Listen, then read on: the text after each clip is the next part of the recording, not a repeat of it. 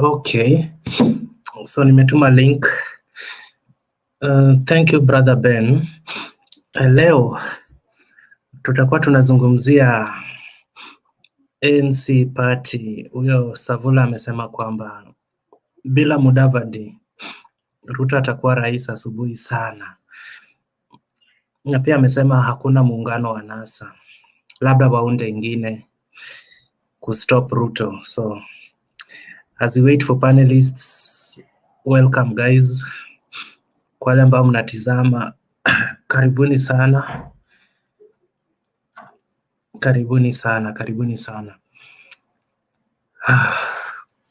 Yes. Devices Jex. Alafu naeka link hapo chini. Kama ungependa kushiriki kwa show, una click hiyo link, alafu itakuleta moja kwa moja mpaka hapa. So nimeweka link kwa comment section. Ukisearch Facebook Mutembei Official, kuna link hapo Facebook, kuna Mutembei, kuna link. Na YouTube kuna Mutembei TV, pia kuna link. So karibuni sana guys. Jex. Unauliza kama hujapata vaccine. Kama umepata vaccine. Vaccine ya corona ama? Mbona uko na mafua jamaa? Sasa hiyo nilipata last week tarehe 7 ya kwanza. Ya pili ni 18th. Yeah.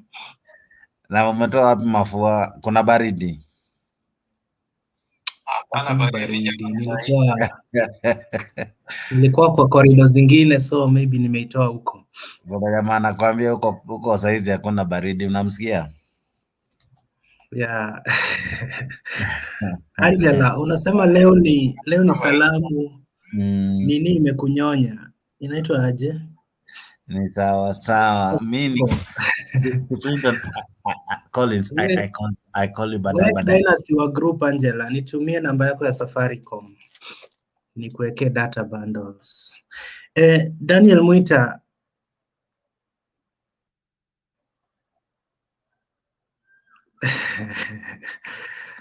wewe unakaa classmate wangu bana. Hebu ni inbox hapo nyuma.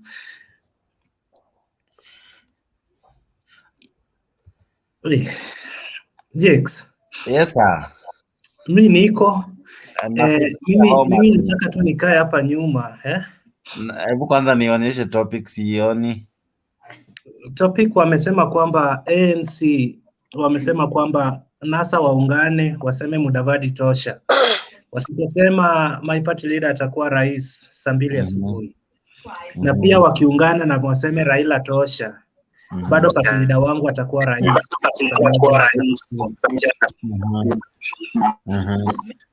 So ni wao kujipanga. Wasipojipanga Sasa acha nisalamia watu wako nyuma ya tent. Yeah, ongea na hao watu wako wa comment section. Alafu mute Malika Marika, mute your mic. Yes. Kidogo tu Marika, kidogo tu. Hello everybody, good to see you. Nawaona mko ndani ya show, mmeingia kwa fujo. We are sorry we are late. Brother Benson, I see you. How are you, my brother? Morgan, I can see you. Asante sana for joining us. Daniel Mwita, yes, we can see you. Happy to see you. Angela, we see you. Thank you for joining us. Alibaba, we can see you behind the tents. Jane Mevo, hi. Clinton na mimi tuko salama. Oyuga Ayaga, how are you? We are good. I can see people are joining fast, thick and thin. Naingia kama wanajeshi. Gloria, good to see you. Continue for being part of this show as always. Pole sana Jane, tumekuwa na kamtindo ka kuchelewa. We need to change. Tulikuwa tumeendea biscuit, ndio unaona zinaonyeshwa hapo na Clinton, but ndio tunakula polepole hapa nyuma ya tent. Hapana, hii ni Afrika yangu bana. Biscuit ni wewe. Angela anauliza mbona ulihama Jex urudi? Mimi niko hapa, ndo mimi niko hapa kwa vishindo. People, how are you guys? We can see you. Tunaongoja mwingie before we start the show. Karibuni sana. Let us know where you're watching us from. Wa majuu watutumie jua, huku baridi natushinda. Wa huku kando watuambie ni aje vile wanang'ang'ana na baridi. Wengine wetu tumejifunika maduve 13. Charles Njaya, we can see you my brother. How are you? Thank you for joining us. Peter Siato, we can see you. Poleni sana. Sandy tushapoa. Pole pia tumechelewa. Gloria link ndio hapo chini. Join us. Tuko hapa. Dapash ni aje my brother, how are you? I'm well, sir. Hey, good to see you. Unapendeza. Hiyo hoodie yako ni moto. Thank you, sir. Ni ya chama gani hiyo? Hiyo ni by the way, which chama was white Clinton? Chama gani? Ile ODM Kalonzo aliepa nayo. Ilikuwa white. Hiyo ndio remain moja hiyo jumper. By the way, iko na WBY. Ni ya wiper. Bado. Hiyo ni ya wapi Joel? Hii ni Kenya Patriots bana. Wewe ni a patriotic jamaa. Sawa. From Ruiru, Gloria, we can see you. Thank you for joining us. Jex, hiyo baridi imenilemea hata usiseme akianje. Huku imeshika kushika. Imeacha Clinton na kahoma, anahitaji saumu. Baridi ya Kenya haiwezi toshana na hii ya hapa. Ukweli Jane Mevo, unafaa tusaidie tuone, tupime, tuangalie yenye inashuka mpaka wapi. Rupia, vipi bro? Poa. Hey, good to see you. Naona we baridi haijafanya ukakonda, uko sawa? Mimi hata hiyo baridi naisikia tu kwa umbali. Haijafika maeneo hayo. Iko kidogo. Sawa, good to see you. Sasa ndio mnaingia nyumbani saa 1, mtatoboa kweli? Acha maneno zako wewe. Uko salama lakini? Niko salama salmini. Good to see you. Mr. Daniel Mwiti from Migori. How are you my brother? Good to see you. Kuna watu wanauliza tent ya UDA iko wapi? Ati imefichwa hapo nyuma na Clinton, atawaonyesha hivi karibuni. Kuna mtu anasema UDA kwa mipango tuko sawa, ni sawa tunaona. Okay, kuna watu wanasema kuna baridi si mchezo. Moses, good to see you. Karibu, we are almost starting. Pole, tumeanza late. Yes. Rupia ako ndani ya nyumba. Unasalamiwa na Grow Rupia. Salamia mrembo jamaa. Ako hapa chini ya tent. Unajua tuwezi toshea sisi wote. At least kuna nafasi. Kuna ile kuna nafasi.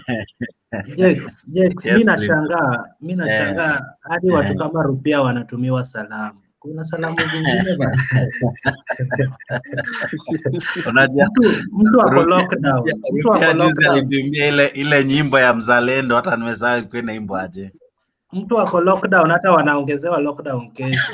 Bado mtu ako na energy ya kusalimia. I have the clip I can send you. Sasa baada ya kuimba hiyo wimbo unaona madhara yake. Madhara gani bana? Mwanzo unaingia nyumbani mapema. Hata unafaidika. Hiyo itaisha tu. Hiyo ni ya muda. Itaisha tu. Acha tuatie moyo. By the way niko na swali. Uliza bibi. Rupia, sasa hiyo mimi sijaiona curfew. Sasa hiyo curfew yenu mnatangulia kuku nyumbani ama inakuaje? Wanaingia kwanza ndo wafungue gate, alafu tunawafuata. Jukuku zinaingia saa 2. But it's not that imekuwa relaxed kidogo. Clinton, stop insinuating. Imekuwa relaxed kidogo because utapata saa moja imefika, but bado watu wanatoka town, so they give you that room to run mpaka ufike penye unaenda, then at around saa 1:30 wanaanza kupatrol. Kuna kuku vichwa ngumu wanatakaga kuingia saa 1:45. Sasa inabidi unakaachilia mlango kidogo. Sasa unajua Rupia akiingia anaweka dunga kwa mlango. Ndio kuku isifungiwe nje bwana. May that curfew continue, lakini Kisumu peke yake. Watu walale mapema. Inapea Rupia stress, lakini ni sawa tu. Tutatoboa jamaa. Tuko huko nyuma tunakwenda. Hata Nairobi tutarudi. Sasa hii tuko sawa, tuko at least the numbers are going down. And we are also waiting for Johnson's and Johnson's. So when we get the vaccine, mtakuwa sawa. Itakuwa eventually all things will be okay. Kuna huyu jamaa anajiita Cheptiok anasema we the Wheelbarrow Party guys were here. How are you guys of oranges, umbrella na wale wamebaki na mkono mmoja, habari zenyu? Sawa. Alafu Jake naanza na because yes. Jake niko na shida. Mbona baba anatuita muizi leo akiwa Narok? Sio amekosa heshima. Hata yaga kujibu hiyo swali. Mbona anatuingilia bana kila siku. Kimpeleka kortini tutakuwa tumekosea. Watu waheshimiane. Ninyi mnatuitanga mganga, sijui kitendawili, vitu mingi. Sasa sio inatoshana tu. Sasa kitendawili na wizi. Ninyi ni wizi, si mganga. Mganga na mwizi na nini? Mganga ni kama naitra. Mganga ni kama naitrana, we can equate it. And then mwizi si wanafanya kazi usiku wote. Lakini hiyo jina mnatuharibia kura bana. Mtuite jina ingine. Anyway, nimesikia nani ameenda Dubai. Party leader wake huyo jamaa anapanga files. Ameenda kupanga njama ya 2022. Hey, Jakes. Hello. Ama ni mimi sina net jamani. Pole. Nilikuwa nimeattend, nilikuwa napiga simu mali. Rupia unasemaje? Just start straight away. We can just start straight away. Kwa sababu mimi ndio nimetangulia hapa, acha niingilie wasekias. Rupia nimesikia party leader wa Ayaga ameenda Dubai kupanga 2022. Anataka kuwa rais. Sasa na venye akona wabunge kama 6 na MCS kama 10 na senator ni yeye peke yake. Wako na position. Sasa hiyo inatosha kweli. Si mtuunge tu mkono kwa hii wheelbarrow. Tupeleke Kenya mbele. Hii uchumi anzie hapa chini tukipanda juu. Charles Rupia, si wewe ni mtu wa chini. Acha chocha. Wewe ni hata can you just drive your point home? Let me convince this guy to join us today. Asipo to join abaki kwao completely. Charles, wewe ni mtu wa chini. Ruto anaongelea down up economy na unapinga. Na wewe ni mtu wa chini. To join hapa chini tupande juu pamoja. Huyo jamani mkora bwana. Huyo jamani mkora anaongelelea ati sijui bottom up. Hii hakuna. Hiyo ni ukora tu. Hiyo kitu inawezekana. Tujaribu William 2022. Inawezekana, but umeona hata printing t-shirts za UDA imefanywa Dubai. Sasa hiyo kama angekuwa mtu wa bottom up, angepatia watu wa Nandi ama hapa Eldoret kuna nini sijui, kuna watu wanaweza tengeneza hizo vitu, angetengeneza humu tu, angepeleka Dubai. So these politicians, they don't believe in what they are saying, especially your party leader. Hiyo ni ukora tu. Unasikia Raila akisema ni fisi amevalia ngozi ya kondoo. Ngoja wacha tuongelee basi kondoo zenye tunajua za ODM zinaundiwa wapi. Sisi hatujasema hiyo kitu ya bottom up. Si mambo na bottom up. Umeongelelea mambo ya tisho. No, that is an example of I was giving an example of how to implement bottom up economy approach. I was giving an example with that. Hizo t-shirts mmebring to Dubai. You've looked for some tycoon in Dubai there, you've printed and you paid a lot of money. You ought to have found to have gone to the Juakali people, even in Ngara or in Eldoret somewhere, so that they wangeshona hizo t-shirts. T-shirts zetu zinakuumia wapi? Pilipili usiotufanya nini? No, you know you are preaching water and you are taking liquor. So that is where the problem is. You are preaching water. ODM kitu amjui ni kwamba election next year sisi tunasema bottom up, nyinyi bado mnasema tutaweka nani aweze kushindana na Ruto. Sasa hamna agenda yenu ni William, how to stop William. Hiyo kitabu mlianza kuiprint 2019, haijatoka. Mwe mmeisoma mkaanalyze the styles that have been used in writing, alafu tuende kwa election next year. Mnakuwa very late, na sisi tumeshindana bana peke yetu mpaka tumewangojea, tumechoka. Clinton, that's a hasty generalization, and you are rushing to conclusion because unajua hao majamaa they are wako kwa kikundi. Now we have President Uhuru Kenyatta also joining NASA, and you know this thing, unajua kama mko wengi lazima muongee muelewane. At the end of the day there will be a candidate, but you know it will be a strong union, na candidate mwenye anatoka hapo will be a very strong candidate. Hii yenu yenye mnasema ati Wilbur and bottom up, hakuna. In fact, the election that is coming already happened in 2010. So you will again have your 2 million against 8 or 10 million.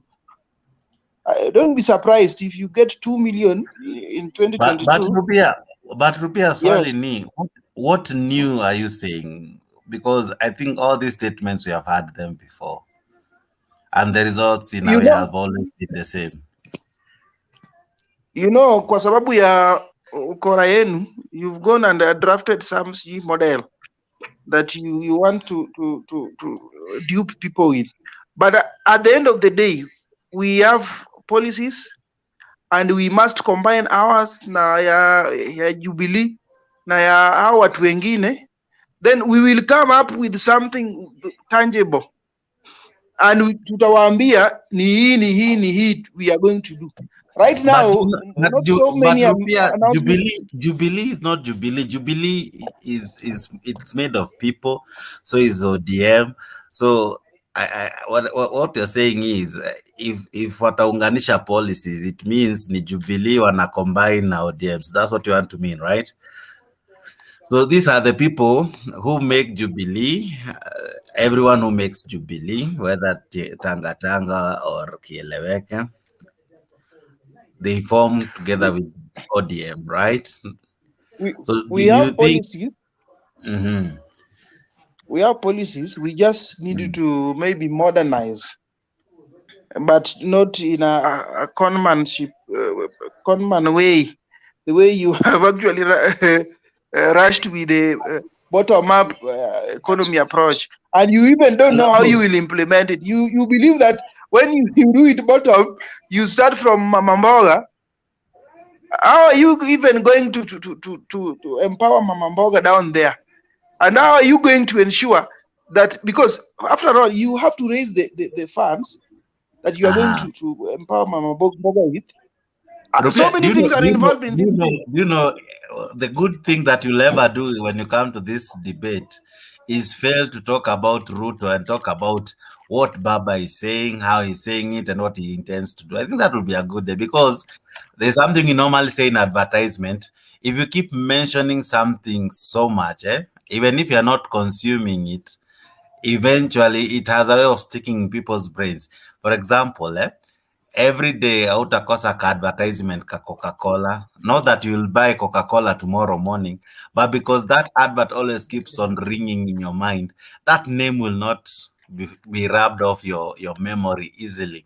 So if you keep on mentioning, and that's what Alfred Mutua the other day was saying, the more you keep on even saying negative, you know, there's no bad publicity.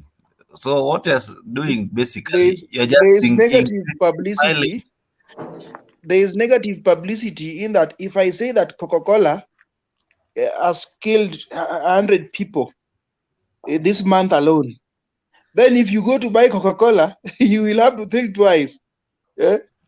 You will have to think twice. A child said that Coca-Cola is killing. I don't know if you watch football. Did you see what Cristiano Ronaldo did with Coca-Cola bottles?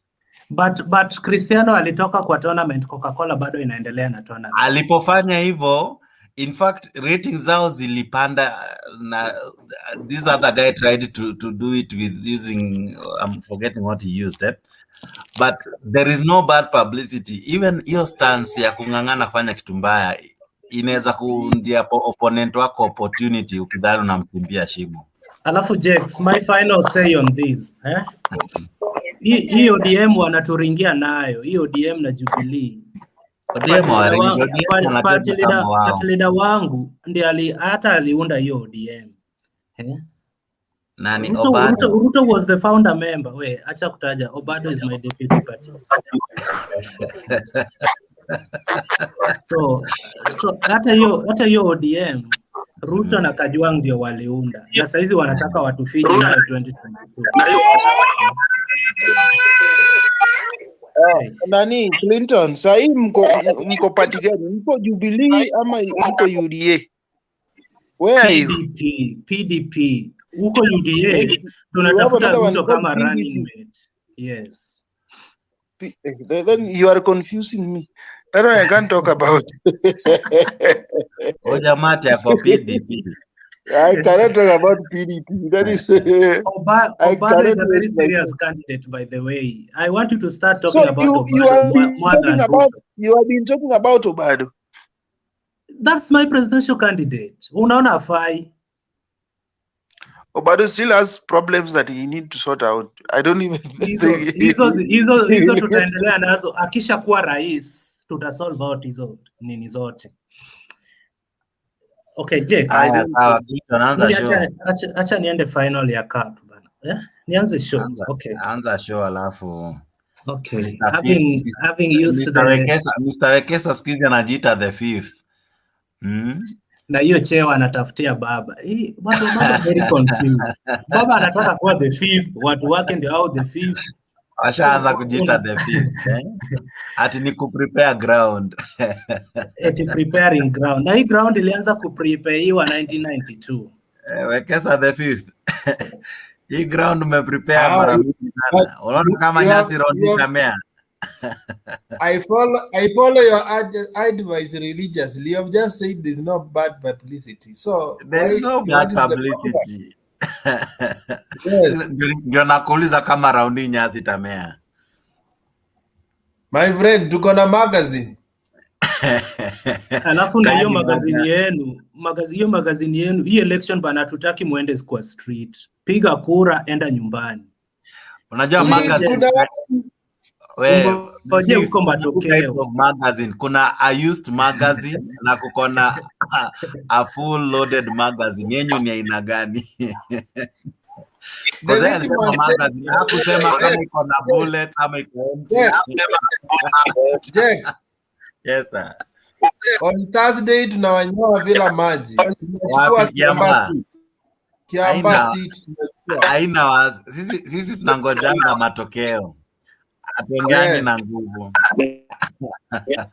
So It's still a campaign. guys, 25 minutes is gone. Marika, mute your microphone, please. Ama nikutoe. Marika, mute. Thank you. Thank you guys.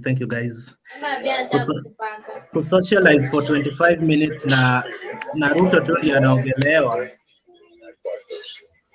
Guys, kama huongei una mute. Kuna kelele from the background. So, thank you. Anaweza kuwa nani?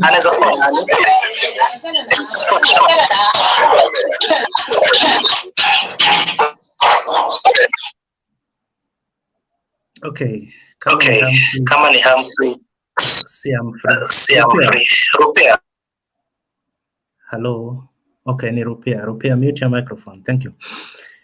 So, guys, having socialized for 25 minutes, na kondoo aliyejivisha kanzu ama inaitwaje? Unajua mimi siwezi cram vitendawili vizuri sana, lakini kuna kondoo ambaye amejivisha kitu. Pia tunakubali. So, without much ado guys, let's start our show today. Na kuna watu wana complain. Let us minimize our time so that kila mtu apate kuongea. Ukipata time si lazima useme kila kitu. Kuna zingine utasema baadaye. I think Clinton 2 to 3 minutes per person. It should be per topic. Ukiulizia swali, let's say umesema we want to discuss about kondoo. Watu wanaongelelea tu juu ya hiyo kondoo tu. Ukimaliza juu ya kondoo usiingilie ingine, so that other people also get time to talk about kondoo. But you can also come. Rupia mic bana zima. Okay, thank you. Rupia, hiyo mambo na kondoo. Okay, kuna various issues you can address. Like leo tunaongelea Mudavadi na msimamo wake wa kisiasa. Unaweza ongezea Raila na msimamo wake wa kisiasa. So kama uko na topics 3, uongezee na hiyo ya kondoo unataka kuizungumzia. Sioni dakika 6, 2 inakuwa ni 6. Ndio at least wengine pia wapate kuongea.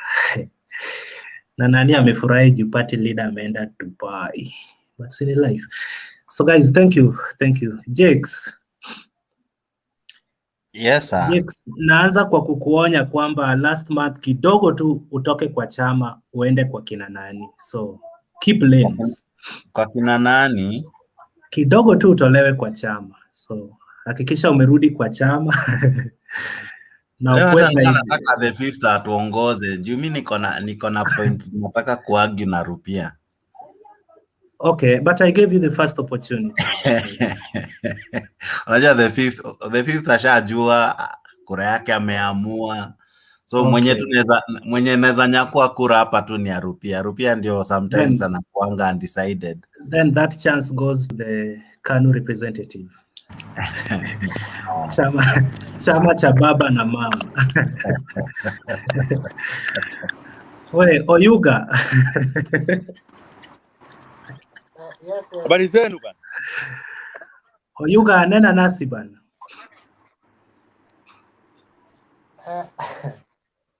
Hata mimi nangoja uniulize maswali bwana. Ama Oyuga, hiyo nini? Hiyo ya Savula. Ongelea hiyo ya Savula bana. Savula amesema venye amesema. Tukisema Raila tosha by saa 2 Ruto atakuwa rais. Wakiungana waseme Mudavadi tosha, Ruto haizi akawa rais. Ni maneno yake Ayub Savula. Na Savula hatuwezi tukamchukulia serious juu ameimpeach Ruto mara kama 5 kwa press conference. So tell us something, Hayaga, maybe.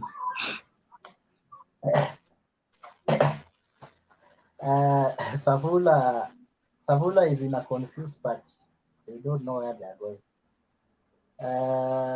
ANC have threatened, those are threats. You know, when you are going in politics with threats, I think the party is confused. Look at Mudavadi. The other day they were talking about lawyer unity, him and Wetangula. Now Wetangula is alone.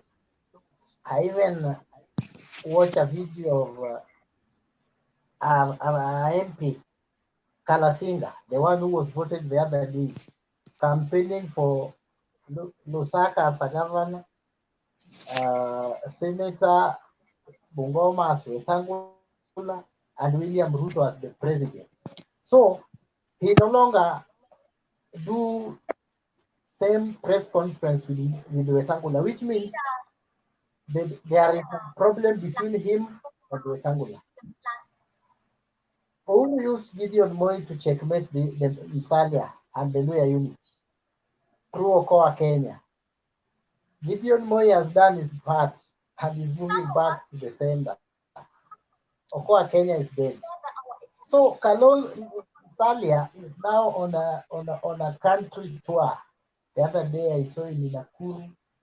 I also watched him somewhere in Nairobi today. He was in a church up here. So Musalia is a confused element. He's just a loose Trojan horse who is looking where to land. And very soon he will maybe land on the lake side, Natazama, and that will be the end of his politics. I think so. Okay, thank you, Ayaga. Any disagreement or Wajua nilikuwa nikichungulia rupia mic tafadhali. Clinton, I want to agree with Ayaga that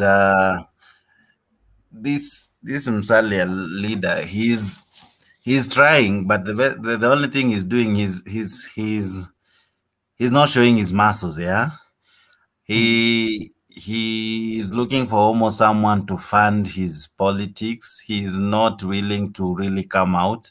He's playing it safe when he's supposed to come out and really show how a leader should be.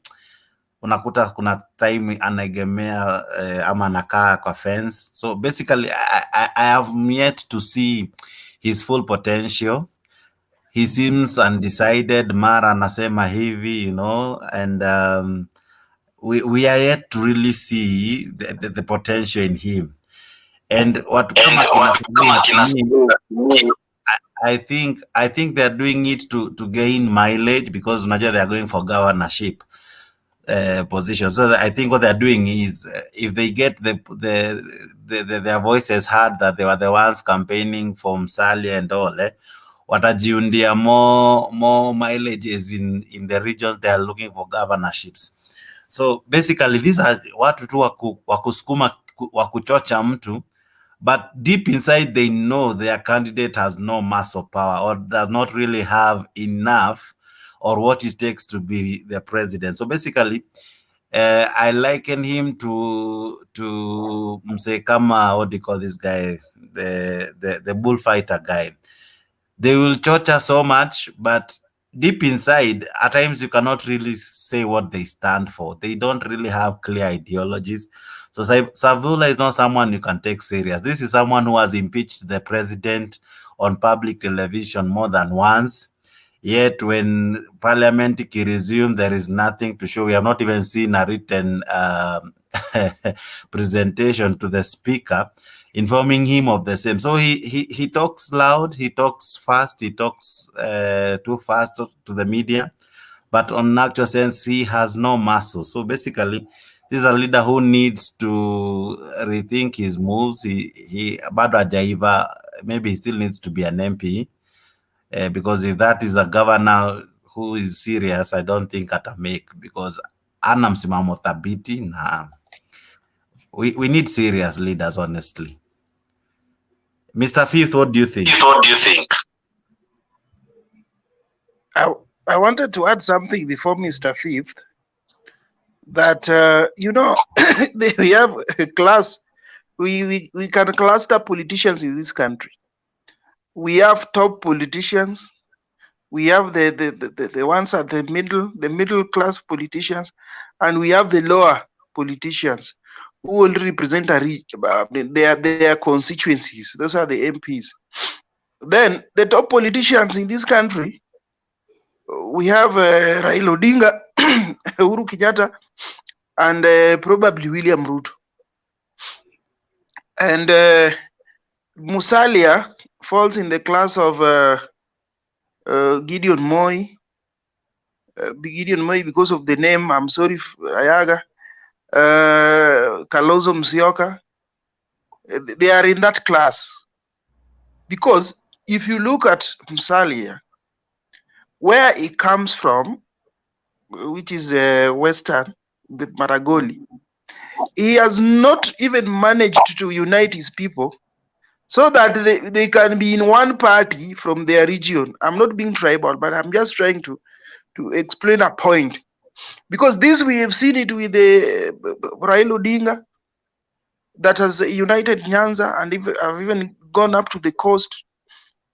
And we have also seen this with the Uhuru Kenyatta, who actually managed to put the mountain together in order. Right now, when he's leaving, the mountain seems to be divided. The Mount Kenya East is also coming up. They want to be paid, and the Mount Kenya West are also confused.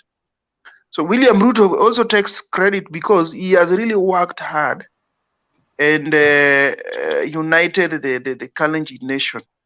So when he goes out with a head start.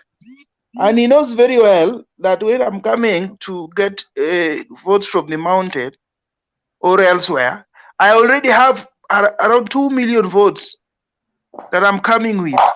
So you cannot compare him to Musalia Mudavadi, who may be even having around 300 votes. 300 votes might even be 300,000 votes might even be for a constituency, because that is the extent we've seen him go. Is garnering 400,000 when he ran for the presidency in 2013. So we have to cluster these politicians and place them where they belong. Kalonzo has also failed to unite the Kamba nation. So when he comes, he doesn't have a head start. So he cannot convince other people somewhere, maybe in Mombasa, that we can do it this way. And he has not. So let them not compare themselves to Raila, Ruto's. In 2022, we are having farasi ni wangapi? Wawili. Farasi moja ni Raila Odinga, farasi nyingine ni William Ruto.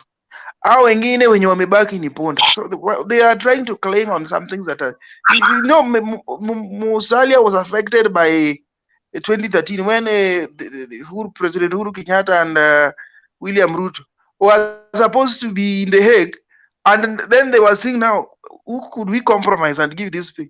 And then they mentioned Musalia, they went to his home. So bado ana mind yake inakonga tu huko that he can still benefit from that kind of arrangement, which is very, for a leader like him, he should not be he should be thinking of uniting the Luya nation or his county where he comes from. Even his county, Vihiga, even Otichilo can beat him when they run for governorship. So these are kind of leaders that they want to gag us and keep us doing politics, while in real sense they are not what they are preaching. So let them actually show. You know, somebody like Raila has shown that I am this and I can do this. That is why we are following. We follow brave people. We are also seeing William Ruto is also brave. Uhuru Kenyatta benefited from his name and where he comes from. So that is the kind of politics we are having. Let nobody cheat you that now Musalia now wants to become president. Akona nini? We are not even talking about the funds. We are talking about votes. How many votes is he bringing to the table? Them, they are to help. They are to support. Kama Raila akona 8 million votes, then Musalia is there. Na hiyo yake kidogo. So hata ya Musalia pia ni ya Raila. Kalonzo pia. You're going to just one moment. Rupia. Yes. There's this what you're saying, and what is coming to my mind, unaona kwa mjengo kunakuwa na fundi na mtu wa mkono. So in short, you mean wajenzi ni wawili, watu hao wengine ni watu wa mikono. That's what you want to pass home.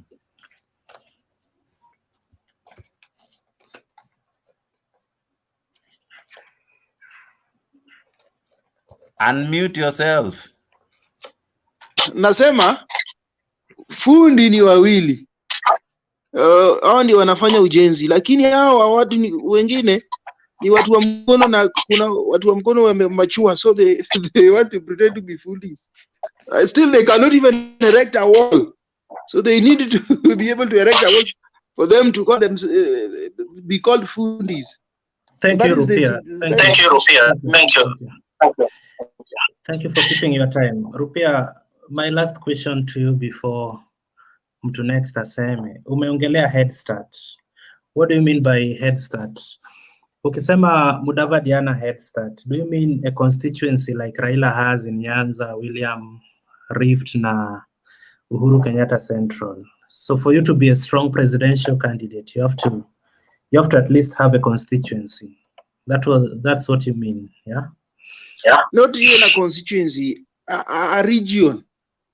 You know, yeah. If Raila Odinga runs alone, how many votes can he get? That one is there. That one plays. Even when they are on the negotiation table, they will consider that. How many votes are you coming with? So I'm coming with 2 million already.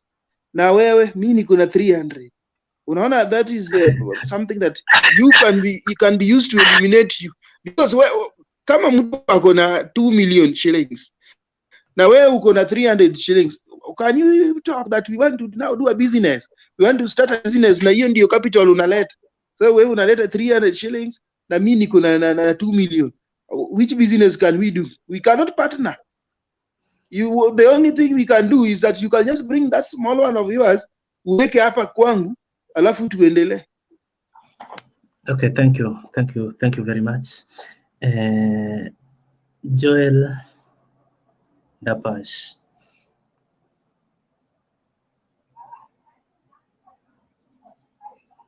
Joel, hatukupati ama sikupati? Saizi mnanisikia? Yes. Definitely, according to politics is a matter of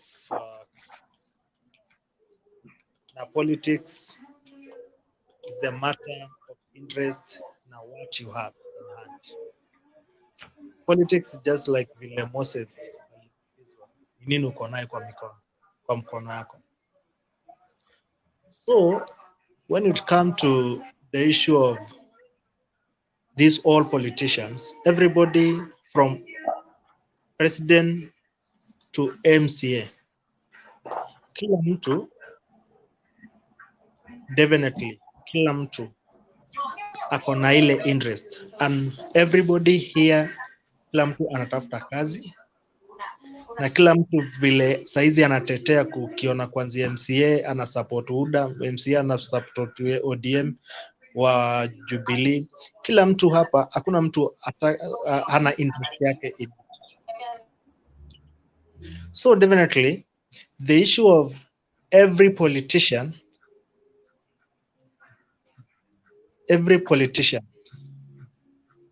akona interest na bado is worthy. Don't demean, because even Musalia Mudavadi, a person ameka in government, amekuwa ministers, amechea committee, so he has the government, akona kulu ya government. When it comes to Kalonzo, he wants a vice president. So Kalonzo, he was vying for presidency na hajapata. So hata UDA hakuna guarantee, because the only president, deputy president wa Kenya, tuseme vice president wa Kenya shaikuwa president, only Moi. So you cannot tell me even Ruto is exceptional at Azapata. See, not guarantee. But for now, Kileiko in government of the day, if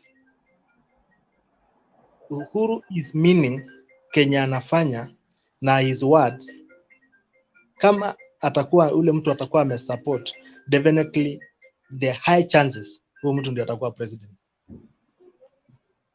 Na first of all nafikisha hapo, alafu we continue so that time others. Okay, thank you Joel Dapash for using your time well. The fifth, siwe unaongeaga huko mwisho the fifth. Acha tusikie Kiprono, na najua uko na issues mob the fifth. Na ubadilishe jina. Nikikuita the fifth hivi nakumbuka tu party leader wangu bana. So Daudi Kiprono.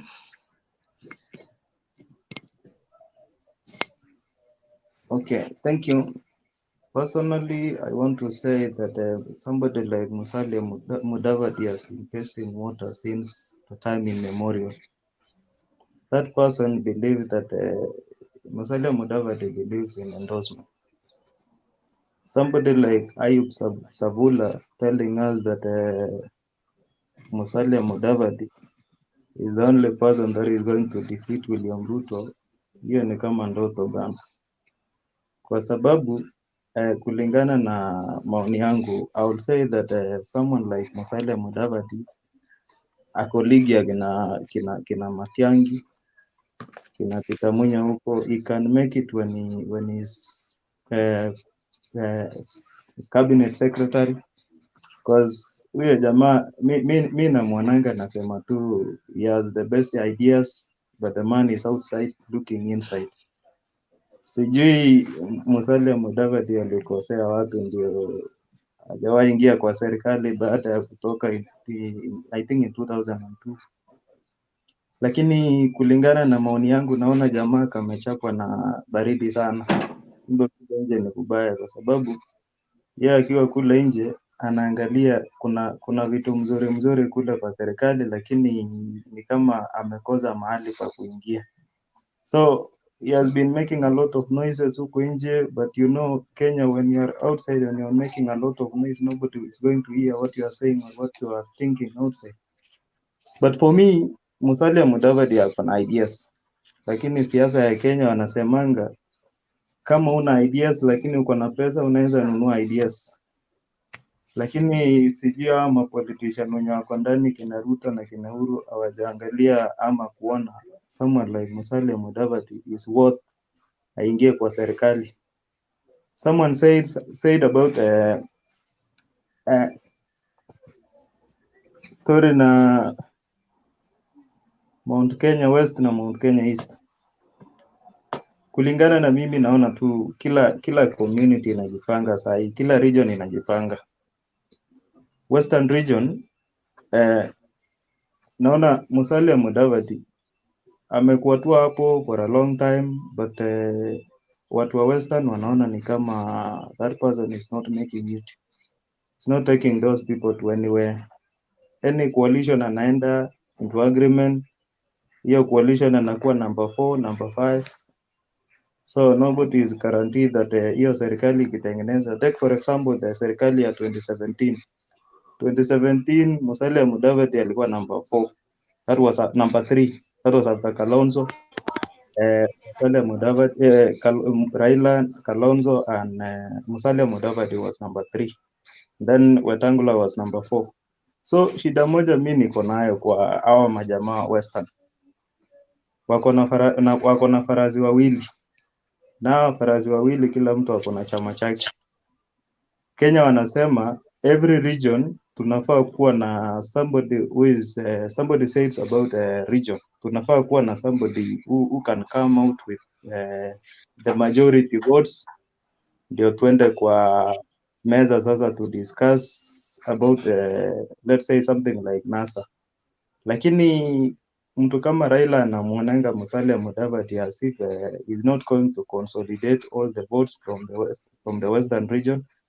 That is why unaona mtu kama Raila ama Ruto wame-make inroads in the larger part of Western region. Reason being, Musalia Mudavadi ideas yake ni revolving only around the economy. Kwanza leo amesema ama juzi alisema he is going to reduce the taxes within 100 days. Sijui kama hiyo imewahi fanyika in any country, because Musalia Mudavadi will not be running the government alone. Kuna policies ambayo ina run the government, not the president. So telling us that he's going to reduce the taxes in the first 100 days ni kama kutudanganya tu, akiwa pale juu sisi tunaendelea kuumia tu kama Wakenya. Naweza sema hivyo for now. Okay, thank you Daudi Kiprono. Joel Dapash, niko na swali kwako. Umesema kwamba hakuna vice president ambaye kuwa rais Kenya hii. Musalia amekuwa vice president. Sasa unamdisqualify juu hakuna vice ambaye kuwa rais. Unaona hata 2022 hataweza. Kalonzo pia amekuwa naibu wa rais. Pia unamdisqualify 2022 hataweza. Ruto vile vile amekuwa DP. 2022 hataweza. Sasa tumebaki na candidate moja, Raila. Huyu ndiye anaweza according to you.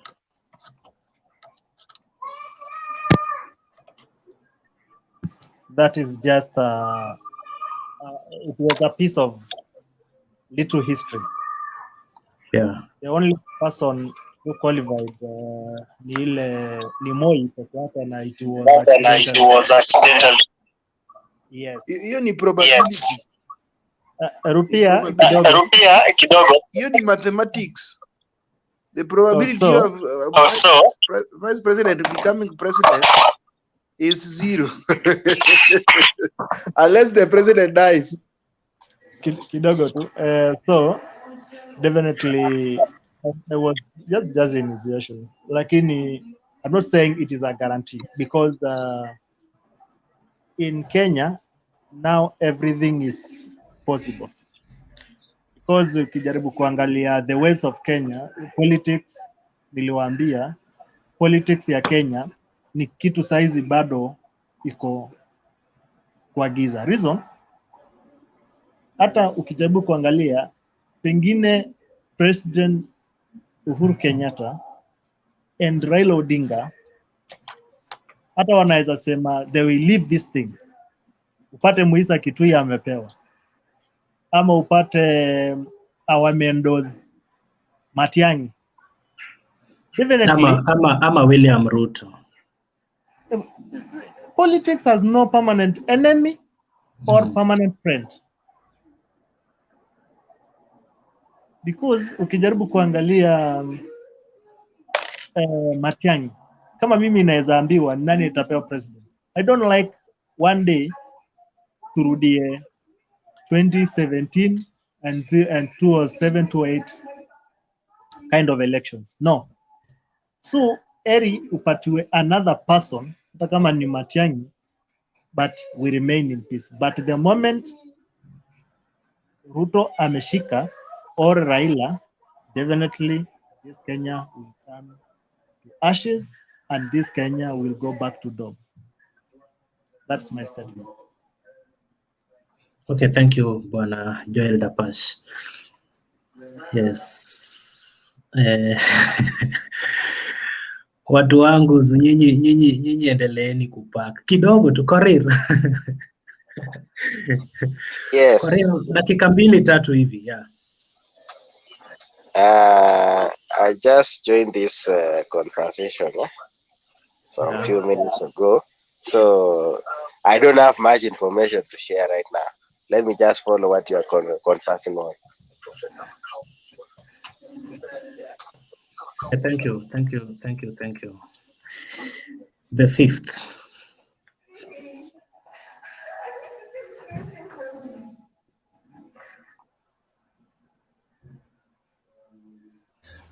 Thank you. I was to answer Jax, but he's already gone. Yeah, anafuatilia kwa hapa chini. Ako busy kiasi. Okay. Yeah, he asked me chances of people like Mudavadi. Yes, maybe I will approach it from the good book point of view. They say, the scriptures say that the race is not for the swift, the chances are for the strong, but time and chances happen to us all. Who knew that Suluhu will be president of Tanzania? So there are many factors that make people president. But that does not mean I'm abandoning my presidential candidate, Raila Amolo Odinga. But I'm saying, even when we look through history, there were strong people like Kina Matiba, but they never had the opportunity. And people who are not in the succession for Kenyatta, people who are not very strong, who didn't come out very strongly like Moi, ended up picking the opportunity and then even leading longer than any other. So, and that is what makes, that is what emboldens Kalonzo and Mudavadi and then Gideon. They know, yes, they are not the strongest, but they know there are many factors that lead to people agreeing that this can be our presidential candidate. I can tell you for free that Kibaki was not the strongest in NAC coalition. Kibaki was not the strongest, but the circumstances that were prevailing that time demanded that they look at, if Moi has given us Uhuru, the only way we can checkmate this guy is to give him another person from the same region. And that is where Kibaki Tosha came from. It was just an arithmetic. So we are saying, I don't want us to spoil the handshake mood of NASA coming together. So we are saying, let the guys from handshake come together. And if they reason out and say that it's not Raila, it's Mudavadi, then we will all support him for the presidency. If they say that it's only Raila who can beat Ruto, then we will still go with Raila. But what we are saying, the unity of purpose. I was answering a few guys who are saying that it is Ruto and who will be like Kibaki in 2002. But my disagreement is that Kibaki caught a collegial vote. He got votes from the different regions came together and supported him. And that's why he became strong. Even when he was on wheelchair, the excitement was not about the strength of Kibaki, but it was about the euphoria of the moment. So if we can create a wave within the handshake team and BBI, and then even the weakest Gideon Moi can still ride on that wave and get to State House. That is what makes Kina Savula make statements outrageously. Because these guys, Zavula may not be re-elected because he has performed as an MP, but they are looking for, he wants to cling on Musalia, that by making noise, people will know that he's the one who defends Musalia. And therefore, even he by so doing, he wants a direct nomination from ANC. And most of these guys, even from Central, who are clinging on Ruto, they just think that by creating enmity between Raila and the mountain, and also distancing themselves from Uhuru, they will ride on that wave and be re-elected. Not that they have accomplished anything. They can talk about like Uhuru has not done anything to Central, although he has many projects. Ask them. Ask Kuria, what have you done? Ask Ndindi Nyoro, ask them. They don't have, maybe the things they have done is not more than what Uhuru has done. But for them, it is that opposition. It's for them, that vote of rebellion is what gives them a political lifeline. And I've seen many people who are trying to oppose the ODM and Jubilee coalition. it's not a bad thing, but for them, without demonizing Raila, they cannot be re-elected. So they don't understand how they will have a collision between Raila and our Jubilee and ODM and still be re-elected, because they don't have an agenda. Their agenda is always to be against somebody else.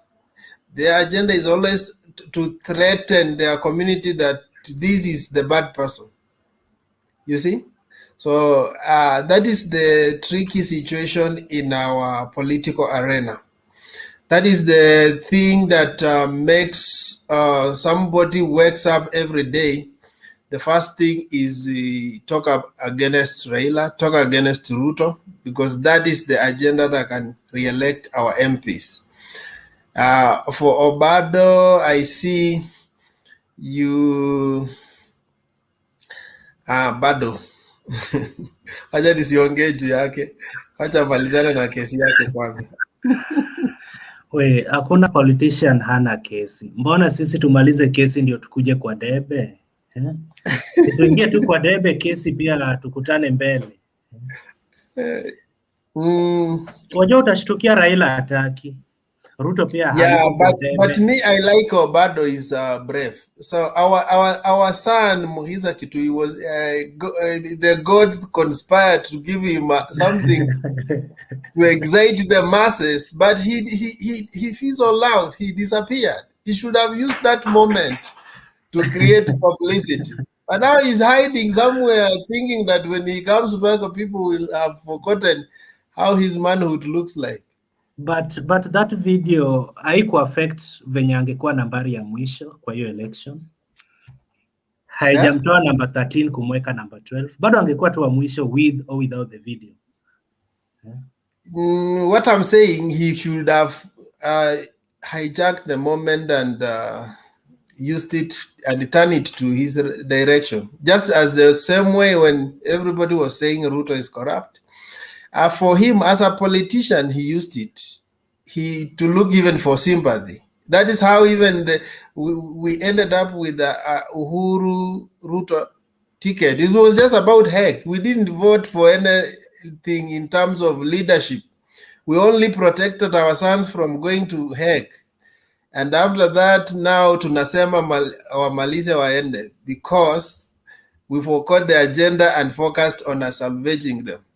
Right now, we have forgotten the agenda and we are trying to help this guy who is being targeted by government to give him opportunity. If we give him opportunity 2022 and things become worse, we will start crying because we never censured him as a candidate.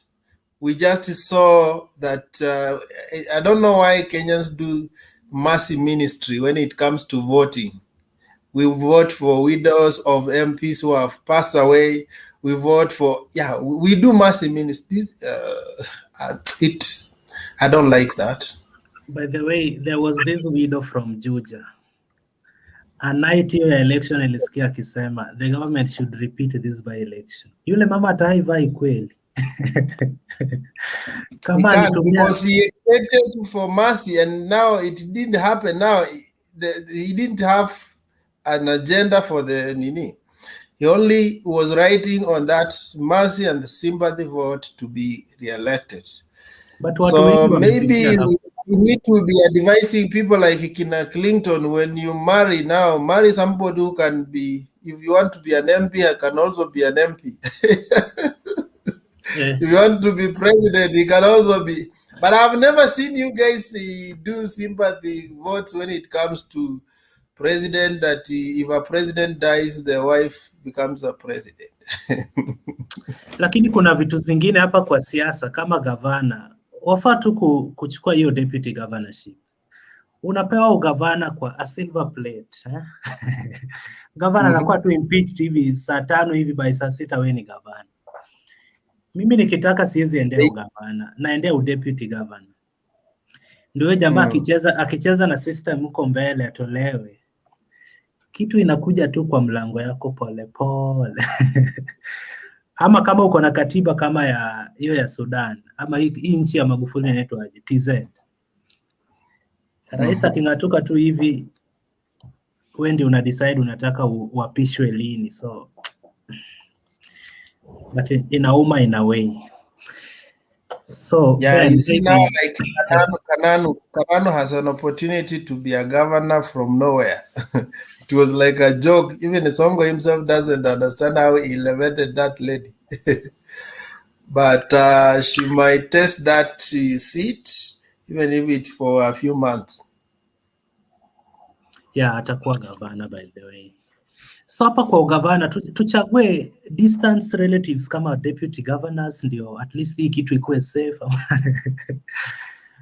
Unachagua mtu alafu akishachukua hata simu yako ashiki, na unamuona kwa TV akiaddress press. Surely. Now, if Baba Yao looks, even Baba Yao right now cannot access the Kiambu County office. And the guy who is there rode on his glory. He could not campaign himself and win the seat. But naona hii ya ugavana ifanywe kama MPs, tuende kwa by elections. Alafu kila kitu kitakuwa shwari, haki itafanyika.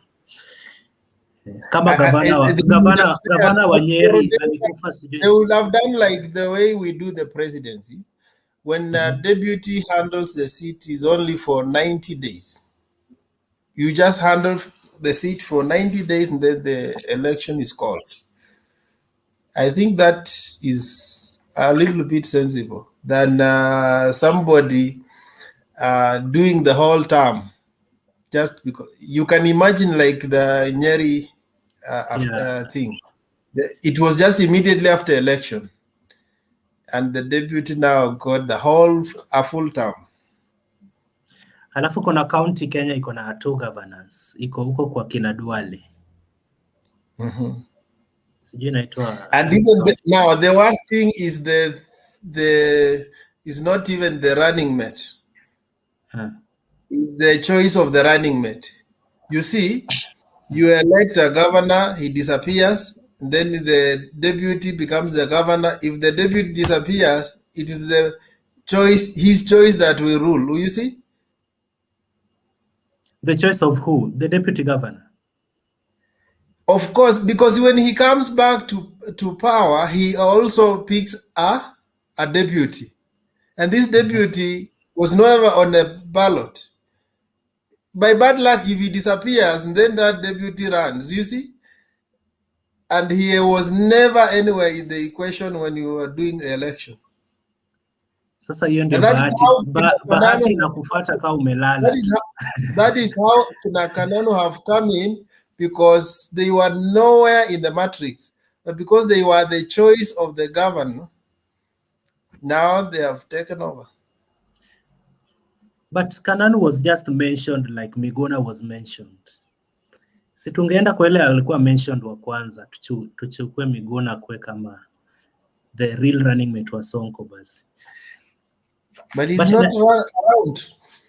And Miguna himself even never accepted when even Songo's picked him. So sometimes people say that Miguna is his own enemy.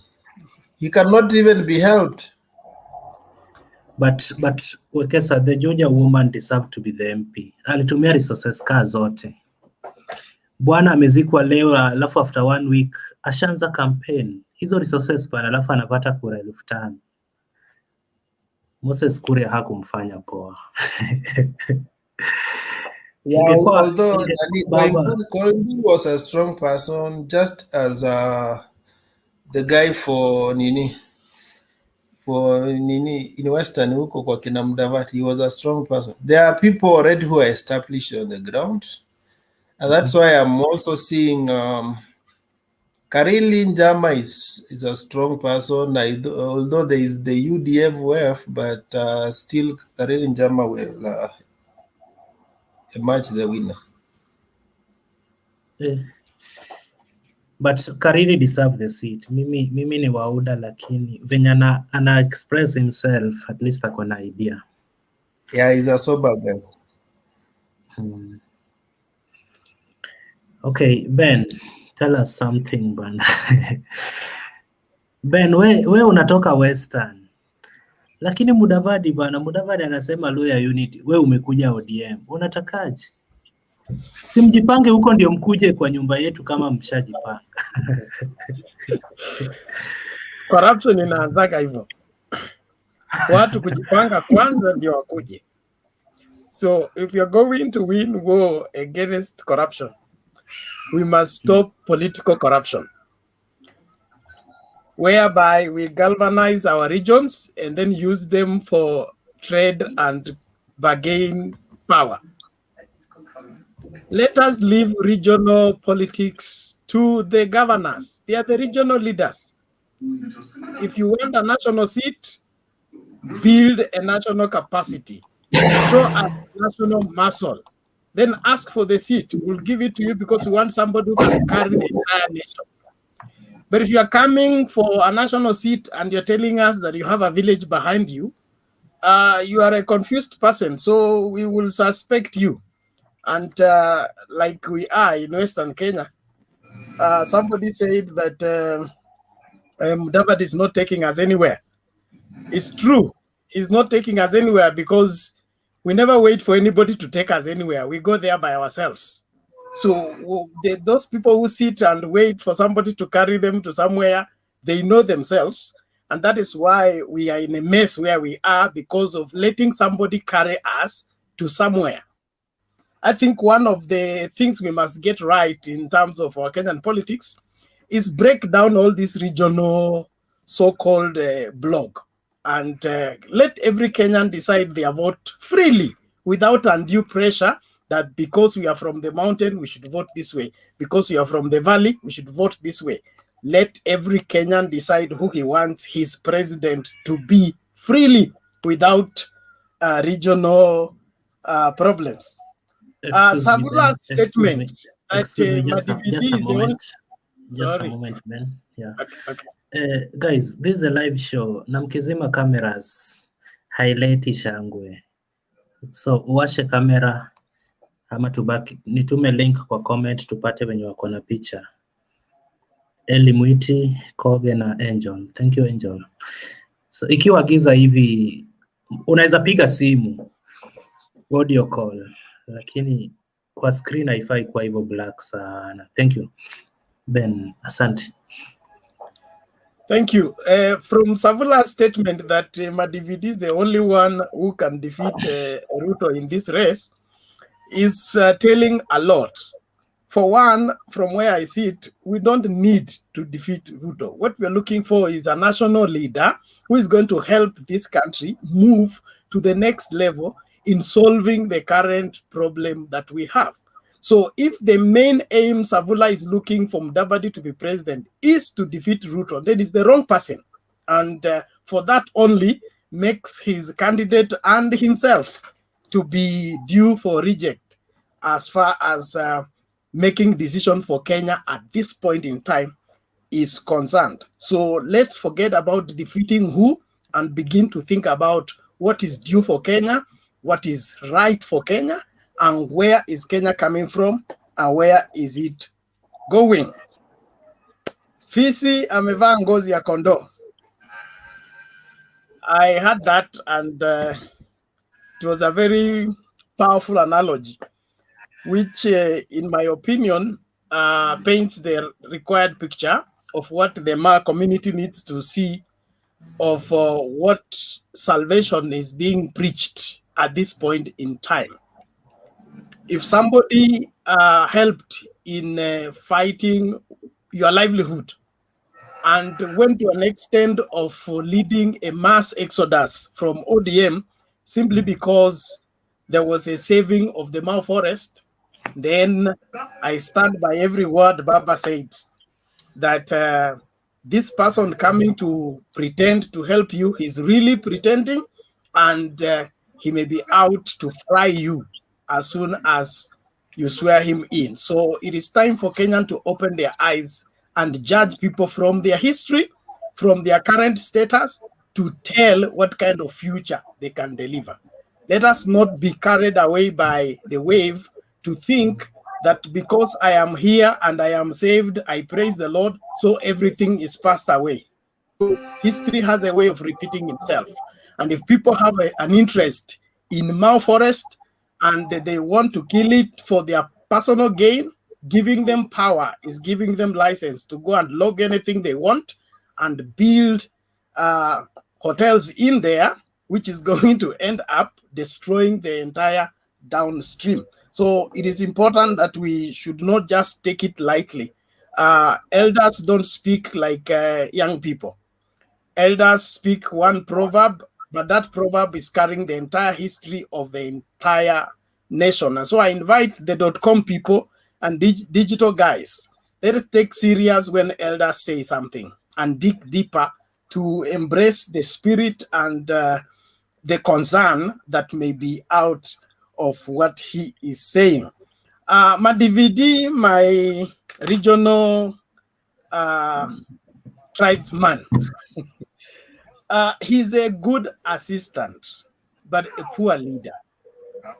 I don't need to explain that. He has demonstrated that back from the time he was fetched from school and made member of parliament for his place after the demise of his father until today. Give Mudavadi an assistant seat, he will perform perfectly. Just like he helped Moi recover the economy and made Kenya independent of and free of borrowing all the period that he was Minister for Finance. He's a good performer under somebody else. But when he's left to lead the way, he always gets lost in the bush. And right now, he's lost in some thick forest somewhere. He doesn't know where he is. And so he needs somebody to come and pick him up and show him the way. And Baba has done that twice. When he went in the bush in 2013, Baba picked him, brought him on the limelight, and Nazahao picked him, made him a national leader. When he went in the bush again in 2002, Baba came and picked him up, showed him the way, and he became the stamina that he has today. So, like Professor Manyora said, the oxygen for the political future of Kalonzo, Mudavadi, Wetangula, Israela, Amolo Odinga. The moment they walk away, you won't see them or hear from them again. And so it's nothing to debate about. Savula knows that. Let's not pretend about this. I really want us to be honest and candid and advise these leaders correctly. Even if I sit here with Mudavadi right now, I'll tell him that exactly. He can only be helped to lead. But lead the way, he has demonstrated that he cannot. He's afraid to step forward, and now he says people should join him. Join him where? In which forest? Kakamega Forest? To come and do what there? It's time for, in fact, this issue of Luya unity. I am so proud that we don't have Luya unity and we don't need it. All other communities need to come to Luya land and learn how politics is done, whereby we live in the same house, but we carry different heads and different ideologies, and we are in support of the same. That is how to breathe in and breathe out. But if somebody is controlling how you vote, how you think, and how you go, you are under slavery. So not yet Uhuru in some region, but there is Uhuru in Western Kenya. Let us enjoy that liberty and let us not trade it for anybody. Let nobody come to deceive us and say we should come together and begin to think through one door. No. We have several doors. We believe in ventilation. Our houses have been many windows and we enjoy it that way. If that works to our disadvantage, it is better. If it is working for Kenya, even when we get disadvantaged for it. So let us channel the way. We should not abandon the right thing simply because people are doing a wrong thing and getting it right. We should keep doing the right thing, even if that right thing pains us. Because at the end of the day, the wrong thing is the one to change to a right thing, not a right thing to change to a wrong thing. I believe we have to appreciate that as a people. Now, so Luya unity is not needed. Let Wetangula go for governorship. If he gets it, well and good. Mudavadi can take the governorship of Vihiga. He can do economic, wherever, powerful things. If he's tired of Vihiga, he can cross to Kakamega, wherever Oparanya is leaving office. He can go and now preside over the entire Western region by leading the leading county in Western region, which is Kakamega. Let him try it. If he can't get it in Vihiga, he can't get it in Kakamega, he should forget Nairobi. In fact, my advice for Mudavadi was he needed to come and be governor of Nairobi, the time for Kidero.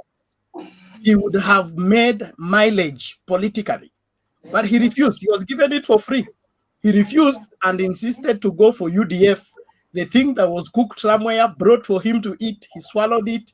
It messed him up until today. So let us be calculative.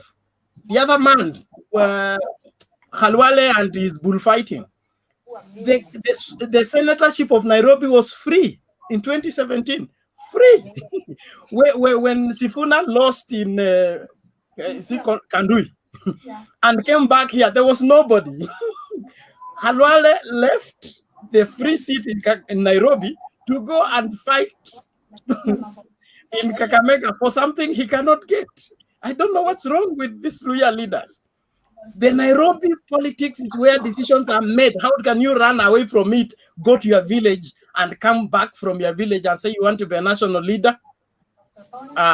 Lakini Ben, kuna hiyo wakati wale viongozi wa Bukusu walinyakua chama cha Simba. Wajua, badala Mudavadi atumie hiyo opportunity kusema sasa yeye ndiye wa kusema Western, alianza kumsaidia Weta kusaka chama chake. You have to get your party back, my brother. Yeah. and that's what Atuoli told me. Wajua Mudavadi anakaa pasta kivyake. Hapendi vitu za bure. Yani, wale wajama wa Bukusu wamemsaidia wakanyang'anya Weta. Juu Weta ndio anamsumbua. Mudavadi ana invest time yake kila kitu kuhakikisha chama cha Simba kimerudi. Jameni. Halafu bado anatulilia hapa eti Luhya unity. Itoke wapi na wale majamaa walikuwa wamemletea Luhya unity kwa mlango? Si Weta ndio shida? Tumechukua chama chake. Surely.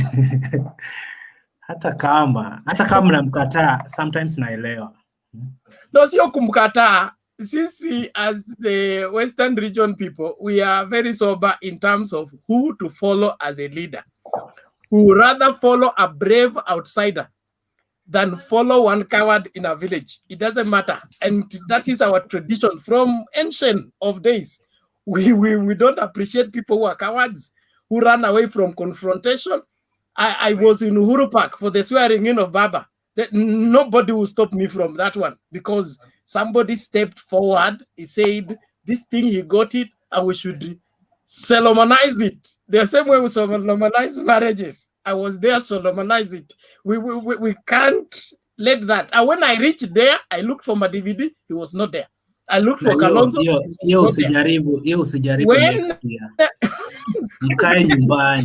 When I did not see them in Uhuru Park, that is when I came to conclusion, these people are not going anywhere. Anybody who did not make it to Uhuru Park right now, their political future was sealed.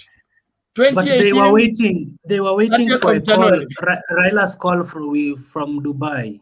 Namba ya Raila ya Dubai. From our Luhya tradition setting, nobody carries another to war. Everybody leaves their house with their own spear to the war ground. Nobody reaches the one, then calls others to come.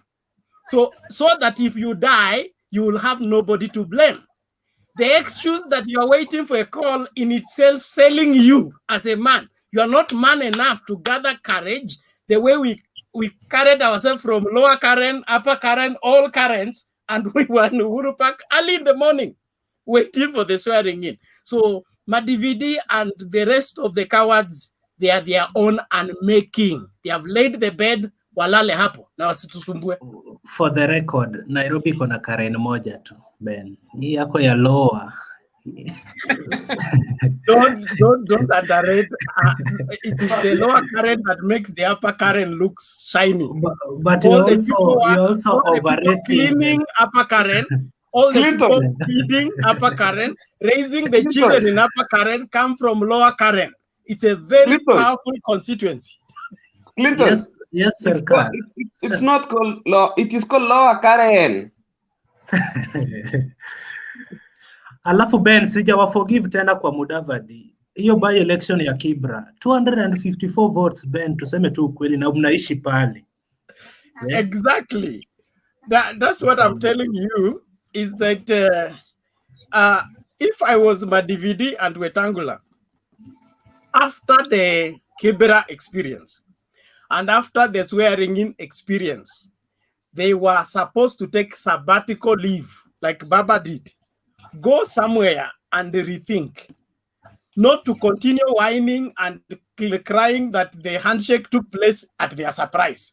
The Kibra loss was also at their surprise. And until now, they are still surprised. So how do we entrust leadership to those kind of people? They needed to take a sabbatical, go and think. If it's Dubai, they can afford, let them go there for 3 months, rethink and re-strategize. So that when they come back, they have a roadmap of this, the mistakes we made, we corrected them this way, this is how we are going to the future.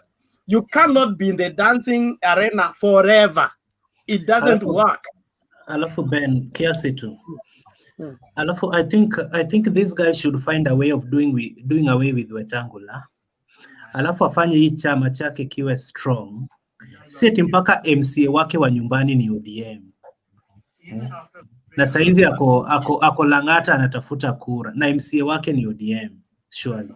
So I think he needs to do something. Huyu Weta ndio amalizwe kabisa, asipojoin ANC either kwe ODM ama kwe hana chama. Unaelewa? Ndio hiyo loyal unity ikue. Juu mko wengi bana, mko wengi kutushinda sisi. So Mudavadi akikuja kwa table na 2.5 million ama 2 million votes, anaweza argue. He cannot guarantee the votes, number one. Number two, Mudavadi was strongest when he was in ODM. The person who deceived him to abandon ODM and go take some UDF something and then run away from it is the one who finished him politically. And from that time until now, his strength cannot recover. Without ODM backing up Madividi has nothing to fight with. Okay? Who was the person behind this country? Okay? Bernard. Yes. Just where sema to Madividi ni muoga. Full stop. You know, Luya, I know my brothers from Luya are always courageous. Lakini Madividi ni muoga. And you know politics, Bana. Politics, you know what has pushed Baba in politics is because Baba is brave. Baba is courageous. Nani Madividi yenu hii ni muoga. Watu wakikoa Nairobi anakimbia Western. Okay, can Madividi sisi na Wekesa tutaform yetu, tutakuwa very courageous, mtaona. Acha tu. Can Madividi call for a rally in Kibra? But leo amekuwa na rally. People attending a rally is another thing. So anybody can call a rally. So Madividi is a coward. Full stop. Okay, let's hear from Angela. Na before Angela aseme, Ben, zile kura za Madividi za 2013, 500k, aliibiwa ama hizo ndizo alipata? Hata kumuibia ni ngumu. Kwa sababu kama running mate wake hakumpa kura, sasa kura alitoa wapi? Unaona? Kuna msemo inasemwa, watu wanasema iko kwa Biblia lakini haiko. Okay? Wanasema Mungu anasaidia wale wanajisaidia. It's not in the Bible. I'm a Bible teacher. Lakini Madividi kusaidiwa anahitaji kujisaidia. Okay? Kwa mfano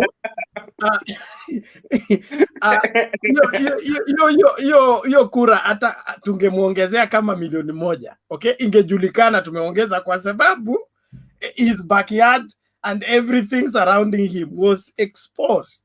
Okay, so he is, no doubt he's a smart guy in terms of having brains, interest for this country he has.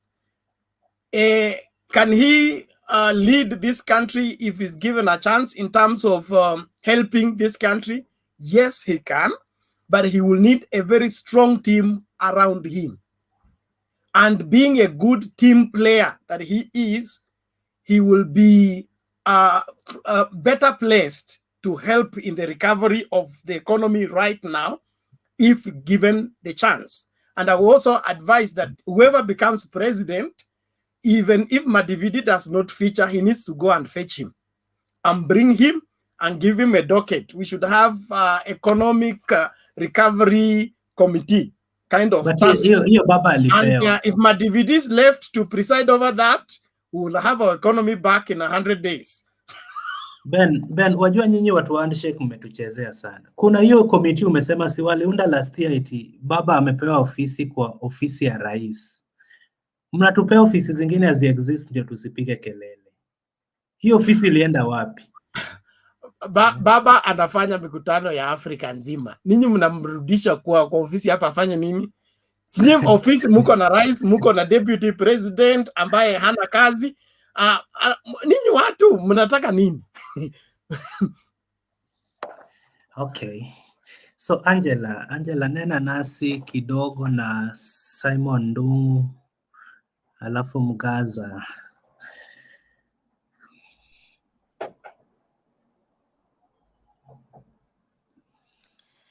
Hi guys, hi everyone.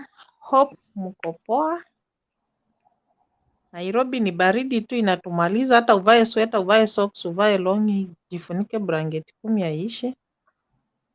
So inabidi tukue tu online na baridi. So my opinions are, kwanza topic ni gani Clinton? Unajua nimekuwa na Safaricom na Kashfa wananikashifu sana, sasa sijashika topic sana vizuri. Topic ni bila Mudavadi Raila hawezi kuwa rais, Ruto ndiye atakuwa. Tukisema Raila ndio candidate wa NASA, Ruto atakuwa rais saa 2 asubuhi. Tukisema ni Mudavadi, Ruto atashindwa saa 3 asubuhi. Hivyo. Na maneno hayo ni yake Ayub Savula. Kama humjui Savula, ni yule mwenye amekuwa akimpeach William Ruto kwa miezi kama 7 kwa press conference. Ni yeye alisema hivyo. Sambuli ya watu kama Aibu Savula ni watu walikuwa confused kwa government juu walienda huko sababu ya pesa. Sawa, mesanya zimejaa kwa mifuko sasa ndio wanaanza kutuambia hizo vitu kama hizo. When you say that, I think Baba has brought Kenya from one point to another point. If I'm not very wrong, Baba has fought for Kenyans. Ebu achia hapo. Unajaribu kusema kwamba unaingia kwa hiyo kanisa ingine? Tumalizane tu hapa tu. No, I'm going the way you have told me the topic. You see, so umeniambia ati without Raila, Okay. without Musalia Mudavadi, Raila hawezi kuwa president, and without sijui Yes. Dani, Ruto atawin the election. Now, Yes. itabidi tuseme ukweli na tu understand ukweli penye huko. You know these loyal leaders of ours, mi huwa nawaita confused ships. Asijuangi penye zinaenda kukula ni wapi. Zinakwanga zimechanganyikiwa 24/7. If you look at the Luyas, we have so many leaders. When we say like Musalia, Wetangula, Muhisa Kitui, Eugene Wamalwa, Ayubu Savula, wanasimama kupiga tu kelele for nothing. But kukaa chini wa come up with a strong whatever. Yani wakuje waungane, wakuwe na nguvu, waongee kitu kimoja, wakuwe na usemi mmoja. Hawana. And that's why they normally make us disperse. Tupeleke kura kwa Ruto, tupeleke kura kwa Raila, na tupeleke kura Mount Kenya.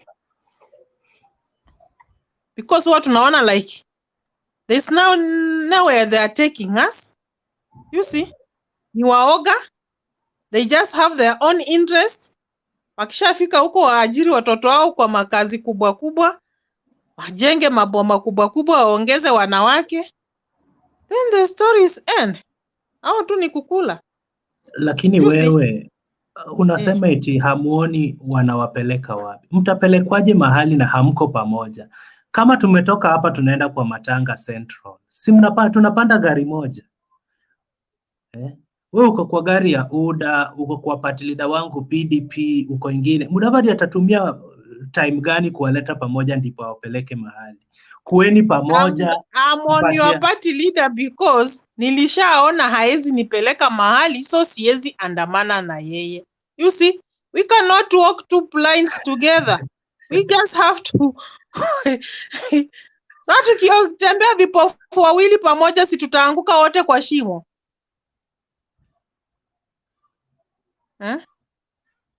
Bwana, ni nyinyi mnasumbua Mudavadi.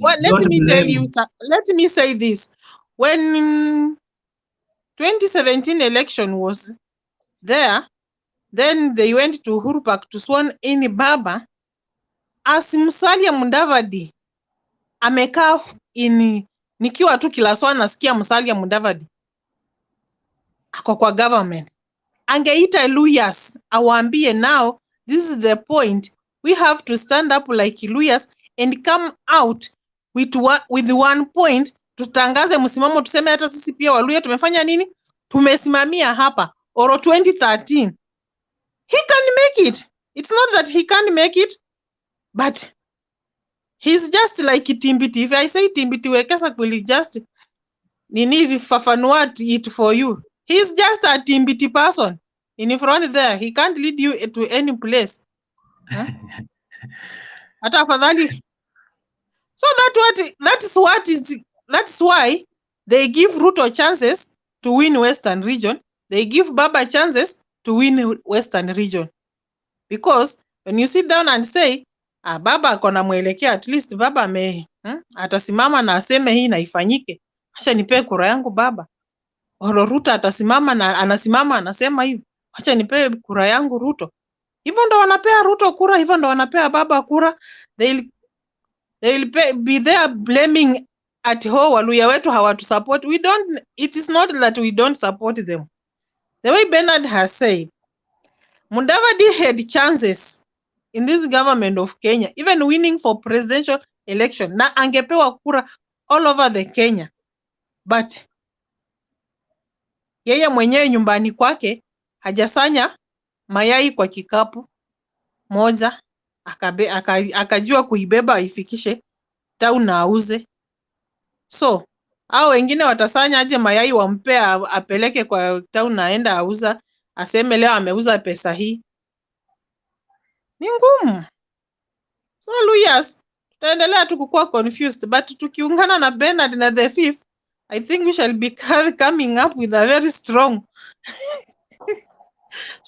party and very encouraging. So tukisimama wataona kaa ni mchezo. Somebody like Wetangula has been there. You know they what normally enye inatupoteza, because Wetangula's father was a leader, so we have to vote for Wetangula. You see, we are not seeing for whom are we voting for. Are we voting for somebody who will lead us well? Are we voting for somebody who will mwenye atajali masilahi ya watu wake? We vote for Musalia Mudavadi. Musalia Mudavadi anatosha juu babaka alikuwa huko. Hatuoni kile kiko ndani mwake. Hiyo ndo inatumaliza sisi Waluya oro wa Kenya. Wacha tutafute mtu mwenye tunasema tuna vote for Wekesa. Wekesa will fight for us. Wekesa atatufanyia hii, atatufanyia hii. It's not that hatuwezi pea mtu mwingine. Kama si mtoto wa fulani, mi kura yangu hapana. No. Sasa mnaona wewe Mudavadi mnamdharau. Atumudharau. Party leader wangu, His Excellency the Governor, tunaenda kumpa support sisi kama South Nyanza. Tunaenda kupata independence by late this year. And we are going to support a candidate of our choice. Na anaweza kuwa Musalia. So nyinyi Waluya pia mjipange. If I may ask you a question, Nani Clinton, for somebody to qualify for president, yani akipigiwa kura for election ikipigwa, alafu ni presidential candidate from bottom to top, Ni nini haswa anafaa kukuwa nayo ina make a qualify for that presidential candidate? Apite aseme this 51 plus. You have to have MCS, MPs, governors, senators. Sasa atakuwaje na hao watu wote umesema, na wewe kama mkazi wa Western kila kitu ni ODM? Unataka Mudavadi akuja afanye nini ndipo apate MCS na governors? Ajiunge na ODM, simple. Fold up your house, come back to the main house. Let us chart the way forward together. So I'm trying to tell you that he has to come on ground. Atuambie ameanzia chini, ana yapi ya kutufanyia na ana nini chenye ako nacho tukione. Right now we don't need money. Hatutaki 50, hatutaki 100, hatutaki 200. Tunataka tuone mtu akibadilisha uchumi ya county. Akituambia amejenga barabara fulani itawezesha wakulima nyanya wakati wa mvua, transportation will be easy for them. Tutasema ametusaidia. Wakulima wa maziwa kubeba maziwa yao asubuhi, hakutakuwa na matope ya kuwasumbua kufikisha maziwa yao Kitale town kabla ifanye nini, ipatwe na joto iharibike. It will be okay. Hatutaki pesa. Atuambia ameleta kiwanda fulani, anachukua maziwa akipeleka Nairobi, wakulima wanapata pesa. It is okay. Lakini hatutaki 50 na 10, alafu mwishowe tunarudi tunateseka. We don't need money. Nataka kitu ya kutupeleka mahali. Thank you, Angela. Hold it there. Simeon. Habari zenu. Hello, habari zenu. Sasa mimi ningesema hivi, for a leader to have the national appeal, number one, what Luyas lack, Luya leaders, to be specific, they are not charismatic, number one. They are not aggressive, and another thing with the Luya leaders is that they cannot support one another. They fight each other. For example, let me give a great example for you to know that they are fighting each other. You see, like Wetangula, Ruto is using him secretly, and he has managed to trap Musalia to go with the agenda for Luya unity. While you find that Ruto is busy campaigning in the Luya, while Musalia is pursuing Luya unity, and that Luya unity is not going anywhere at all. Have you seen that? Now for the past, is it for 2019, 2020, Musalia Mudavadi has been concentrating on that agenda for Luya unity, and now where has it gone? It's the dead end. And you can see even now Musalia somehow has backtracked from that agenda. So for the Luyas to go, they need a leader like Wamalwa, who was strong. Yani you could see him, he had a national appeal. That's why you found out that Kibaki chose him as a vice president, because he was aggressive. He sold his agenda to the people. But look at Wetangula, for example, and Musalia. The only seats that the only place that they concentrate on is in Western. For example, they could not find Musalia going to Mombasa, could not find Musalia going to Central to campaign. Now, how will you win the presidency with only campaigning on West? You see, now that's where the Luyas have a problem. You can see Raila has only, for example, if Raila was campaigning only in Nyanza, could he really have the national appeal? Raila has toured most parts of the country, and that's why he has the national appeal. So for the Luya unit, for Luyas, you have to come up with one candidate, one strong candidate. You He has to have charisma. He has to be aggressive. He has to be a strong leader so that he can bring the Luyas together. Because if you are divided, you will not have a bargaining power in the government. Now, for example, look at the current government. Is it only one CS? Is it Wamalwa? Yeah. Because you people are divided, but if you people were together, you could tell who, for example, if Uhuru, we wanted Uhuru to give you seats, you could tell him now we have, like, for example, 3 million votes we brought to the bag, so we are demanding certain seats. But if you only brought 300,000 votes, another vote went to Raila, another one. Now, how will you, for example, tell Ruto to give, or Raila to give you seats while your votes are divided? Now, that's where the Luyas have to go back to the drawing board, come with a leader who will bring them together. Thank you. Where Clinton, umeacha tu watu wakirugonga ati Luya unity, we don't have a strong leader. Which other tribe has a very powerful elder like Atuoli? Yes, we have the most powerful elder called Atuoli, and he's the one directing us. Na ametuambia tukaa hapo handshake na tuko hapo.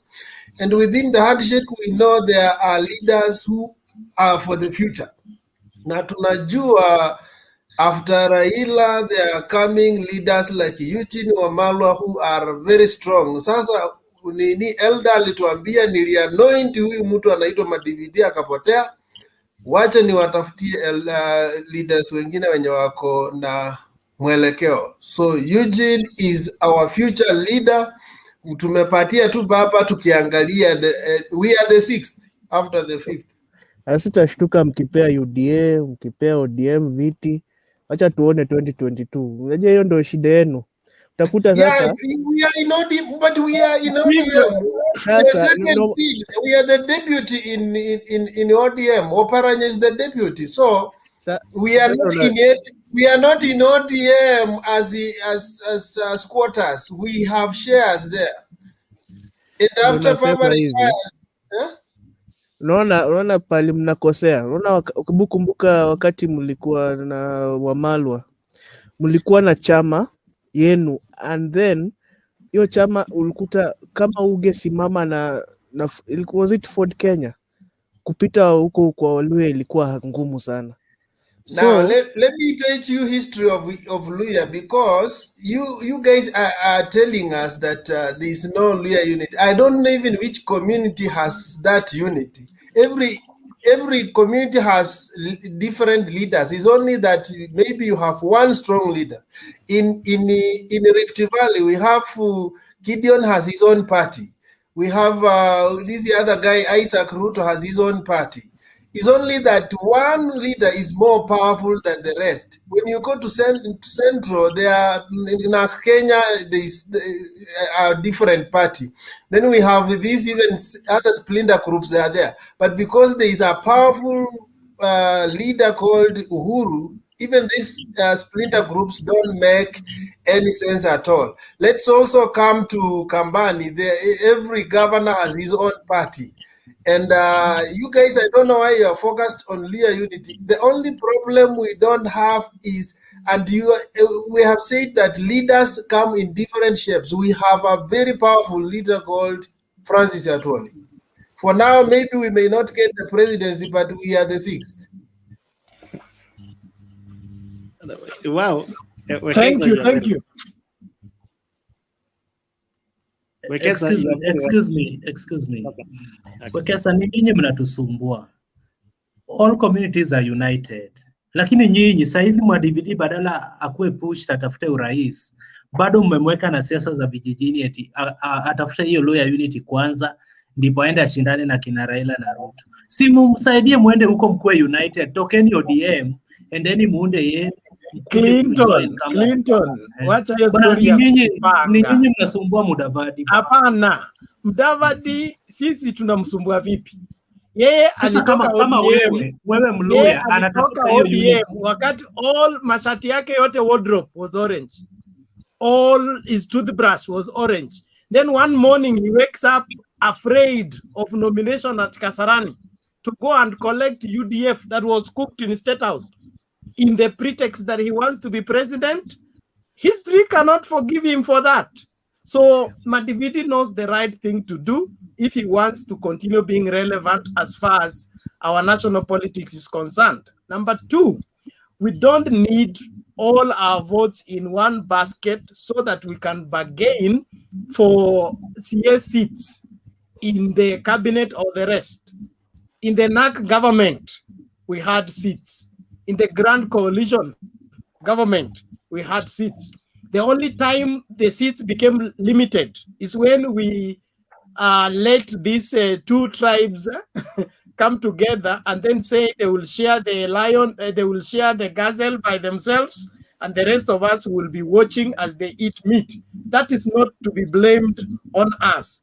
The moment you assume a national office, you must ensure that the national cake is distributed equally, not because of the votes that came in, but because of the development of the nation. The moment you develop one area and forget the other, that area you have forgotten will always make what you developed not be sufficient, because we'll still eat from what you developed even when we developed nothing. So the earlier we get out of this business of I got votes so I'll bring development, siasa mbaya, maisha mbaya, hiyo ni kasumba ya KANU, tuachane nayo. Let us wake up. Mudavadi, I said, he's a good assistant. He can make a very good deputy president. He can make a very good deputy prime minister.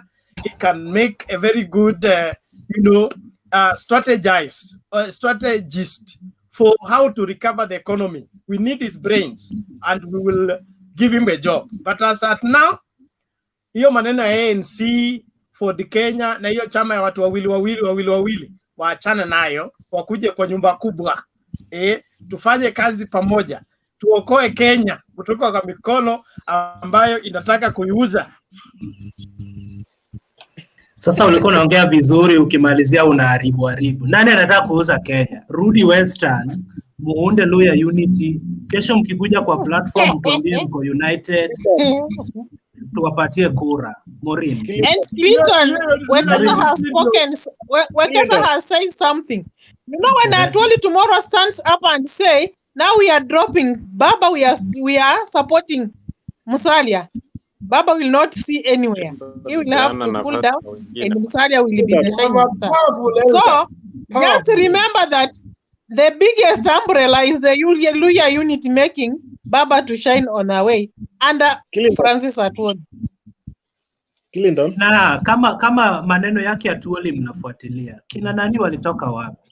Huyu mbunge alinyang'anywa kofia. Si ni wa Jubilee? Dismas Baraza. Wako wengi sana Kakamega, Dismas Baraza made a mistake. And he made a mistake. You don't come to Lower Karen and begin to behave like you are in Kimilili Market. No, things are done different. Okay, thank you, Ben. Joel Dapash, maybe in 1 minute, then Maureen should present her point. Yeah. I'm so amused by a clear history and a clear path that Luya Unity is steadfast, very strong indeed, because these are the second, that is the top 5 biggest communities in Kenya. The only thing is selfishness.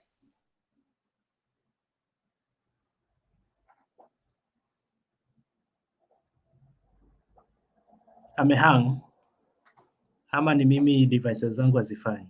Ben, unamsikia? Hata pia mimi simsikii, nimedhani ni mimi nimekwama.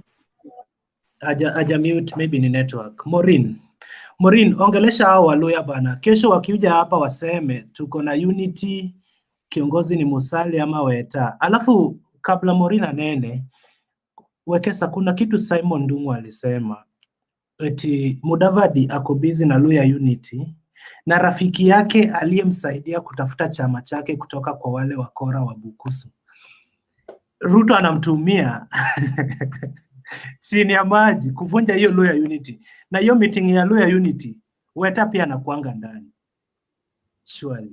Kumbe hii unity itakuja mtaiachieve kweli. That's why we are not. I told you, if you want to know how lawyers are going, look at the elders like Kinatoli. They know what is happening.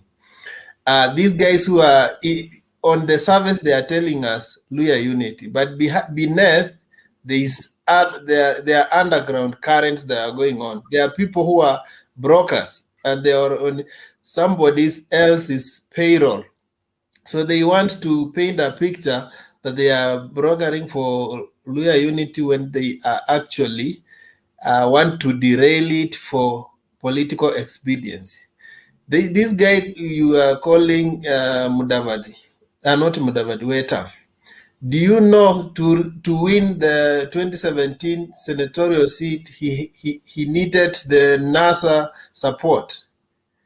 He was a principal, yes, but the NASA support is what made him to be elected. And even after election, there was nullification. So what we are saying, some people just are there to paint a picture that they are principals, yes, but on the ground, they don't have a touch. Now, the only governor he had, who is Wangamati, they are now not in good terms. Now, he had to go back and to reconcile with his political nemesis, Lusaka, to fight his own governor in Fort Kenya. Are you seeing? Now, he's trying to bring back Lusaka to be the governor 2022 just because he fell out of Nini with Wangamati. So you realize that this is someone who cannot even consolidate his own village to vote for him. And they are there in the national arena trying to create a picture that they are also on the bargaining table for presidency. We all have been saying that they can only be relevant when they continue threatening Raila that they are, and Kenyans that they are running for presidency, but they don't stand for anything. Now ndio mnatishia nayo the doctor. And that's why we are not even focused on them. Us, when we lost Wamalwa, we say, let us have, let me tell you, when we lost to Wamalwa, we said, let's have a lease period and support others. God will raise another leader for us. But for now, we don't have a strong leader. We cannot. Ben alisema Mungu husaidia wanaojisaidia. Uwezi epa Mudavadi, who expect Mudavadi akue kingpin without your support. We are raising other leaders. They are there. And you will Clinton, see I told you, me, Bernard, and Wekesa, we are coming up with a strong leader. So you just wait and see. Who is Atuoli? Things Who is will Atuoli? Atuoli is your strong leader. Look here, Atuoli is an elder and he has great influence, both politically and socially. You cannot ignore him. Number two, sellouts in Western Kenya are not supported. So the moment you come and tell us this, then you go close and come and tell us the other, we have already noted you, we marked you. And unlike other regions, for example, somebody said that Savula is talking on the national platform to make noise so that he can secure his constituency. That doesn't count in Western region. You can be the number one on the national platform. We don't care. If you don't perform properly at home, you're going home. We lead in ensuring that most of our MPs serve only one term and they go home, especially when they don't behave. Why? We are a democratic community. We allow everybody to express their views freely, and we don't want that taken away from us. So the manipulation of trying to push us into Luya unity, I told you we don't need it. We only need to have a nation, and that space will not broke it by manipulating numbers. We will broke it by having sense and providing required leadership that this nation needs. The moment we make that national appeal regardless of the numbers, will be able to gather the entire nation and be able to chart the way forward. I think we have danced on this premise for too long, whereby people come on the negotiation table with numbers that they are going to cause to happen from their place. That is the wrong place. That's why we are ending up with wrong leaders, and we are ending up where we are, because we consider the numbers from regions and not the brains that we are giving power to function. And so when these numbers come and give us what they have given us, and then we begin to feel the pain, we begin to complain. So first and foremost, we need to demolish these so-called numbers and begin to ask, this person you are saying we vote for, what is his history? What does he stand for? How does that help Kenya? That somebody wants to be president is not enough to make him president. Let him prove that he's man enough and he can deliver, especially when we are in a crisis like this one. Tunataka lawyer unity, hata ungangane aje. Maureen. Okay, how are you guys? Thank you for being patient, Maureen. Yeah. I listen to everybody. So, kwanza wacha nianzie hapo kwa Waluya. Aki Waluya mnaji West, mko na numbers. Sijui nini shida yenu. Unaona? In fact, mko na chance poa sana, but unaona sasa mambo mengine yako kwa Wetango. Kwanza mnaleta huyu nani? Atuoli afanye kazi gani kwanza huyo? Wekesa achana na Atuoli kabisa. Huyo asaidi. But you have very good leaders. Mudavadi, by the way, akona chances very high. Unaona? Si hata niliona Mudavadi amejitambua, amekuwa na akili. Sasa si lazima aendosiwe ama afuatane na mtu. Anafaa kujiamini. Waluya tu hamna kujiamini, unaona? Mnakaanga tu mmejieka hivi kwa kona, ni kama mnaogopa na Kenya ni yenu, na mko wengi. Na mko smart. Anyway, kwanza kabisa mwenye aliharibu mambo ya politics Kenya ni Raila. Baba angebaki tu asikuje kwa hizi handshake. Sasa kura ingekuwa yake straight, hata mimi ningempigia. Lakini baba alijiwest, akadanganywa na Uhuru. Sasa wameshikana hivi ati unity na kuna angebaki, imagine sasa baba angebaki peke yake. Alafu vile tulikuwa tumeona corruption ya kina Ruto na Uhuru, sasa tungesema wote baba. Lakini baba ameingia huku ndani, sasa yeye ndiye ako jikoni. Hapo alijiwest. About Mudavadi, by the way, akona chances high kwa sababu unaona sasa Ruto vile anachapwa vita, si ndio? Just in case Ruto kabisa kukiumana, Ruto anaweza sema Mudavadi tosha. Anaweza endorse Mudavadi. Because Mudavadi ndio anakaa, he has better chances. Ruto akimuliko huko na kina Raila na Uhuru washikane na Ruto aone yenyewe kumekuwa kubaya, anaweza sema the last minute, wacha nishike Mluya, na Mluya mwenye akona chances poa ni Mudavadi. Ama mnaonaje? So lakini hizi stories za kusema Atuoli akiwa wacha nini? Wajua nini Maureen? Hata mimi niliwaambia hapa jana, Ruto anaweza kosa kuwa kwa debe, lakini wangeunga Mudavadi au Waluya unaona hapa wako. Exactly. Wa defect kuanzia leo usiku. Waende waunge huyo Mudavadi wao. Ruto ataona kimeumana. Ruto is very young. Anasema kumeumana. Unataka tupomoe nyumba, tuende kwa nyumba ambayo si nyumba. Ruto ataona kimeumana, aseme hakuna Mudavadi tosha. Ruto anaweza ona kuna umana afanywe na deep state maneno aone yenyewe kuliko ni lose. Nichapisha watu vizuri sana. Wacha ni endorse nani? Mluya. Na akiendorse Mluya, Waluya wako neutral. I think all Kenyans wanavotia Mluya. Let me tell you now what happened. Before you tell us, wait. This guy you call nani? Anaitwa Titimas. You know why he went for a 4-month sabbatical leave? Hakumaliza 4 months. Yeah, but he went. Okay, let me tell you what happened. This guy had rumors that there is an upcoming One Kenya alliance and they are going to endorse Mudavadi. Now he thought, like, for me, instead of pushing for Ruto and we're having challenges with government, let me retreat and then resurface in the One Kenya alliance. I support Mudavadi.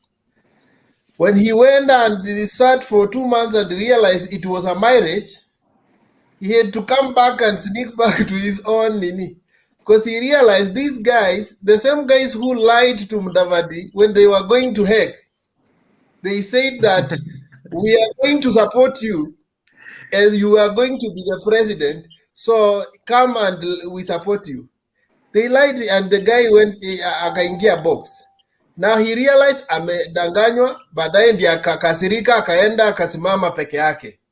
Now he's falling the same trap. You know, when people realize you don't have a political direction and muscle and stand, they manipulate you. So us as lawyers, we don't want to stand for somebody who is easily manipulated. He cannot stand on himself and declare that this is what I stand for, so that people can follow him. Nobody said Mudavadi as lawyers, yes, but the challenge is we are unable to consistently understand what he stands for, and we are not even secure when we follow him. It's like following Harambee Stars, my friend. Unashikilianga tu moyo hiyo game ikiendelea because unajua kwa mabawa mingi sana. Excuse me, Wekesa, in the event that Ruto aone kimeumana, na nyinyi pia mko nyuma ya Musalia Mudavadi, Western Kenya block, na Mudavadi na Raila wakuwe the two horses we always talk about, Mount Kenya will be safe on Mudavadi's side than they think they will be on Raila's side. Sasa wakisema, Ruto amesema Mudavadi tosha, Ruto is a very young guy, anaweza vaa in 2027, 2030, 31, 32. Akisema Mudavadi tosha, nyinyi kama Waluya, are you willing to support your son with the support from Mount Kenya, ama nyinyi bado Mudavadi akuangi na mwelekeo sisi tuko ODM, but will you be willing to support? Let me tell you, politics happen on a written script. The script we are having was written 2018 on 9th. Guys, these other things are side shows, but the script has always been played, and these guys know the end result. These others are Maureen, malizia point yako then. Unajua shida ya Waluya bado wako na fight zile sub-tribes zao. Unapata sijui mimi Mbukusu wanadharauliana na Maragoli, bado wako na infight zao. Juu kwanza Mudavadi ni Maragoli, Wabukusu huko wanasema sijui, wako sub-tribes mingi tu kama sisi Wakale. Unaona kama sisi Wakale, ikifika sasa mambo ya politics, sisi wote ni Wakale, but tuko na sub-tribes zetu, Kipsigis, Nandi, Keyo, Marakwet, but ikifika hapo kwa politics, tuko na mtu wetu wa kusema, unaona? So Waluya wako tu na shida ya ati huyo nini Maragoli anasema nini, sijui Wabukusu wako na pride, sijui yani wako na pride within themselves, of which I advise Luyas, mkiungana tu hivi you'll give us the next president, because you have very good leaders. Lakini muendelee kuchapana, shauri yenu, na Atuoli kwanza ndiye anawaharibia zaidi. Atuoli anabwekanga tu huko na hakuna kinya anawasaidia. Na kwanza huyo wacha niwaulize. Heshimu mzee. Dada. Heshimu mzee. Ako na heshima. Kwanza naulizaje? Si kwa ubaya, nauliza hii kotu, hii mambo ya kotu kukua hiyo leader. Mimi tangu nikuwe mdogo nasikianga tu huyo ndio leader wa kotu. Kwani hakunanga election huko pia? Atolewe election every time. And it's not just the court leader here. Okay. Anawaharibia hata zaidi. By the way, he has an office in Geneva. So I have to protect Maureen. Tukisema muungane, kuna venye mnataka kummeza. Yaani kitu hamtaki kusikia hamtaki kusikia mkiambiwa muungane. Hiyo ndio muungane. Waluya by the way tunawapenda. Sisi nyinyi majirani huko Rift Valley. Muunganeni tuwape presidency. Shida sio unajua Wakale si ma kingmakers. Sisi Wakale tukisema huyu kama hata ni Mluya mnapata, lakini sasa mmekaa hivi baridi nani atawasupport? Look at the political history of Kenya. Stop about this. We have been there. We have three vice presidents. So when we are not in government, we have been in government. Unity as a condition for political endorsement is not necessary. How many states have had 3 vice presidents? Kilindo. Nyinyi Waluya mmejidharau, mmeamua tukubakia hapo kwa mavice. Mmeamua kubakia hapo kwa mavice. Order. But you have only had one president. You have only had one president who got power after somebody died. It's not like he was. Nana nini Wekesa? Nyinyi na Wakamba, nyinyi watermelon. Amunanga stand. Unaona? Munanga stand. Nyinyi tu wewe kikuja tu who resisted the colonial government. We are the only people who resisted the colonial government. Naomba tuelewane. Maureen, you have to know that guys, order. We are still. You learn by mistake. A mistake can make you to achieve the right way. You've been in a mistake for a long time. Right Luya now, community. you are correcting us like Luyas. We are being corrected, and we are making the path. So one day, one time, we shall make it. In fact, we remain the way we are. We Kenyans, we need a very neutral leader. Now, Waluya by them mko very neutral. So nyinyi ndio mngesimama, sisi tuna hata Wakikuyu wakiamua, Mluya akisimama by the way na akwe strong, atapita. Lakini sasa hivi wana Mudavadi ameamua kusimama, lakini watu kama Wekesa bado unasema atuoli kitu gani? The third tribe by Kenya will be Aluo. Tumeamua hivyo. The fourth will be Aluya. Now historic closed. Lakini mkiendelea hivyo unagonga unasema atuoli kwanza anatokea wapi? Kwa wewe support Waluya unaona. My elder of wisdom. Maureen. Have you ever seen somebody has been presiding over the Kalenjin politics for as long as he's been alive? Yes, he has gone to the grave with the same. Why do you want us to bury our elders? Moi was a dictator, of course. Hata sisi wote tulisema Moi was a dictator. By status, he was an elder, and by him being an elder, he was nothing being like an elder. Nothing being like an elder. Despise our elders is wrong. Respect to Atuoli. Number two, sorry anyway, guys. What are you Bernard, sorry Atuoli ni uncle yako. Ama Atuoli uko na dami. Let me make this point. Angela, order na hiyo point, Angela, order. Tumaliza alafu tuachie wengine pia. Hatutakubali kwamba mkipigwa below the belt mnavamia at the same time. Msinivamie by the way. Mimi kwanza napenda Waluya. Tutamaliza hii show kwamba Waluya wanaenda kutafuta unity kesho. Haki hao wase wakipata unity, wallahi no you never know. No conditional unity. We will unite for a cause. Not because somebody has asked us to. You have to defect from ODM either leo ama kesho. Na mkuwe na chama yenu ya Waluya, chama strong. Ndio chama ya Waluya. Mluya. Deputy President wa ODM na No. Maureen, 2 minutes umalizie tuende kwa wengine. Okay, wacha nimalizie. And you hit them hard, Maureen. Mimi napenda, by the way, I like Luyas. In fact, my first boyfriend was a Luya. Ningeolewa hata kwa Western. So, akiwa Luya nyinyi mko smart, nyinyi ni wazuri, lakini shida yenu ushaolewa. To say this.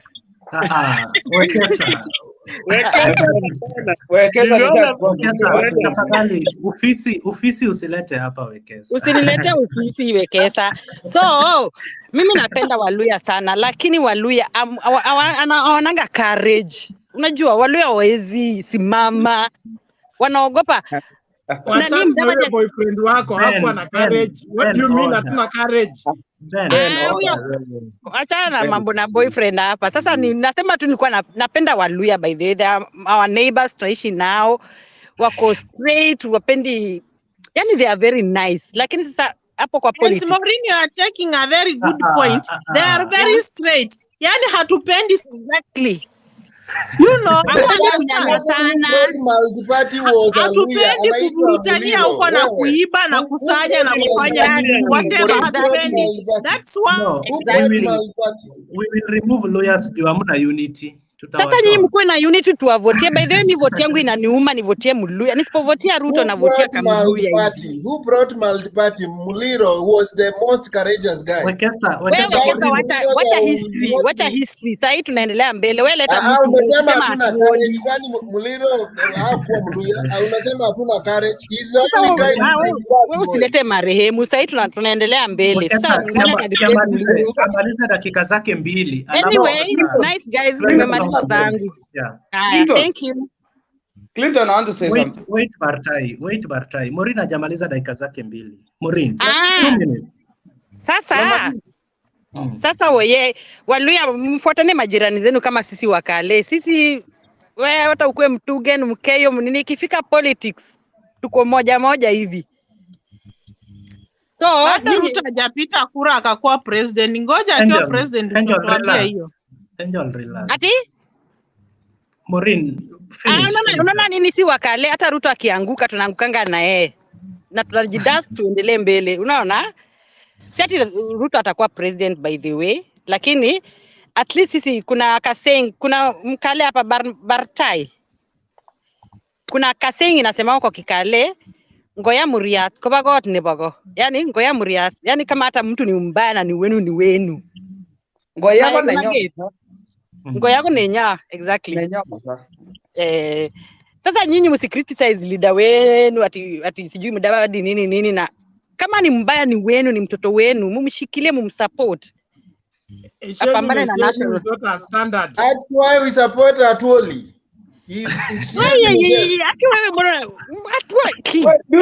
know Tabula Rasa? Huyo mtu ni nani kwanza huyo? Kai Atwoli. And Wekesa, you know Maureen can be a very good mlamwa. I comment. Nitakuja niolewe huko kwa Waluya, lakini msiwezi olewa na watu nyoona stand. Exactly. I support Atwoli. Kwani makosa mwanamama kukuoa? Guys, tusikize wengine. Okay, thank you guys. Wacha tusikie wengine. Thank you Clinton. Thank you Maureen for making it clear. Bila hiyo unity huwezi ukaoleka huko. So muendeni mkuwe na unity. Sitaki nyumba yenye imesambaratika. Kabisa. Tafuteni unity ndio kesho mkikuja hapa mtuambie enyewe clean mlituadvise vizuri, tumeendea unity. Hata kama Weta anatulima huko chini, but hiyo unity. Kwani anaolekea NC ama Ford Kenya? Hiyo ni party tu, anaolekea mwanaume. Sawa, roho yetu ya sawa ni mwanaume, lakini hiyo ni nyumba yetu. Sasa nitakuwa nimeolewa huko Western. Sasa nitaolewa penye watu wana unity. Hata politics. Anyway. Thank you Maureen. Joel Tapash, one minute, maybe uko na question. Just 1 minute please. Ulishaongea. I will observe, sir. Yeah. Very nice. One, to my observation, we are not waiting Luya unity here. And we are not expecting. That's one. Hiyo ni mbaya. For me, I'm expecting Lucky. Second, me, I'm Masai first. And I want briefly to discuss on the wolf wearing the sheepskin, as Baba narrated today. It was just a warning, and Baba wasn't warning only us, the Maasai tribe, but all Kenya. Even in the clear analogy, is not meaning even him. He has some signs of wolves. Every leader he's mentioning is not specific. The statement wasn't specific for one leader, but it was a cautious. It's a cautious and a caution point. Definitely, as per now, we are mentioning Musalia almost in this conversation, and ANC almost 95% of conversation. But the bottom or the cause root of this problem is the people in this screen. Because we have many lawyers here, but they didn't even come to a consensus. Because I have 1, 2, 3, 4, and nobody says we are in the same party. Yes, me definitely me ni ODM damu na siondoki, and I have a reason. I thought uko KANU, kumbe uko ODM. Mimi ni Hallelujah. But na Joel. hata saa hizi baba aseme hataingia pale, hiyo ni chama ya Wamaasai. Lakini saa hii UDA ukiangalia Narok, the highest population ni 18 years to 30 years, wale watu wa followers. Huyo mtu wengine hawajaanza kuhustle, mwingine pale ni anasikiza tu but no any other history. So UDA now is becoming, now the fight in Kenya is between two horses. Jubilee for now, I'm not saying 2022 for now, Jubilee and UDA. And Jubilee is the party for the president, and the UDA is the vice president. So who is fighting who? That is a question. The president is fighting the deputy. And the deputy is fighting, and the deputy is fighting the? Not at all. President ushafika kilele. Unatafuta nini sasa? Okay, that is what you call exponential point. The graph is styling. Ni kama kuambia Mungu akuweke deputy president, ukishapewa ndio wewe unataka president, ukishapewa umerudi unataka deputy tena. Okay, Clinton, ushaichora kitu naitwa ile hierarchy of needs. Ushaifika hiyo? Hierarchy of needs, that is president ako self actualization, right? Umpatia president time yake mpaka iishe ile siku ya election. Because situko hapa, mimi naweza waambia, if the reggae will not come back, there is one solution to this Kenya. The president will dissolve the government and the parliament, and everybody we should go back, and the election will be conducted 2024, and that will what will happen. And I'm finished. That is my last remarks. Na unatuacha aje hivyo? Eti kama reggae haitarudi, hebu rudia bana. Sisi ni Maslas Lolanas. Okay. Kama reggae haitarudi, kama reggae haitarudi, there is high possibility that our president will dissolve the parliament. When reggae itajulikana next month kama itarudi ama haitarudi. And that is kuna high chances the reggae will not come back. But kuna option 2.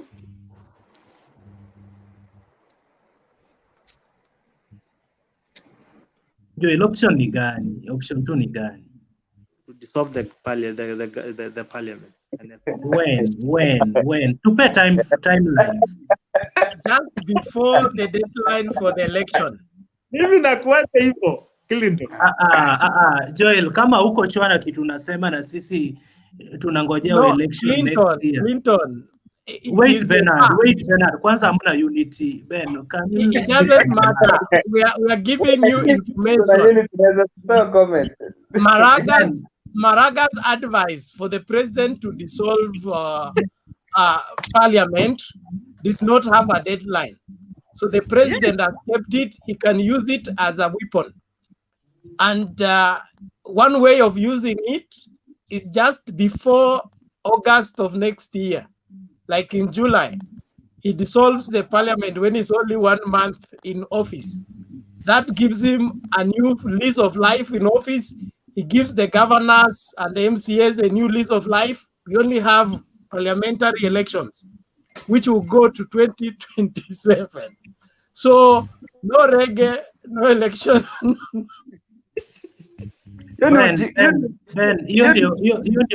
Ujinga utwali anakuambianga. Hiyo ni ujinga utwali. Walai. Come with the unity, hamwezi fanya kitu kaa hicho. Tafuteni unity kesho mkuja nayo. Yeah, lakini unajua sisi Clinton Bernard. Na ni Joel ameleta hii shida. Wacha ni you see that thinking Clinton? Hii show ilikuwa vizuri until Joel akaleta hiyo shida hapa. Clinton naweza uliza Joel swali. Bwana mimi And let me tell you, right now you are saying Bernard is in ODM. Lakini Musalia akisimama kwa ballot, I'm very sure Bernard Wekesa will vote for Musalia. Wacha venye wanaomwanga vumbi hapa hivi. Ngoja mtaona. Voting for Musalia is not a problem. Let me ask Joel a question. Joel amesema ati UDA wanaenda na watoto wadogo like ulisema 18 ati hata wajui kuhustle. Sasa Joel, wacha nikuulize, future ni ya nani? Unataka sasa UDA iseme wazee sasa tuwapatie nini? Mikongojo mtembee nayo ama nini? Unaona, si tuna focus na watu wa young. Joel. Yes. So we are focusing on young people. Yes. Sasa ukisema ati UDA wanakuja wanadanganya nini ati wanachukua watoto wadogo hata wajui hustle. So wanafunzwa hustle sasa. Wewe unataka sasa wakuja wapewa wa Masai wale wazee wenye future yao imeisha already nini? Okay, that is a very nice question, Maureen. Yeah. And because it is an advice and in other way. I mean, UDA, the followers, wale followers wengi ni I give a age bracket. Wengi, I'm saying the majority, right? 18 to 30. Na sidi ukweli 18 to 30 mtu amepata idea akiwa 18 to 30 in fact they are the right target for voters. Wait Maureen, I am saying I'm very much particular on that. I said, you know, kuna kitu naitwa the advice and the history of this nation. Hapo kwa history yake we mwachange tu history. Okay, haya. Because unaona kama saizi tuseme saizi kama colleges tuseme for example. Nyinyi mko na chama ngapi sai? Tuko na chama ngapi? Chama tuko na Isaac Ruto CCM na tuko na of course UD, of course tuko Jubilee, tujatoka Jubilee na bado tuko UDA. Na bado kuna chama ingine gani Bartai? Kanu ya jenga inchi. Oh, Kanu inajenga inchi gani? Anyway, Kanu iko. Kuna ile chama iko na ile nyumba inanuka sana, wakiongelelea maneno ya Anglo leasing iko ndani, waongelelea nani ndio huko iko ndani huko. Hiyo ni nani? Watu wanafaa kujua. Wacha nimalizie Clinton. Wacha tu nimalizie. Watu wanafaa kujua kwanza Gideon Moi hata iziletea inaitwa Okoa ama Raila ana kura ana yani hata Gideon Moi msimweke kwa hesabu ana chochote. Under Oka, One Kenya Alliance, yeye alikuwa na fund hiyo nini. Okay, wacha niwaambie. I'm sorry kusema hivi. Unaona hata allow me 1 minute I explain something to these guys. Yeah. You know Kalenjins we are meticulous people. We do our things in certain order. We have a saying which says you cannot remove clothes of an old man when he's old, when he's still alive. Yeah. There is a curse. It comes with a curse. You know the people of Baringo, Gideon Moi was not voted for in Baringo. I understand that. We gave it to old Mzee. We did not want to remove clothes from Mzee while he was still alive. We say because Mzee mnitungie kijana to compare. Lakini sasa Mzee amekata. Let's go to 2022. Ndio alikuwa anataka kusema, unaona Gideon, mimi nasikia hata kukuwa amewin senator, alikuja tu kuongeleshwa na wazee, akaambiwa watu wakaongelesha mwenye amewin, akaambiwa ndio tusiaibishe mzee, achia tu Gideon. True or false? Kirinto. Yeah, so Gideon has no votes. Sasa hiyo. Anyway, tuendelee. I'm sorry. Okay, order. Clinton, thank you for the time. Thank you, Maureen. Joel, wewe unataka time gani na explanation utoi? Yeah. Sipewi time. Wait, but nataka niongee bwana Kirinto, nimekaa hapa sana mpaka pando zimeisha. Okay, Joel, mute your microphone. Bartai alafu captain. Thank you. Okay. Asante sana Clinton. Ati leo mnaongelelea nini? Unity ya Waluya. You know, Luyas are very good people, and nimekaa na Luyas, and the way Maureen is saying, Waluya ni watu wazuri. They are neighbors, they are good neighbors, tunasaidiananga wote. They are very good people. Lakini sasa wako na ujinga tu ndogo tu hapo. Sasa kudanganywa. You get a whole Luya like Wekesa and Bernard. Wameenda shule. Now they still worshiping a very 80-year-old mzee with a tabula rasa. You look at them and you're like, seriously. Lawyers, you need to have a meeting. You need to call. Munafaa kujita mkutano nyinyi. Every lawyer should call a meeting with himself. So between Atwoli and the Ruto, who is a burden to this country? Boss, give me time. Wekesa, hapo penye unaongea una organize unity. Organize unity. Look at there.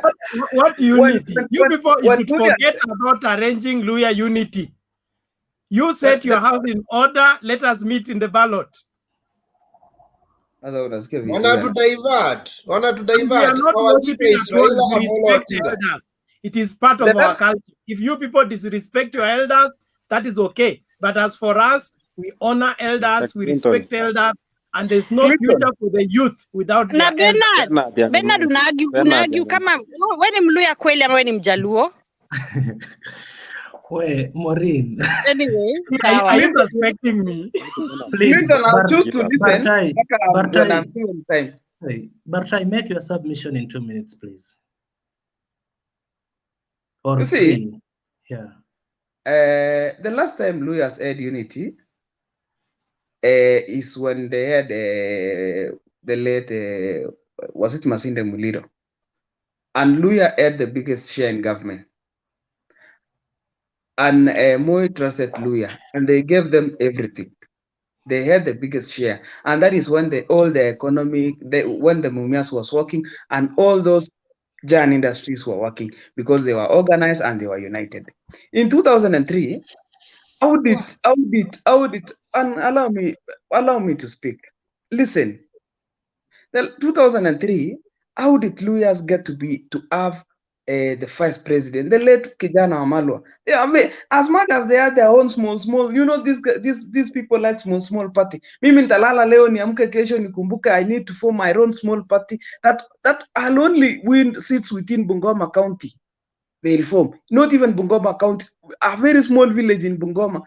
If I just think like I want to form a party, naamka asubuhi naenda kuregister party. They had very small parties, sijui UDA, sijui what asili, all those parties, but they were all consolidated. They were all united. They got the seat of the vice president. Na hapo ndio walikuwa na kila kitu, walikuwa na the biggest share in government. After that, kaanza sasa kuforma chama, sijui mwingine anaitwa hapo what is the name of this one? Watangula anakuja na chama yake ya kuwin tu viti hapo Bungoma peke yake, hata apite kwa majirani. Naye Mudavadi anakuja na zake, sijui nani anakuja na zake. But if these guys organize themselves, Kenyans, we can trust them with power, because we know.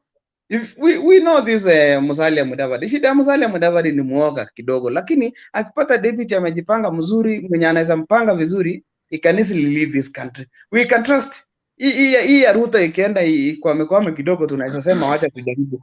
Ndio sisi wakati hiyo lugha tumeizoea kuanzia time ya madimoni mpaka sasa.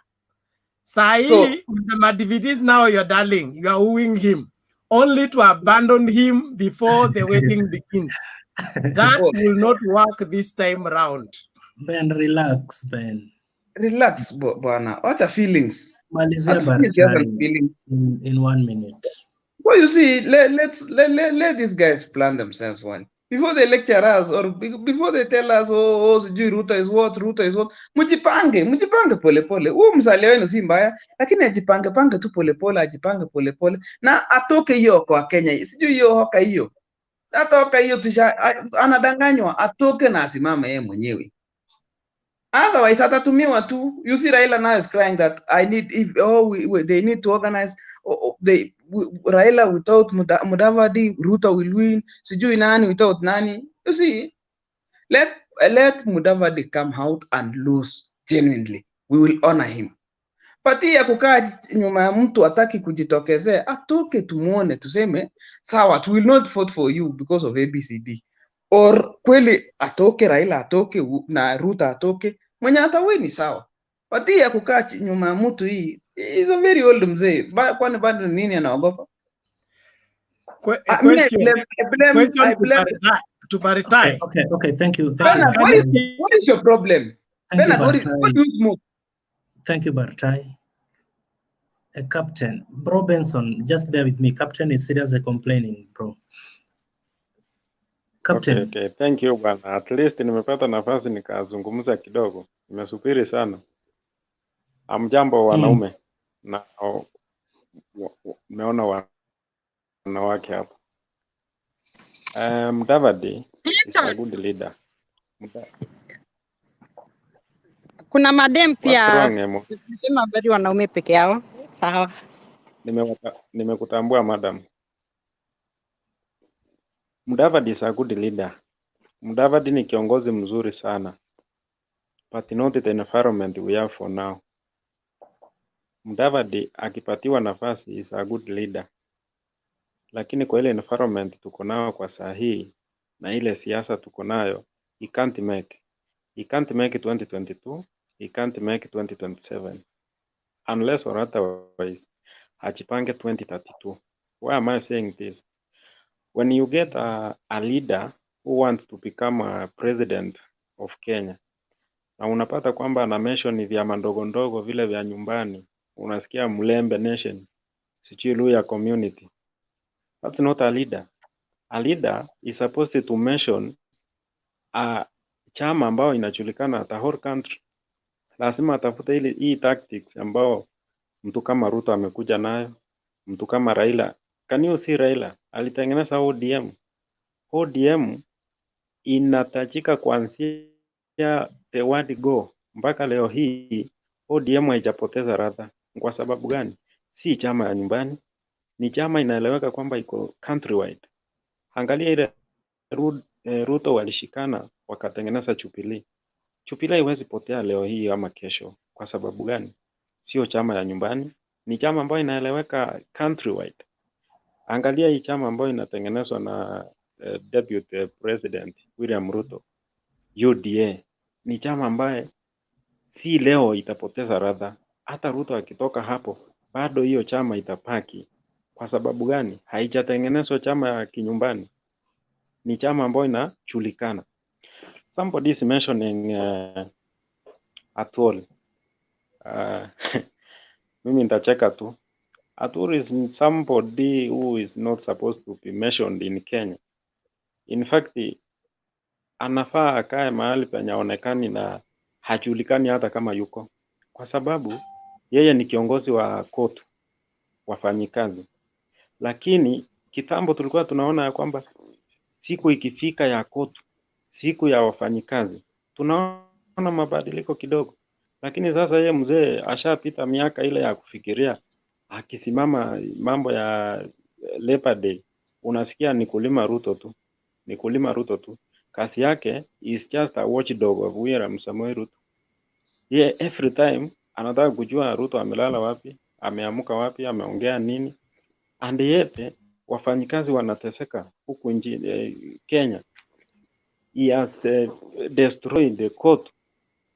Leo hii anasema ya kwamba uchaguzi sio ufanywe usifanywe, bado yeye ataremain kuwa hapa. Kwani yeye ni nani katika court? So Waluya, when you mention for us that you are demanding advice from Atul, sisi tunaona ya kwamba ni mara yenu ya kwanza kuanguka. Yaani ukisha mention mtu kama Atwoli, mshaanguka tayari. Another thing I want to say. Yeah, you love your elder, but not the country. He's the best, and he's the one pinning down the Rutos of this country. From Luya, of which he cannot help you.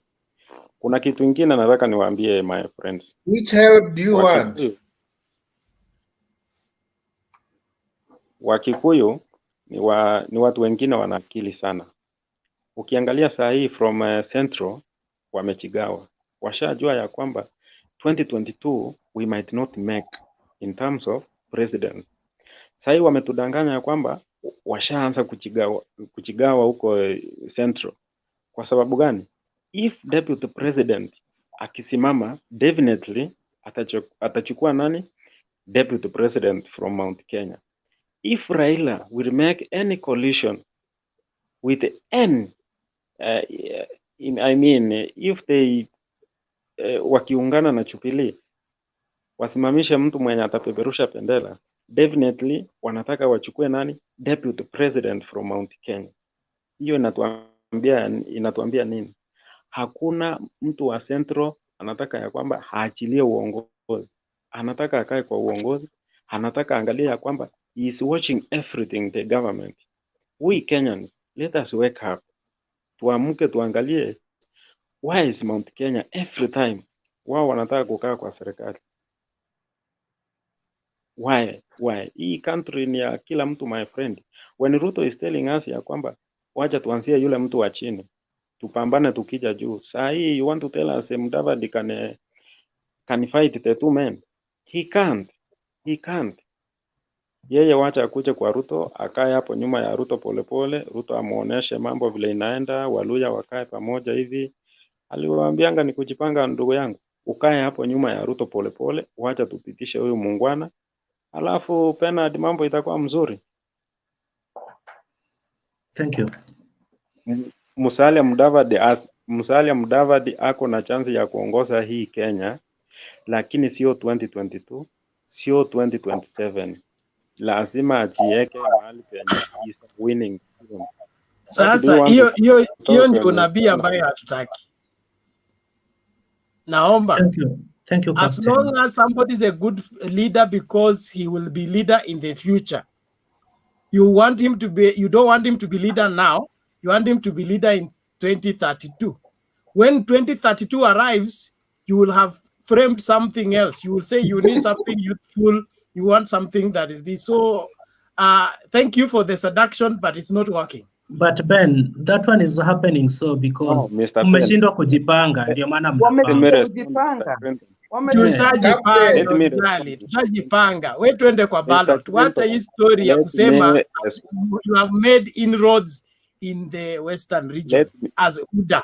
We accept it. Let's see how many votes you will get from there. Why are you so determined to arrange the Luya votes in one basket for you to come and carry? It doesn't work that way because you have already planted Weta. You are using him behind the scenes. So what you want to do up here is so that Weta puts those things together and take them to Sogoi. We don't do that. We are sober. We can donate Weta to you for free. Wait, guys. Wait.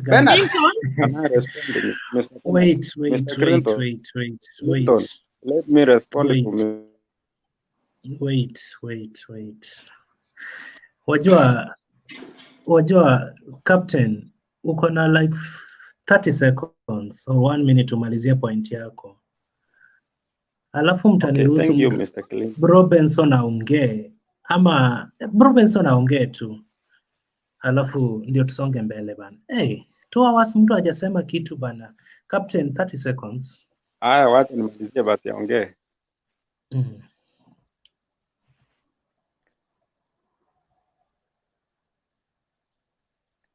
Can I wind up ndio Mr. Pro Benson aongee ama? Yes. Mr. Penad, nataka hii ni advice tunawapatia ya bure, hatuwalipishi. We are advising you free advice, my friend. Mr. Mudavadi amewahi jaribu kuwania kiti ya urais. Ile kitu alipata is 300 votes, my friend. Countrywide, 300 votes. He has been behind Mr. Raila Amolo Odinga. He has contributed nothing. Even Kalonzo Musyoka alimshinda. That is why we are advising you. Hii siasa ya leo yenye tuko nayo ya 2022. He got 2027. He can't make 500,000 it, brother. votes. 500,000 votes. You want him Not to deputize Ruto. That is How many not votes even did Ruto get as he is running for the presidency for the first time? We don't know how many he can garner. And Ruto is not going anywhere without the mountain vote. That's simple. You know one Thank thing I you. like about Mudavadi of late, yeah? He works with a young man called Sakaja. And you know Sakaja is a very bright young man. He like mathematics. He's actually the person who made Uhuru Kenyatta choose William Ruto because he do a lot of mathematics. Bernard and Wekesa, siasa ni hesabu. It's not all about thinking and think. Naona hii hatua ya kusema Ruto must fall ni kufanya hesabu na kucalculate. I think that man will try to assist him and tell him, you know what, Mr. Madividi, if you have these votes and this, you will make you a president. Actually, I think that is what he has been missing. And my friends from Wekesa and Bernard, siasa haitaki pressure. Siasa ni kukaa chini na kupanga. Ruto knows what he needs in Western. He doesn't need the entire Western by Raila. And that's why we are supporting Raila. He has demand.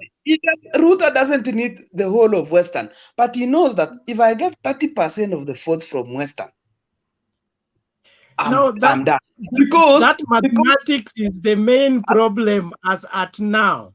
Why should you want to destroy somebody's house so that you build yours? Build a stamina, make a national appeal, convince people to follow you. Why should you target to go and destroy ODM so that you make Ruda? That is the bad if you want to be president in this country, you have to get 8 million. 8 million. You see, Bernard, as a kukua president, you work backwards. For me to become president, for example, the total votes in Kenya, ningapi iko. Let's say it's 16 million. You have to get 50 plus 1. Then you work backwards. You say 16 million divided by 2, you will get 8 million, 8 million. Then you add 1. So I have to get 8 million. You have to get 7 million, blah, blah, blah, blah, blah, blah, blah. Then from the 8 million, I say I come from Kalenjin community. I can easily raise 4 million from Kalenjin community. I'll still need how many votes to get to 4 million, to 8 million? Bartai, Let me finish. Mkonakura 4 million. He's working backward. Let him work backward, we see. Yes, Bartai, hii tabia ya Central na Rift Valley mtuko na kura 4 million zenye tuoni. No, Clinton, yes, Abu, ni assumption. I was just making an example. I say calculate faster in 1 minute because yes, I'm saying I come from no Rift Valley. My home will give me 4 million. I still need 4 million. Then I say Western, they look disorganized. They have 3 million votes. If I can get 1 million from Western, I'll still need 3 million. I'll go to Mount Kenya. I'll divide them into East and West. East and West, I'll get another 1 million. I'll go to Northeast and tell Aden Duale, give me 300,000. I'll go to Masaini, give me 300,000. I'll go to Coast, I get 300,000. Thank you. Ama hii kura tupige Bantus versus Nilots. and I'm telling Barantai, even Gideon will be president ahead of Ruto. Wewe nawe tafuta unity kwanza. Gideon Clinton hapo kwa Bantus versus Nilots. Utatuangusha kabisa. Bantus ni wengi mazee. Bantus ni wengi. Wakijaribu hiyo. Usijaribu kwenda hiyo maneno hapo. Let's go for Bantu unity. Si hata hao wenye wana unity ni Bantus. Lakini ni wengi, hao watu wamezaana mazee. Sitaki mchezo. Hapo watatunyorosha. Mbaya sana. Usijaribu hiyo narrative. Wachia hapo. Akipea huyu Johnson, pea Johnson aongee. No, bro Ben, thank you for being patient, Ben, nataka point yako ya kwanza ama ya mwisho. Waambie waungane, Ben. Tunawaonea huruma na wanatupinga. Bartei bado yuko hapo. Ametoka but niko sure ni net. Yeah, Nikimwona akona tu neck hapa issue. chini. Unajua Luya is a very big community with learned friends. So, you know, if you say Waluya ni wajinga, sometimes some people might not take it so lightly. So like, let us like be very polite with what we say. I think that one will be good. It doesn't sound good as somebody who has a Luya connection. If you say my uncle ni mjinga na najua uncle, si mzuri. So we should find good words that we use. Yeah. Thank you.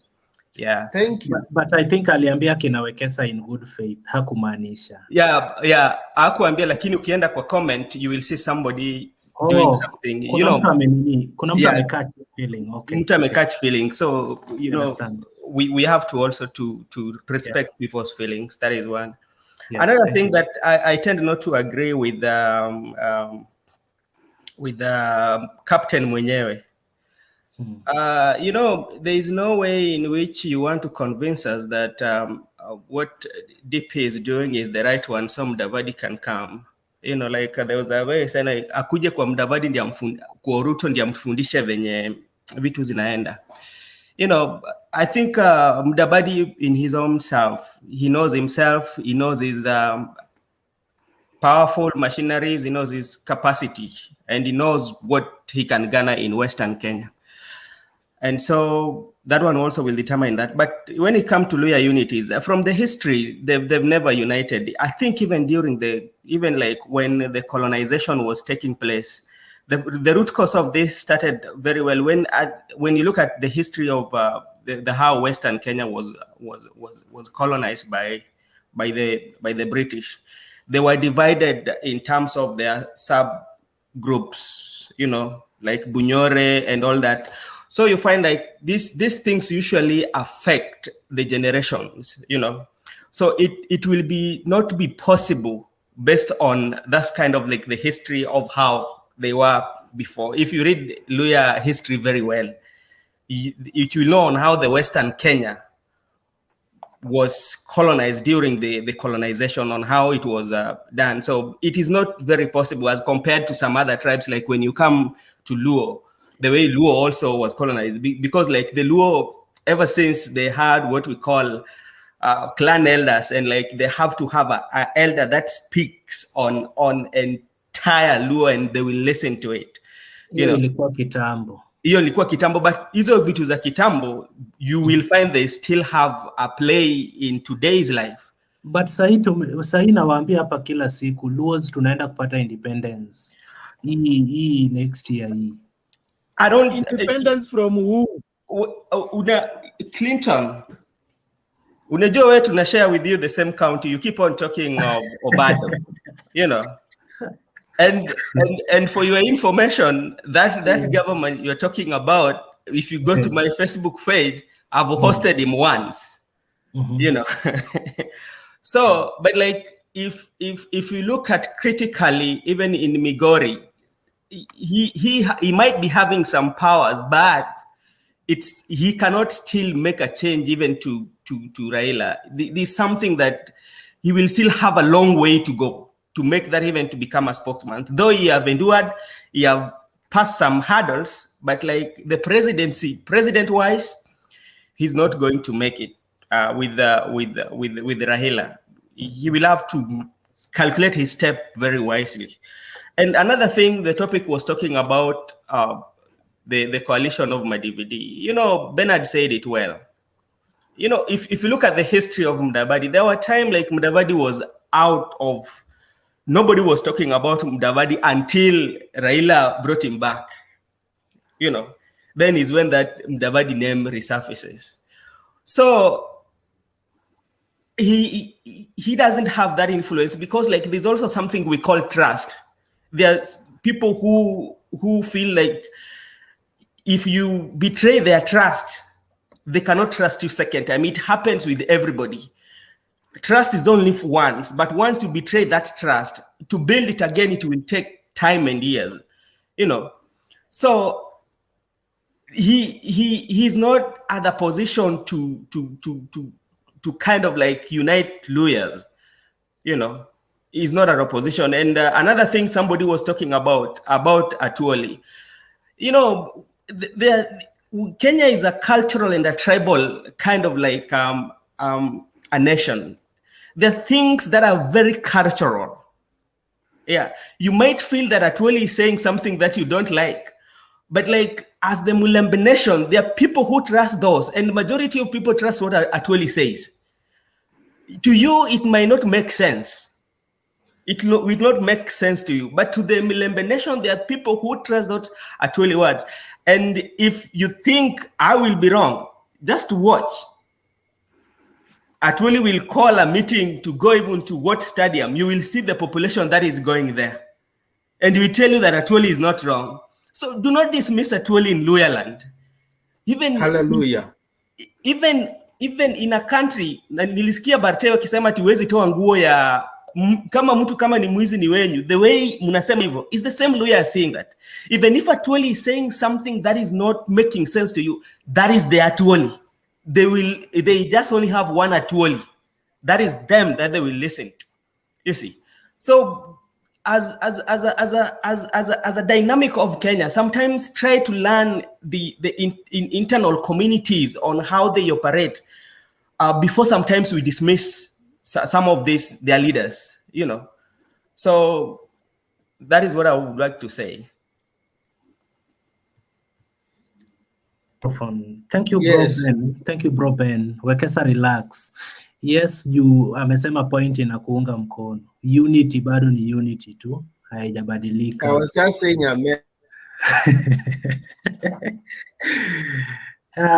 kuna wengine wako giza. Mko kweli? Okay, Jex. Yes, sir. Jex, but we ni mtu wetu wa mkono, Jex. Jex, unaona useme point yako sahihi ama uchukue shot? Mi si mtu wa mkono. Mi ni fundi mwenyewe. Lakini naweza kubali upe Elimuiti hiyo nafasi yangu. Eli haupatikani bana. Naweza kukutafutia. Sipatikani. Sasa Eli, kuanzia saa 1 uko giza bana. Eli. Sikuwa kuagiza siku kuwa sipatikani. Nimekaa tu hapa. Naona leo nilikuwa director mwenyewe. Leo tulikuwa tuna ignore watu wa giza, lakini juu umekuja. Ambia wale wasee kitu bana. Unaona venye wanatutizama, waambie. Naona venye Mbena ndiye anangojea niongee, ni kama anajua nataka kusema nini. Unaona vile Wekesa anategea tu, anangoja tu useme point. Anyway, I think truth be told, because at some point when people don't have any unity, mnawezanga kugongwa in any way. Truth be told, Luya people need to unite, because, for example, if you're not united, you can't go anywhere. If you look at Central, they only win some of these big seats because they are united, not because they are many as people say. Because, for example, you can ask, if you talk to Wekesa right now, Wekesa anaongea Kikuyu kama watu kama 10, yeye si Mkikuyu. You know why? He interact with those people. So you mean like, yani, you are united with them. At some point, even you have an opportunity to vote to your people, but you don't. You go where people are united. So unity is so good. Unity, like, yani, mkiwa united, you cannot be better by anybody. And that's why mkiwa united, hata mwezi hakuna, see, not anybody ataweza ku approach. So that's why you see Central, at some point, they think that they determine who will be the president. Not because of the numbers, no, it's because they are united. Like wakiamua it's Jubilee this time, it's Jubilee, nothing else. Utakuta the whole Central in Jubilee. No. And that's why I can guarantee right now, that's why this time round, they will not be in that position ya kusema ati si ndio tutaamua, because they are already divided. I just want to show you how it is very simple. Hata kuingia kwa nyumba ya watu wenye wako divided. Because hata ukiangalia wakati the lion is hunting, like for example, ikianti buffalo, the point inakuanga i separate those buffaloes so that itaweza kufocus on one. Wakati ziko pamoja, it cannot.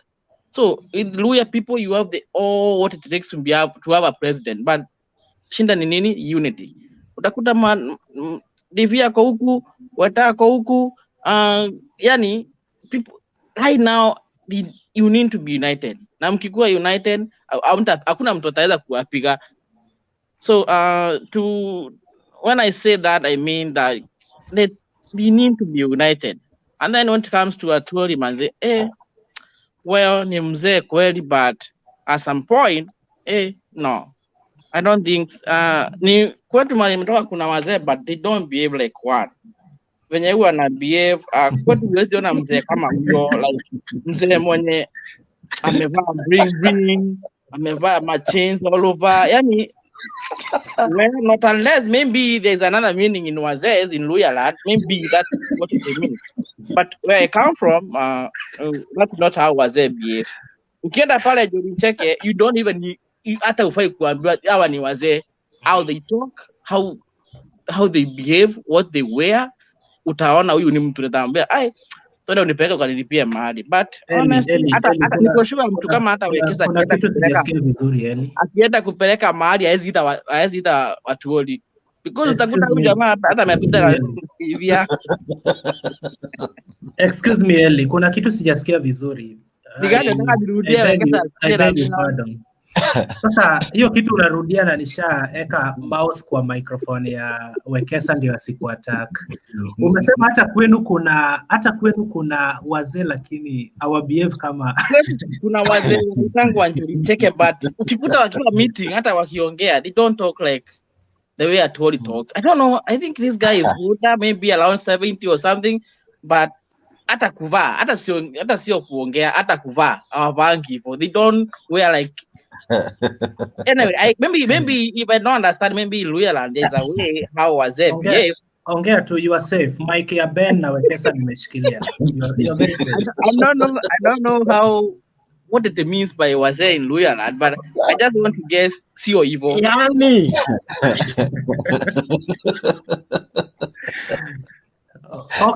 Okay, Eli, thank you. Kura mnataka kutupangia. Ili tuende wapi? Amemaliza. Amemaliza Bernard. Now, hao wazee wanaita Njuri wanajulikana internationally ama you are comparing two levels. Yes. There is a reason why Atwoli is an international figure and Njuri wamebaki kule. Where international? Hakuna mtu anawajua. By the way, do we know even one name of the Njuri Njekes? You don't know them? Because they are not the... No. Village. They are playing a village. It's because that's a village. They are playing a village. Ama hawajulikani. They don't feature on the national platform. They only feature in the village inauguration programs. No. They don't need to talk. Do you know why Atwoli has been elected 4 times in ILO? Kwani kuna sababu gani nyingine isipokuwa hivyo anafanyanga? Who doesn't know how he does it? Yes, and don't compare him with Njuri village elders. Please. Nimekuambia hata wewe mwenyewe Wekesa ukienda kulipa mahali saa hizi huwezi muita, atakuaibisha. Wewe mwenyewe. Acha hivyo unasema huwezi. Alafu tulichukua huyu jamaa anaitwa nani? Willy Mtunga alikuwa na nini kwa earrings na tukamfanya Chief Justice. Hatukukataa sababu ako na earrings. I'm not talking about Willy Mtunga. I'm talking about Atwoli. You're about Willy Mtunga. Now you're not getting the point. I'm saying those are hiyo kitu haikumzuia kuwa Chief Justice. I know even Ruto alisema kwa nini tu mtu wa bling mnamletea hapa kwa Chief Justice, lakini hiyo haikumzuia. He went through the vetting. That's my point.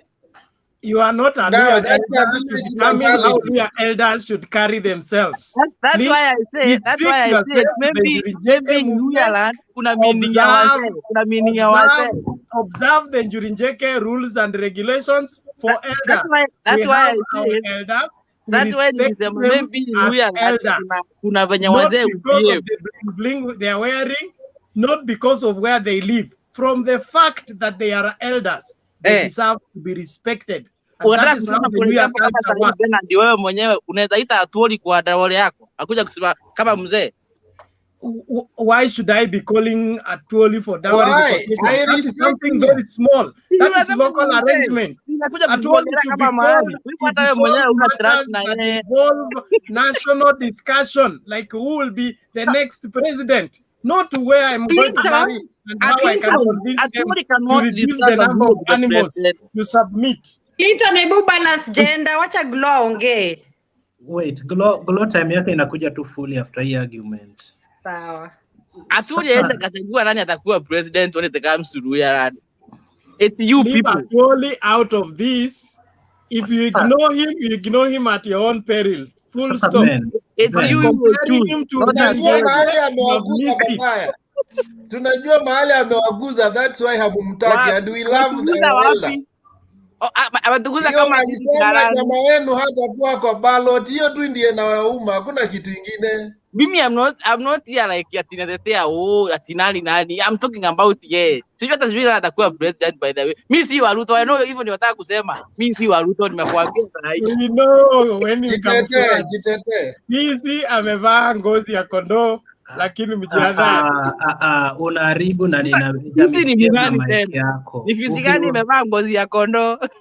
Ukianza kuingilia mambo na fisi na kondoo nitamisbehave na mic yako. Hai. Ni fisi gani imevaa kondoo, ngozi ya kondoo? Tumejihadhari, tahadhari tumechukua. Fisi Respect our elder of wisdom. You know he's the only guy who has a street named after him when he's alive. Hao wengine tumengojea wakufe kwanza. Basi Waluya msichukue uongozi. Mkichukua basi mtatukalia sana. Kama hii street ndogo hii mnajivunia kweli jameni. Endeleeni kutokuwa na election. Okay, thank you. Thank you, Eli Mwiti, for telling them the truth, Eli. And Jex, kwa sababu kuna time Jex, situsikize our one and only sister kutoka ile side ingine. Glow, talk to them. Glow, leo tunawaongelesha, talk to them. I will be watching their mics. Just talk to them. They won't attack you. Nimesikia kenye mmesema and everything. Looks like venye kila mtu amesema. First of all, mi ni Mluya, Kalenjin na Mluya, so amen. Thank you. Niko hapo halfway, so nikisikiza hii side, naona yenyewe, nikisikiza hii side, nasikia nikimbia hii side, but at the end of the day, what I just came here to say is that I just wish Kenyan politics, the side that it would take is the fact that we're all Kenyans. Venye, there was one brother who talked here that we should act as one. I think it was Eli? Yeah. I think he said we should all act as one. That's the only way we can beat these people, because kama tuna sasa tuko na sasa, let's say sasa we have parties in place. Alafu we sasa start dividing ourselves in these little constituencies. Alafu we even go further and then divide ourselves in tribes. We are doomed. We are doomed and doomed so much, because look, at the end of the day, we go ahead and marry people from different tribes. How do you think those kids are going to be? Like for me, I never knew my mother tongue because of this same thing. Because my mom is Luya, dad is Kalenjin, kila mtu anaongea language yao, utasikia nani uwache nani. And so when their families comes to visit, these ones talk their tribe and no one, and the tribe in the house is just Kiswahili. So I think let's stop dividing ourselves in little tribes. Let's say, hey, I would like the child to get different opinions on this side, and we do that, and we go by that and this side, and then they make their own decision. So I think we should only be acting on counties. We should only be counting votes as counties, not tribes. Ni Mluya alivote, sijui ni Mwoto alivote. We shouldn't count as that, because once we start counting, we are even si basi tuanze we start describing ourselves, oh mimi my genetics is my blood type is this and this, your blood type is that and that, your blood type voted for. That's how we up ndo tutafika if we keep on going the way we're going as people. Because if we keep on classifying ourselves this way, like we keep when we are petty each day, every day I can see the bar is literally like the bar is in hell, like in the sense of voting. It is literally in hell, because I'm like, why are we classifying ourselves as tribes when we are marrying, we are intermarrying in tribes? Why are we still, that brings so much discomfort also with marriages as well. It brings so much strife. Why do we do that? So why can't we just classify ourselves as counties? Yes, I'm voting in this county. This is the county maybe I live in. I've been living here for X amount of years. This is what I identify as. This is the county. Because I can see in Western countries, that's what works. You classify yourself as per the place you live at that moment, not even where you've lived all your childhood. You can't just at a drive, like run to where you used to live in your childhood to vote there. You vote for your current residence, where you've chosen to live. Because where you live, that's how the roles are going to be classified as. Your vote will count as to what decisions they're going to make as to where you live. So I'm like, why doesn't Kenya do that? We have counties. Why can't we use that? Why are we doing this tribe thing? Because I'm like, I don't even like, I just say I'm Kenyan. When I'm here, no one asks me, oh, what tribe are you? No, I don't have to. I just tell them I'm Kenyan. That's it. I'm just a Kenyan here. And they don't mind to ask me, which tribe are you coming from? Which constituency? Where have you voted in? What? And then when you come to Kenya, it's when you find this craziness. And that's why we will forever be third world countries, because of this craziness.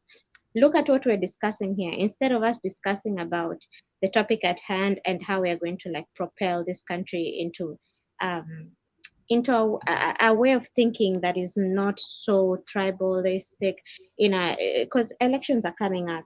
People are going to be riled up, have so many emotions. Why can't we tell them, hey, it's not about Atwoli. Mike Sonko alituvalia gold chains the whole of his running as a, in Nairobi. Alituvalia chains zake zote that he owned. We never said nothing about that. And now here, let people wear what they want to wear. That's up to them. That doesn't describe them as who they are as a people. What we need to worry about is how they are running. And you can see what happened with Sonko. We got rid of him once we realized he's not really serving us as a people. That's what we need to be worried about. You people worry about petty things, petty. Oh, which country? What is he wearing? Oh, ameva kofia leo, sijui what. No, me, I don't care. I only care about what are you doing to serve me as a Kenyan? How am I benefiting from you being in that position? How me as a Kenyan, as a tax-paying citizen, I'm paying taxes through my employment, and you're getting that. How are you managing that? Is there better roads? Are there better hospitals, better facilities? Are there affordable housing for me and my generation? That's what we need to be worried about. Not that amevaa machenzi. Hata ukitaka kuja uchi job, I don't care.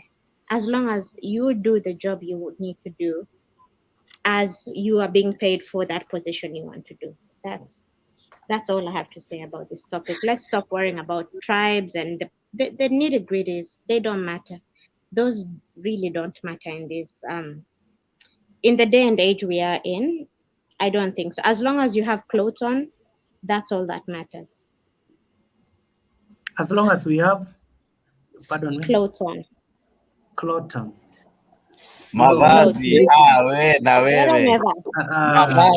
Mavazi kwa Kiswahili. Thank you, Glo. Sasa wait. Sasa mnanivamia na nilikuwa nataka nisikie venye ameitamka. Wait. Give me a break. Hiyo kitu lazima umesikia ni nini amesema. No, Nirudie. Clinton anadivert hiyo kitu. Clinton anajua, wala sijasikia vizuri. Ndio maana Clinton anajua mimi napenda, lakini kwa sababu mnanichukia na hamna unity, mnanivamia na hata Clinton. Wait. As long as we have, si mtu aniambie Kenya Glow amesema, then I move on surely. As long as we have what? I said clothes on. Mavazi. Mavazi. On. Yes. Sasa clothes ni manguo. Hiyo najua. Sasa mbona mlikuwa mnanivamia? So I thought English mnaongea huko ni tofauti sana na English yetu. So ndio maana nimestruggle kidogo. Lakini wenye wala unity karibu animeze. Sisi tunaongea Kiingereza Kiluya. We have to be united. We have to be united. Mtu asiposikia vizuri aambiwe. Lakini bila unity. But Bulo amekuambia vizuri. Mimi na Bena tuna support Raila na ni Mjaluo na we don't have tribal barriers. Sasa hapo Bulo, thank you. Clinton wako na unity. Ukishikanisha jina Allah mara 3 inaunda sentensi. Kwanza wananiongelesha na wewe pia umenivamia kwa clothes on. Na wewe unakuanga mtu wangu Jex. Naona ukiamama chini ya maji. Si uende nao once. Mbona unaamama kama Didmas Barasa mara upeleke 4 months urudi kama haijaisha? Si uende. Niko sabatiko. Colleagues alimiss colleagues wenzake. Wewe asitusikie bana. Hatuna uwezo wa kupambana naye. So, Maureen, uko na swali ndio Jex aseme maneno yake, Maureen. Sina swali, ni vile tunataka kuongezea Kenya Karo amesema, yenyewe tunafaa kuvote na hiyo without looking at our tribes. But Karo, remember, Kenya is tribal. There's nothing we can do about that. And politics in Kenya is like that. Kitambo tufike huko. We can do something about it. We can do something about it.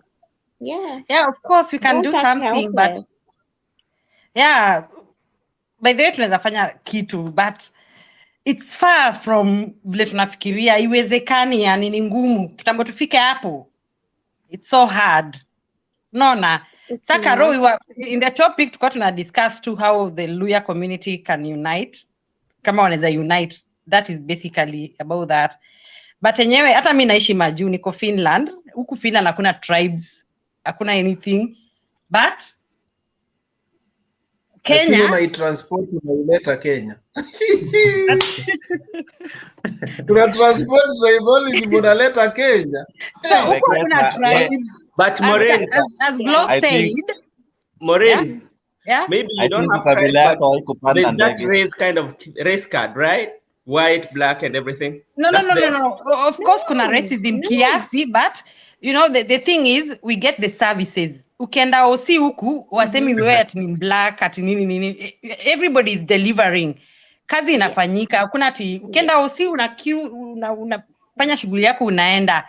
Hata mimi sijui whatever, hata president wa hii country sijui, but you get all the services you want. Hata tujuangi the politics that go on around this. Maureen, rudi nyumbani. Maureen, kuja nyumbani. Nirudi huko. Kuja nyumbani. Tumekukaribisha Western, kuja tu. Mimi nilitoroka huko. Kwanza Wekesa alikuwa na swali, hiyo swali ya Western. Wekesa, sasa unaruhusiwa. Maybe. Wekesa alikuwa anauliza kama uko na mtu. Mwache mambo ya kuwa na watu hapa. Tuendelee. Okay, Jex, wewe ni mtu wa mkono Jex. Hata kama umegraduate uko na maspana, relax. Kwanza wewe ni asala. Sam. Kama yuko. Sam. So guys, kwa sababu jana mliacha hii show ikijiongelesha. Niliamka usiku wa manane nikakuta show in account tu. So leo haitafanyika. Sam ndiye alikuwa moderator. Leo the worst part of it, like Sam alikuwa amebaki peke yake na muona tu anazunguka alafu akaenda. So leo Clinton, haitakuwa hivyo. tulete topic ingine. We have like 40 minutes. Before we move to any other topic, just to like sort of add on that, there I was just saying, I would love for us to just head to where we are just acting as counties, because sisi wote we have counties kwa hili. That's what they were built for. And I believe that's the purpose of that, because that's what serves you where you live at that current state. You're not being served as a Luo, you're not being served as a Kikuyu, you're not being served as a Siju what, as a Giriama. You're being served as a Kenyan, and as a Kenyan who lives in here, wanajua this ndio mahitaji yenu. Wanajua, oh, in Western, maybe they need more water because they have this and this. They need more of this because of this. That's how they allocate the funding. And if they need more funding, there has to be appeals systems in place so we can appeal, oh, we need more of this and this so that we can do this and this to grow our economy in Kenya. That should be, Kenya should be a state of economy. We have so much to export. Tuko na chai. My God, I'm like, I do not understand how Kenya has not monopolized the tea industry. Juzi tulipeana flowers for free. Juzi hapa tulipeana flowers for free. Ndio at least sijui nini ikinini ndio tukumbukwe. Wololo.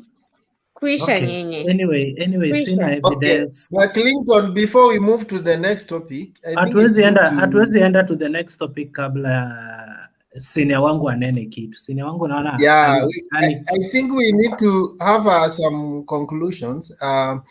On the flip side, we have been talking about Wait. Yeah, okay.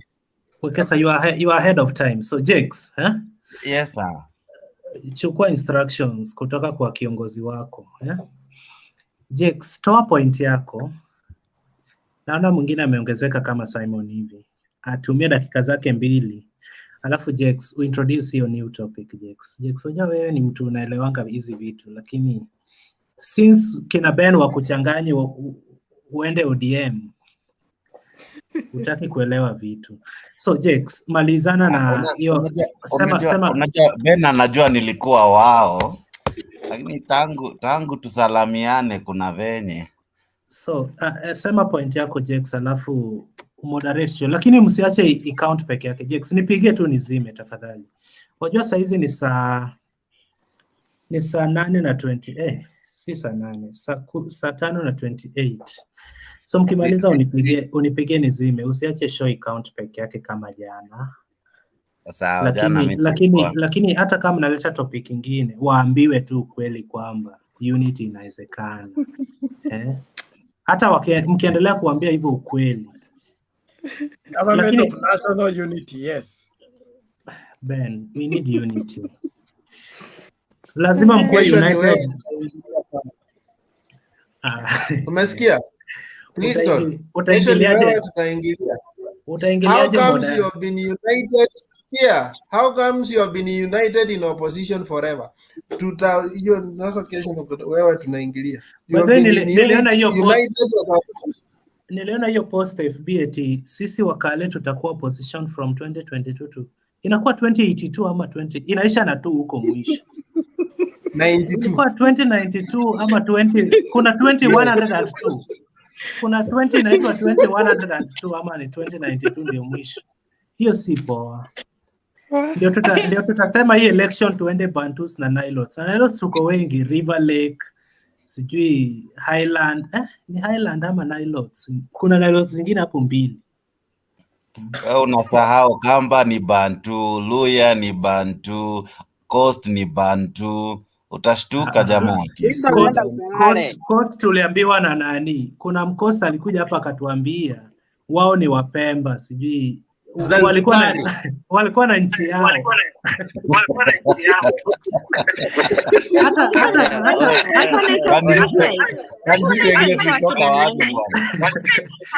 Sisi Wajaluo ndio tulitoka Sudan. Clinton.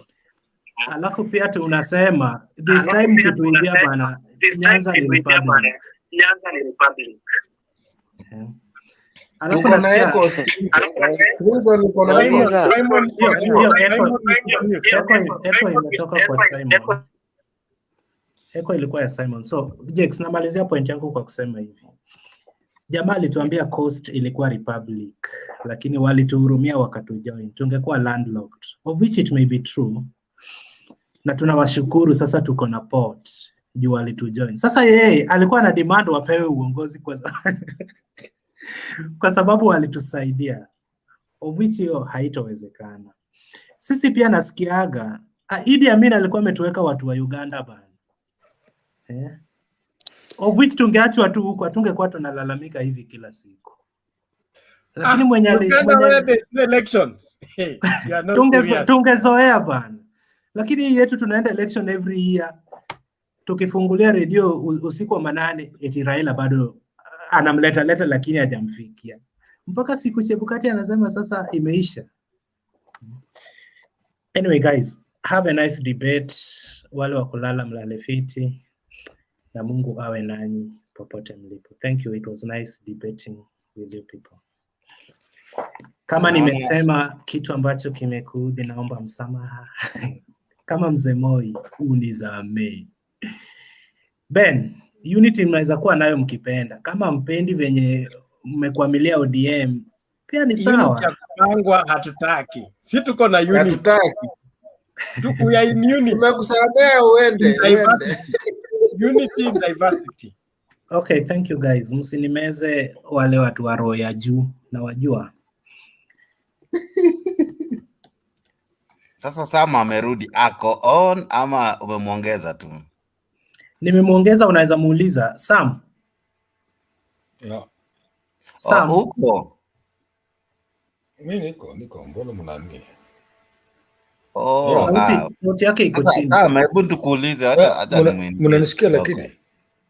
Tunakusikia, unajua unapoteanga, tunaona tu jina lakini wewe mwenyewe umezama kuzama. Sasa topic ya leo ni Savula kusema alivyosema, lakini imefika level tunaidiscuss in form of Luhya unity and Atwoli and all. But basically, what is your take? I'm sure umekuwa follow through and through. What is your take in all this conversation?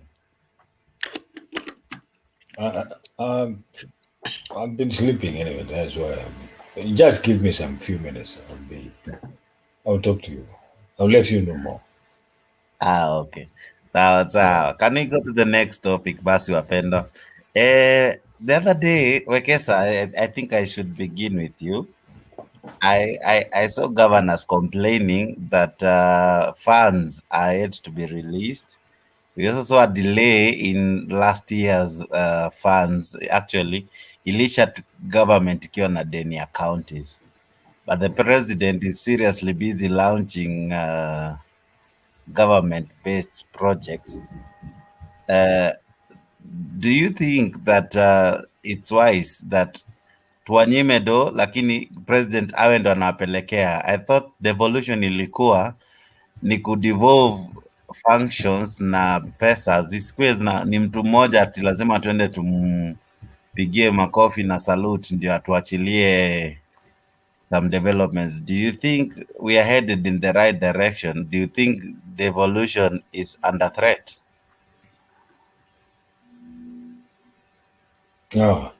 Are you asking me?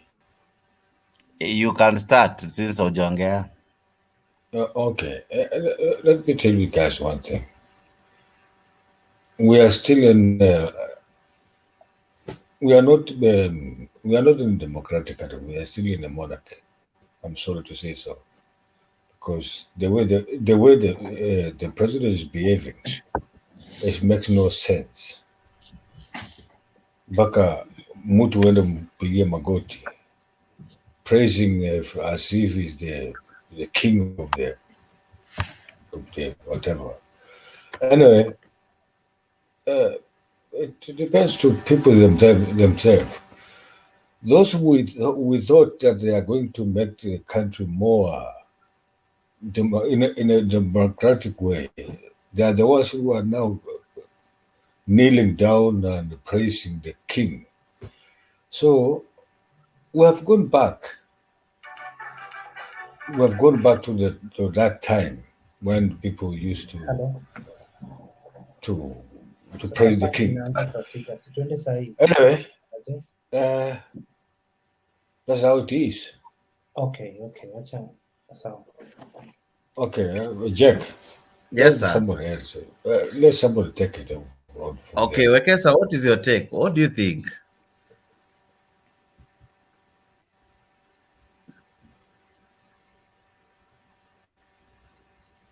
Just I would say that maybe we should not mix two processes because I've seen people say that if I can give an example of the project that the president was launching in Ukampani, like Twake Dam was launched somewhere when Uhuru was a debut prime minister. So it's a long-term project that was launched years back when there was a coalition government. Same to Kibwezi, Mutomo Road. Same to the this other Konza City. So it's not like president. I think there is a perception that president was doing handout politics in relation to 2022. No, these are long-term projects, and for him, he has actually he's looking at his calendar and he says whatever can be launched now needs to be launched because in the next 1 year he will be out of office. So if he has had an input, it's good to make sure that the projects that were ongoing to be either speeded up or completed. So then because of what you yes. have said, it leads to this question. Then why Yes. now and why the audience? The audience in this sense, why choose when we are almost nearing an election? Why choose an audience of his preferred or rather of people we would presume these are his presidential hopefuls and all that? So why now? Why didn't he do it last year? Why were this? Because as you rightly said, these are not things that began yesterday. They did not begin in this regime. They began in the previous regime. So why put so much emphasis now? In any case, there is nothing new he went to do if it's something that is ongoing. So I think in any case, then it ought not to have been called, what do you call it, inauguration or launching or anything.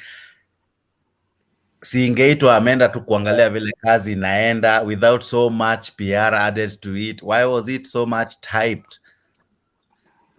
Yeah, okay. One of the things, let me tell you, any person who has been in office will always want to score credit because on the flip side, there are many people who are saying that he has done nothing and he's going home having accomplished nothing.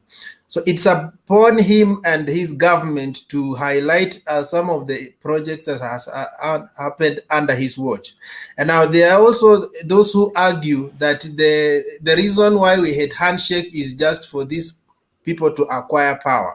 But he will say, but he wants to highlight the things that have happened and say that, look, the environment was not conducive for me. Okay, in my first term, I focused on, and that's how opposition perceived him. He focused on areas that were perceived to have given him votes.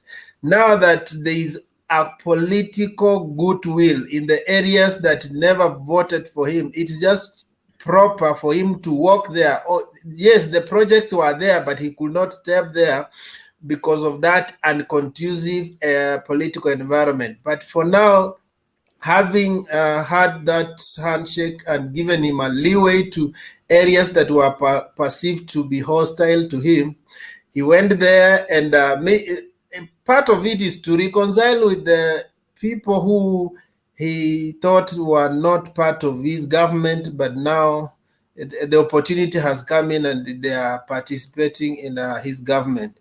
And also so that those regions don't feel neglected. And even the regions that are Honestly, I right really don't now, want to go to just okay, sir.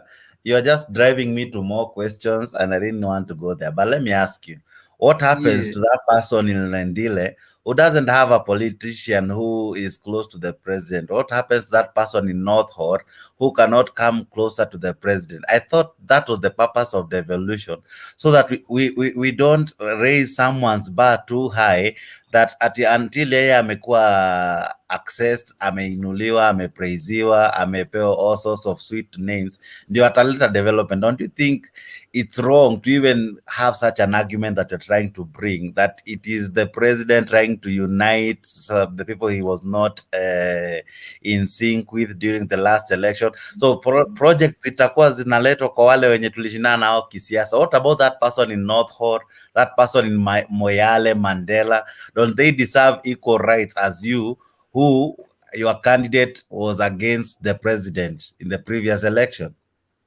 If you listen to me very well, I said that the projects were ongoing. It's only that the political environment was not conducive for him to step in those areas. So what I'm saying is that, okay, he has been doing developments in different areas, but some, there's a political perception. And when you are a leader, you're not only a leader, economic leader. So we are not just focusing on development. We are focusing on all aspects. You have to re-engineer politics of the country. You have to re-engineer development of the country, the infrastructure. You have to re-engineer even the social structure of the country. So you have to re-engineer the democracy. That's why there are people we contribute their leadership to having developed democracy. There are those who have developed as economically. There are those. So all those are factors of leadership, and he has to try and balance. Yes, we have developed the country, but our politics are wrong. I have to also re-engineer our politics so that when I get out of government, I have left a country on the right path of democracy. So that's my take. Okay, Wekesa, Jakes, just to add Yes. on what Wekesa said, I think what you are asking is that if you're not so close to the president, how can you really access those services? I guess that's what I've taken from what you've asked, Wekesa. And what I can think of is that we need to have head offices that deal with these situations, because what you see is that we just have county offices. And of course, we know that all counties are not accountable to each other. This county can do something, the other county is corrupt, the other one is doing the right thing, this other one is doing whatever they want to do. So you find that there's so much inconsistency, and there's just it can't, like, everything that's happening, nothing is happening at a consistent rate, nothing is working, and that's why we find that our systems are failing. It's because the way we've set up our systems, there's no one who's to be accountable. Because if this county sends all their paperwork about all their suggestions about what they need to do with their county and everything, they send that to the to State House, then when things go wrong, who is accountable to what? The paperwork is all lost in their system. And what you find with most Kenyans systems right now, nothing is digital. Nothing is digital. Everything is, they file it like in the olden days. They file their paperwork in files, like physical files. I still get shocked to this day.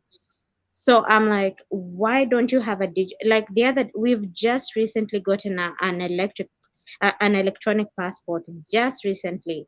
That's something that the Western world has been doing for like years and years. Why can't we think forward? Like, we can, this system, it's failing us. We can see that it's failing us, as you've said. Why do we have to jump so many hoops if we don't have connections to the president? How can we know as Kenyans and as businesses, as institutions, organizations, for profit, not for profit, how do we know that we are reaching to the right place?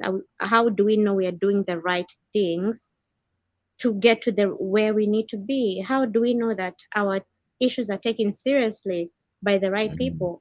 It's because we don't have direct access to the president, and the way we need to do that is by having a head office, a place which processes all that paperwork from all these different countries and sending them straight to where they need to go, to parliament. And parliament and state house need to have all their head offices as well with qualified people.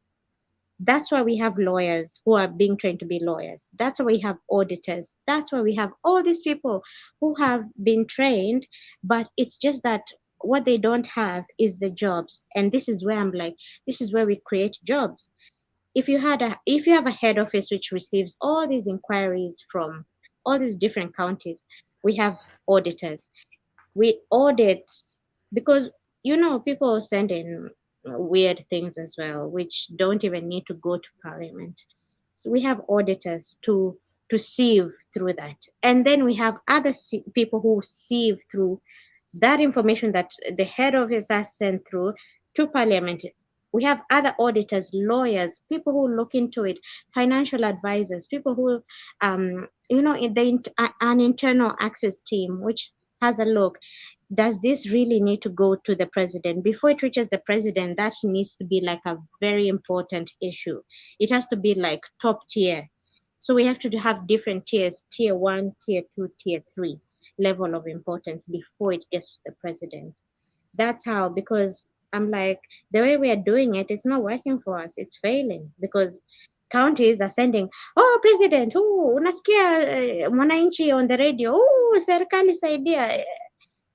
It's just so chaotic to try and get any help of which is tangible and which is able to help Kenyans in the long run. We can't live like that. We need a system. We need a functional system. Even call centers where someone can call and just be like, hey, I have this issue, and instead of me going on radio and ranting, can I put my issue through? And then we do with that from that system. It goes from one head office to the next. Yeah. So, Okay. sorry. Well said, Glow. Simon Dong, I don't know if you're there. Simon? I'm there. Let me ask you, do you think we have created a godfather in the name of the president to the level that we have to go to him to almost everything that we need, and that it is him who kind of has to spearhead development in our counties? Yet devolution came to sort out such problems. Because we are starving the counties so that we can make one man shine, creating a god, the father in him. Do you think we are raising, or we are creating a wrong precedence even in the next governments, that you have to be in good books with the president for you to enjoy goodies? The problem is the devolution in our country. We find that our counties are so much over reliant to the national treasury. The national government. If counties could be a bit creative, for example, you find there are those counties which are rich in terms of industries, not only in tourism. For example, Mombasa, it has it's rich in tourism. So if there could be somehow creative and earn a bit of income, that they should not be so dependent on the national government. Even if money delays from the national government, even that one that comes from the national government becomes a surplus, you see. But now the problem with our counties, you find that our governors, like for example, they sit back and they say we have not received money.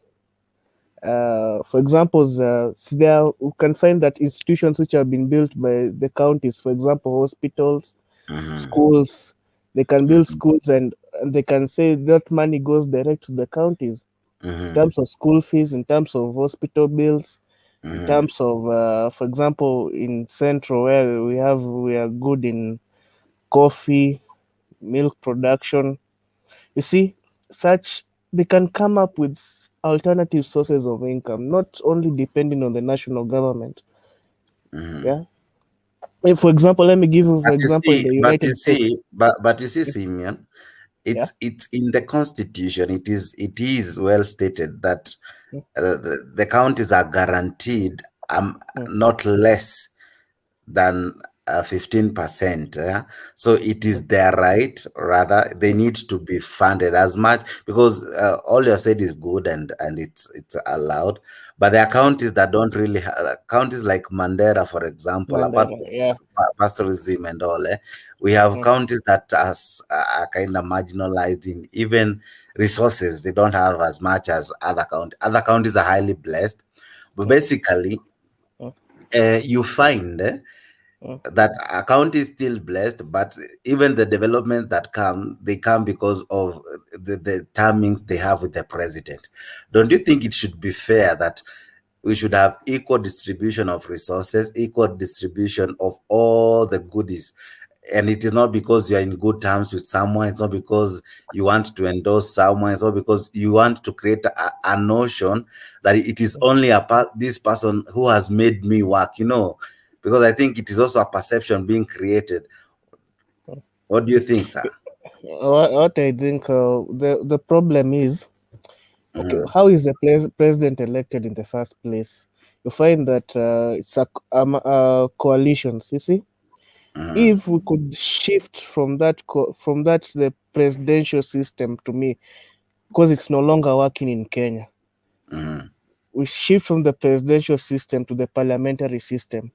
Okay. Somehow it will tame the powers of the president, because the president will be more accountable. Right now, the president is not accountable because he has. But I think the president has created himself to be so. Let me ask you, Kibaki didn't have such. I don't remember a day I saw people queuing to take photos with him, to be endorsed and all. He as much as maybe we will not attribute so much to him, but in his final days, I wouldn't say so many people coalesce around him so as to great applause and all, kujitafutia CV, kujiundia name, all in the name of Atiniku launch projects, nanini. Yet we have counties to do such. It depends now. Now it will depend the personality of the person holding the office. I can give you the example. A great example is the US. You remember Trump? Yeah. He had a lot of ego. He wanted to, whenever, even you remember when they were meeting the G7 summit, he wanted to be seen that he's the boss. It depends on the character of the person holding the office. Okay. You saw Kibaki was a man who was focused on development, and he was not for fame or anything. That office is for you to serve Kenyans. Okay. Now the problem with Uhuru, he wants to be seen that he's a populist. He has that ego. Yeah, that's the problem. The person holding the office is the problem. Yeah. Okay. Bernard, are you still there? Before I go to Brother Benson. Bernard, are you there? I'm coming to you, Maureen. Just patience, kidogo. Bernard, are you there? Okay, let me come to Maureen. Maureen, you said you're in Finland, but I think you are in tune with what is happening around.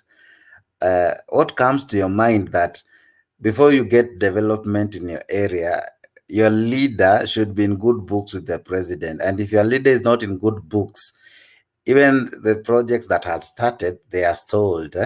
So what do you think? Do you think we are creating a godfather in the name of a president, that things rotate around him, and if it is not him, nothing moves? What do you think?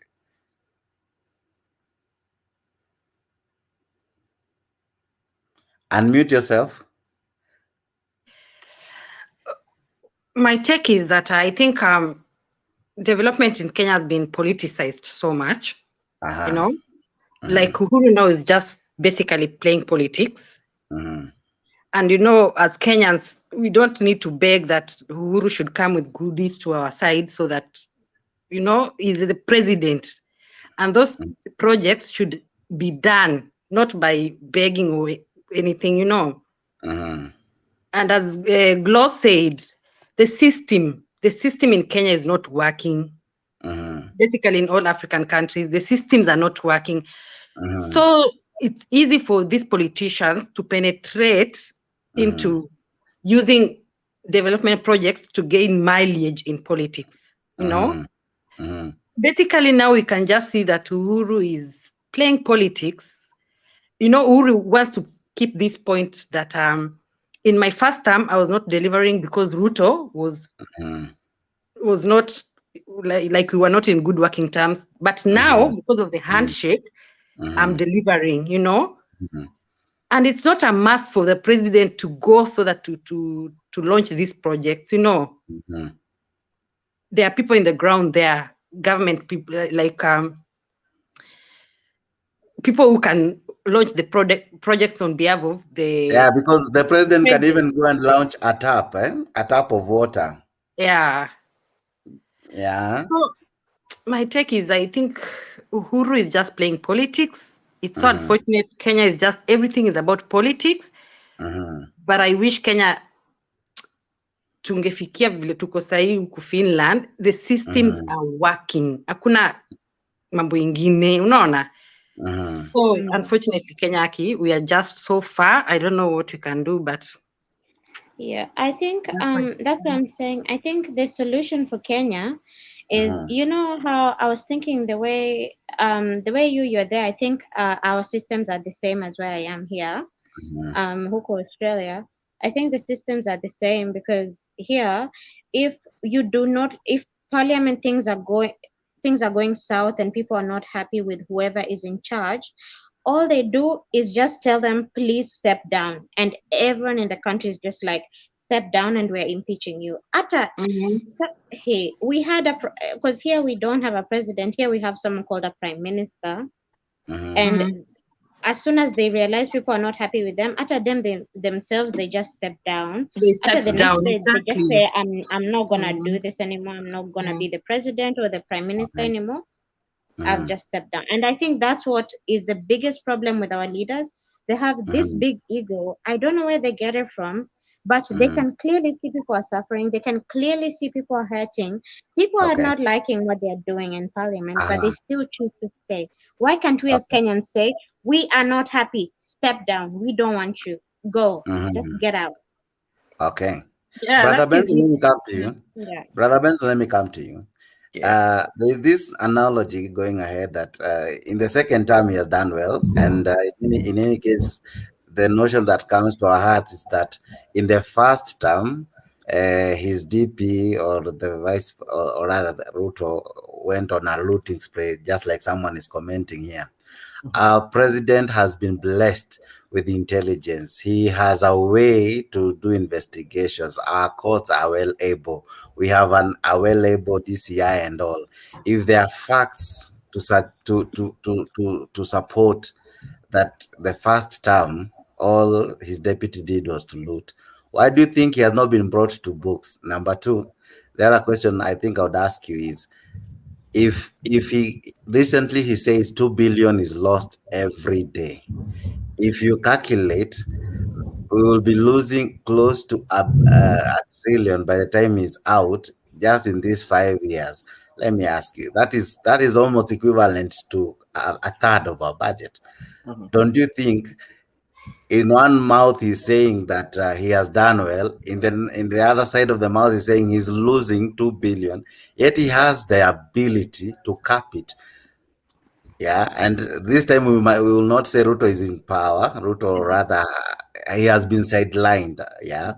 So do you think we have a president who he's playing to the gallery, but the actual picture is not what we are seeing? Because in the first term, we only heard of corruption. In the second term, he's saying, I'm doing a lot, but corruption hakuna. Lakini chini ya maji bilioni mbili zinapotea. What did you make of such? I think when you want to interpret that, first of all, it will be interpreted in two ways. You only have 5 hours to sleep. Or somebody is on. It will be interpreted in two ways. And one way is you have to look at this way. You have to look at it in terms of politics. And when you want to look in terms of politics, and you will find that in politics there are two worrying factors, you know. And when you look at two warring factors, there are those who will support the president that he has done well, and those who will say like DPP has not done well. Even in the past, when like to say for the very first time back, we say like the DP was maybe DP was taking care of everything. Still, there were still people who were complaining that DP is not doing what is very right, and Just one moment, Benson. Maureen, kindly mute your mic. Maureen, mute your mic. Oh, sorry. Go ahead, Brother Benson. Yeah, so it's a politics, and like that is kind of what is happening. But like when we look at it in a very, very, very critical way, first, one of the things that we should also look at before even like talking about the projects, it's kind of like very funny when you look at even at our county levels, when you go back before the constitution that we have today, we used to have like the municipal? It was the Ministry of Local Government, yeah? And the revenue that was coming from Ministry of Local Government was huge. We used to collect a lot of money from Ministry of Local Government. It was giving a lot of money in all kind of law. All the people, like when you go to Kisumu municipality and all that, they used to collect a lot of money. Yeah. But right now, when the county came, the collection of revenue went down. And like one thing is there, like even at the county level, there's a lot of money that is being taken away from the people, That is not doing well, because if you look at the system, like you can find like the county, they have their budgets, yeah, and like when they're doing their budgets, they should tell you like from what they want to collect in this financial year, on how they're going to use on what they're going to collect. That is their own collection revenue, before adding what the national government should do, And like that, you find like even like they can even not pay the people who are sweeping the streets.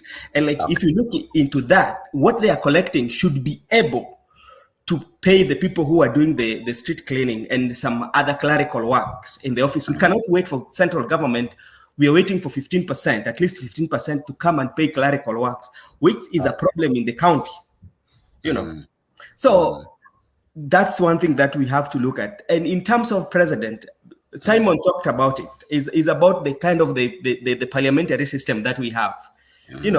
You cannot hold executive accountable for whatever they want to do, because like they are not in the parliament, So the executive can do anything he wants, and the only people who can checkmate the executive are the members of the Senate and the members of the parliament. And when you go, let me ask you. I don't think there's that lacuna in our law, because I think about it. As much as we don't have a parliamentarist kind of system and all, or rather, whatever kind of system we are having, basically think about it. I think our constitution has placed clear checks and balances, right? Why are these checks and balances applying only to maybe one side? Let's say the Tanga side, even the Daily Nation in our list, all of them do corner scandals. Bonus checks and balances, they don't cut across to every person, to the president, to everyone, so that by the end of the day, we can be able to separate the barley from wheat, because all we are seeing is just politics and drama, but we're not seeing really good things coming on board.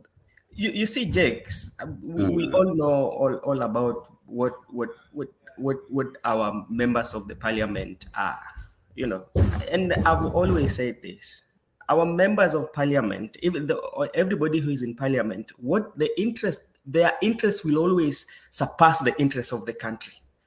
They will not always put the interest of the country first, because even you can see in the parliament, right now, even if let's just go to parliament, in the parliament right now, if you are associated with the deputy president, you will not find it very easy. Yeah? Yeah, just because you are associated with the deputy president. And this is something that even many people have seen that. Yeah? If you go back to 2013, if you listen to what Kimani Ichung'wah was saying, and what he's saying now is quite much different.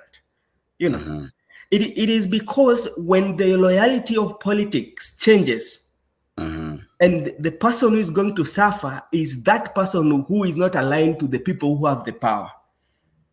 If today, so in short, this is what I'm taking from you. In short, you're saying the dirty garments of handshake tutazijua when we get the next government. Exactly. Let me tell you what will happen. If something happens today that the handshake is not going to, something happens like there's a disagreement, that is when you are going to see like nobody respect the presidency.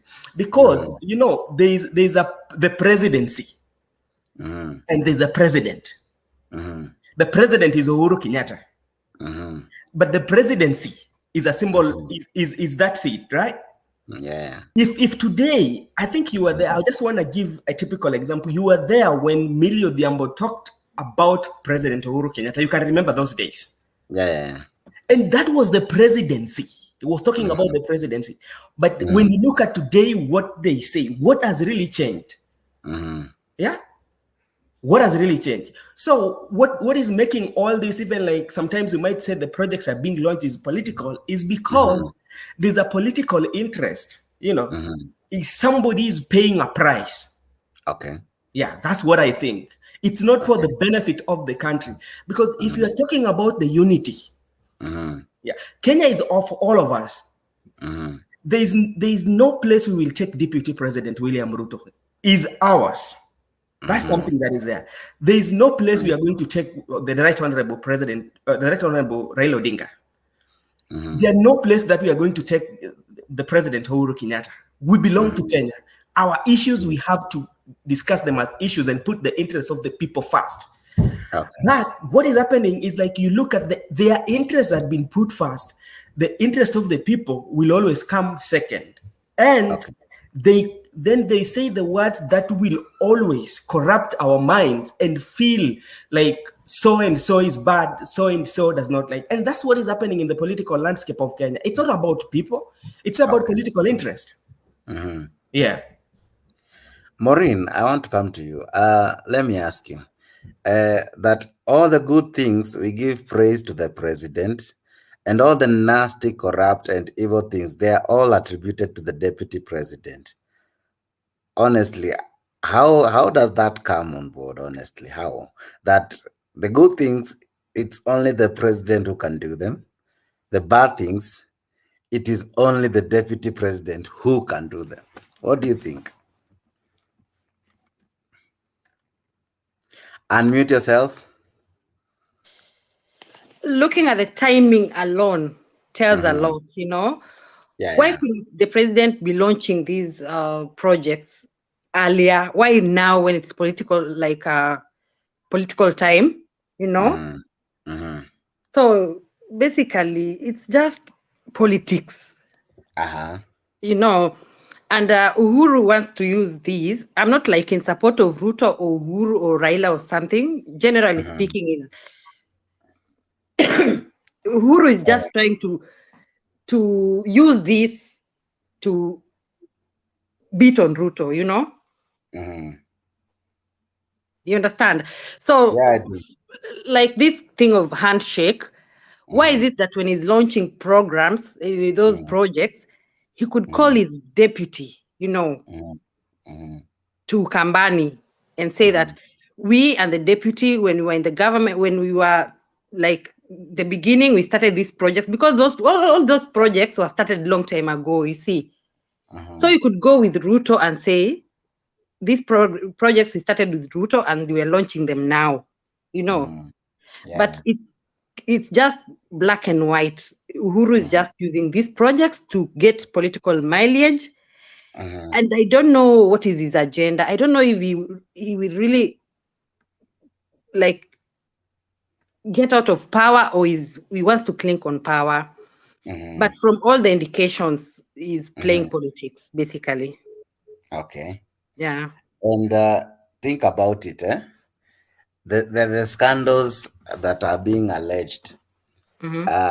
According to what maybe I've read, it is the president who cannot be sued for things he have done in his tenure, maybe until he's out of office. But I don't know if that applies to the deputy president.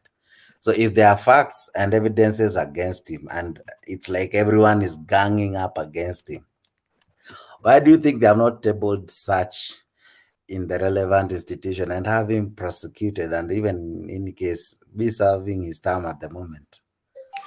Of course, like Uhuru has killed the institutions. Now the judiciary is dead. So there's he's just in power and everybody is like, nobody can really point out that Uhuru, you're corrupt. But the Uhuru's presidency will go down as corrupt, Because when he says that we are losing 2 billion shillings is it per day? Yeah, per day. And he's the president, the sitting president, What is he saying to Kenyans? You see? And if they talk of corruption, Ruto will be there too, because they were both together in the beginning. So politics is just killing Kenya. Dirty politics, like what Uhuru is doing, for real. And you know what? We don't have to beg for these projects. I was like so shocked to see that now Uhuru is going to Kambani, and Kamba leaders are like, they feel like they were in fact fighting amongst themselves to see who is invited, the president or wherever. And they are right, you don't have to beg Uhuru to come to launch projects in your place, and yet he's the president. You see? Okay. Yeah, that's my take. Simon Dong, let me come to you. Are you there, Simon? Before we add I'm there. I'm there. Let me ask you, sir. Yeah.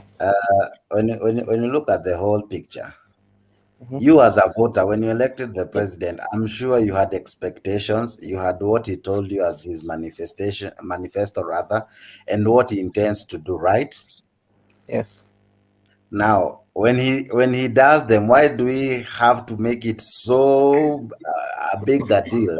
Yet it is your right as a voter to receive those services and those things that he has done. Why do we have to make it so a big thing? Okay, it depends now. Okay, for me, what the president has done, number one, the mistake he did was you cannot go launching projects which are in fact, like almost 80% of them, they are incomplete. You see, like which one was it? Did he launch recently? One in Mukambani. Yeah, it's like it's incomplete. Yeah, what they'll do, it will be launched. Once it reaches next year, that project stalls. It's forgotten. Remember now, that has become the trend of the current government: launching projects, not completing them, and they are using it as a campaign tool. You see, now that's the biggest undoing of the president. That's why people are saying we are not against the projects. What you should do, first complete the ones which you have launched before launching others. You cannot keep on launching projects, leaving others spending. That's how we are losing money. Because you find that every president who will be coming after him will just be launching projects, launching. And launching a project, there's that commitment fee the government pays. It's a lot of money. Even holding that function itself, It's some a lot funds of will be money used. Yeah. to be used, and the project ends up to be a stalled project. Mm-hmm. So for me, first do the projects which have been launched, Mm-hmm. complete them. Mm-hmm. After completing the projects, go and launch another. Okay. Yeah, that's And let the me only ask you. thing Let me we should ask you. do. We listened to the budget the other day, and all I didn't hear, or I would love to have heard, is in the projects that the government is doing, 60% has been done. The remaining 40 will need ABCD. We don't get an account of the progress of what was like allocated the previous budget, how much has been used, how far is the project, how much is needed. So it becomes like a ghost project with a budget that we truly don't have a clue about. All we know is that this project has 42 billion assigned to it. We don't know the 20 million, the 20B that was given the previous year, how much, how far it has come. Is it at 60%, 20%, So according to you, do you think even when we budget and all, do you think the government fully accounts to what it does? It presents to us ghost budgets, ghost projects that we cannot really say what percent of it has been completed. And that's the biggest problem. We cannot account for any. You see, for example, why is this SGR contract? Why is it been kept secret up to now? Yeah, we don't know the details of what China gave us, the terms. Yeah, in the dark. That's why I'm saying that our parliament is a big failure. Such a project should not be allowed to take off before Kenyans know the terms, you see, of the project. Any project that requires for us to get a loan, first, the details of the contract that has been signed between the Chinese government and the Kenyan government should be made public. See, now Ndungu. Yeah.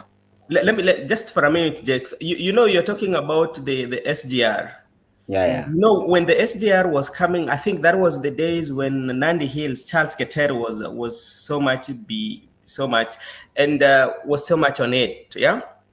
And I can remember when Charles Keter went to one of the places in Rift Valley, in Nandi. It was seen. This is something that we discuss as a country. It was seen as like Charles Keter was fighting deputy over that. Yeah. And you see that now, and now you see it's a big problem, because if all the MPs, including by then Jubilee MPs, could have stood by him, the Kenyans could have known the truth. Yeah. So that's what the problem. But Brother Benson, who signed the final document to approve those funds? It's the president. It's the president. And remember, Jake, let me if you come into the government, president usually doesn't sign this thing. Everything that president does, something that we have to agree here, if you want to assist our country, and let us be very straightforward, it's now we're talking about our country. Forget about the disagreement between the DP and the president. If this government you are seeing today, all the failures of the government will be in two people. It'll be squarely on the president, the Uhuru Kenyatta, and his deputy William Ruto. That is something that is there, even though if deputy did not play a part in it, but is part of that government. So if deputy was patriotic enough, and he felt like there was a deal that was going sour, he could have raised an alarm, because that's what patriotic is about. Patriotic is putting country first. We've seen people losing their lives because of their country if something is going wrong. So he was in the government, deputies briefed each and every time. If that thing is happening, even if he's not involved, he has to have an information. So as a patriotic Kenyans, that's where you come out and say, you raise an alarm. You raise an alarm, so it is in the public domain that during this time, I raised an alarm and action was not taken. That's what I think. Again, Jax on the SGR.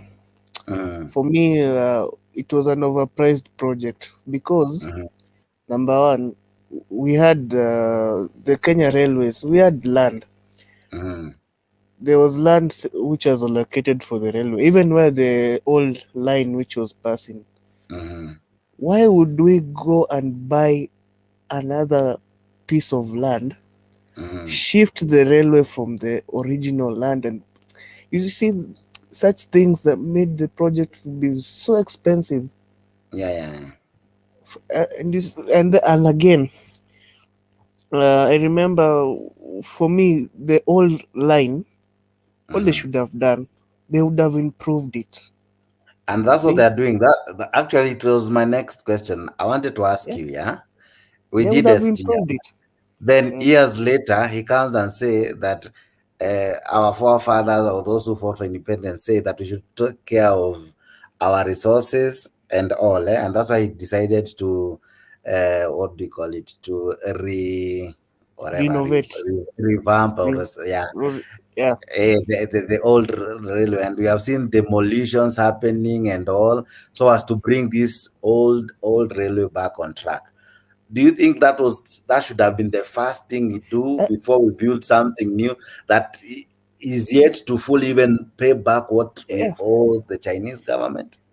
For me, if they would have revamped the old railway line, I'm 101% sure we would have not spent half of what you have spent on the SGR.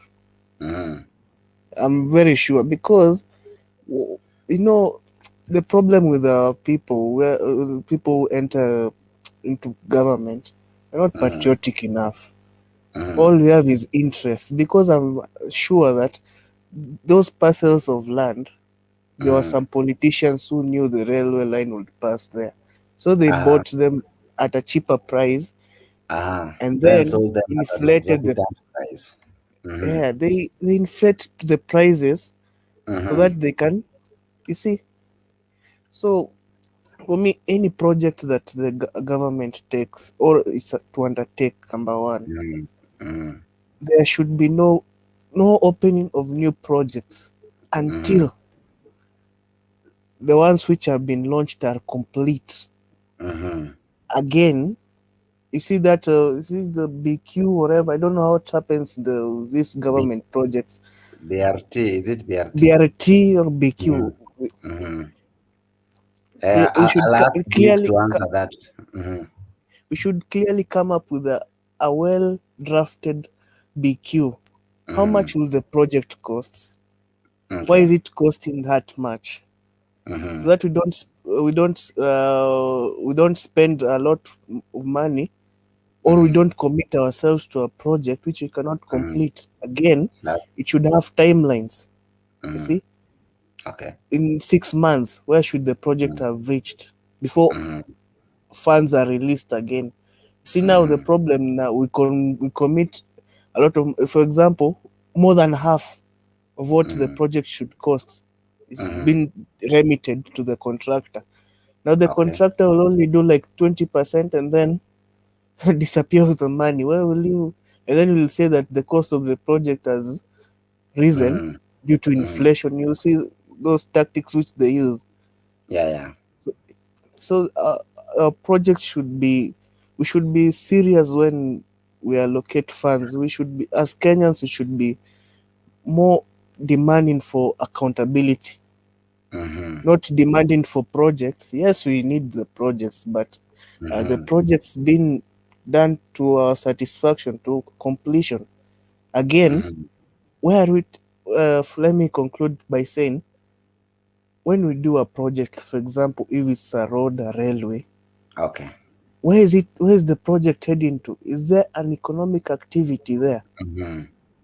I'm sorry to say the railway line that was going to Naivasha. What economic activity is there in Naivasha?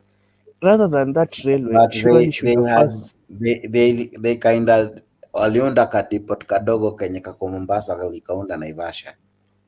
That dry port. Okay, for me, it's not. It's It was. It was a wrong. It was a wrong. It was wrong. It was a wrong thinking, wrong priority. Okay. That railway line should have passed where there is an economic activity, a visible, a viable economic activity. Because if you don't, for example, if you build a railway line to transport people, you are wrong. A railway line should be built to transport goods, mostly goods from, for example, if it's Mombasa, and those goods are needed in Nairobi. The railway line should, in fact, the SGR should have passed through Nairobi, Eldoret, where there is viable economic activity, not in a ghost town. You see, like, for example, that one, which is has passed through a Mali, there is no economic activity there. See, so we should, next time when you open a project, not just building a road. A road, yes, you can be building a road and then you build a road in where there is nothing going on. What will that road be for? Take the road where there is a viable economic activity. If it's a railway line, where there is a viable economic activity. For example, you cannot build a stage where there are no matatus. You see, it makes no sense. Where there is no economic activity. That's all I got to say. Okay. Maureen, you had something before I go to Duke? Unmute yourself. Okay, as a parting shot, for real, we just have to be patriotic, as Benson has said, and Simon. And we have a lot to do to change Kenya, you know. But anyway, thank you for the forum. It's a nice one. I'm going to sleep. Have a good time. Yeah. See Good you, night. child. Bye-bye. Bye. Duke, are you there? Yes, I mean. Yeah, I don't know if you've been following our conversation. Yeah. What is your take, sir?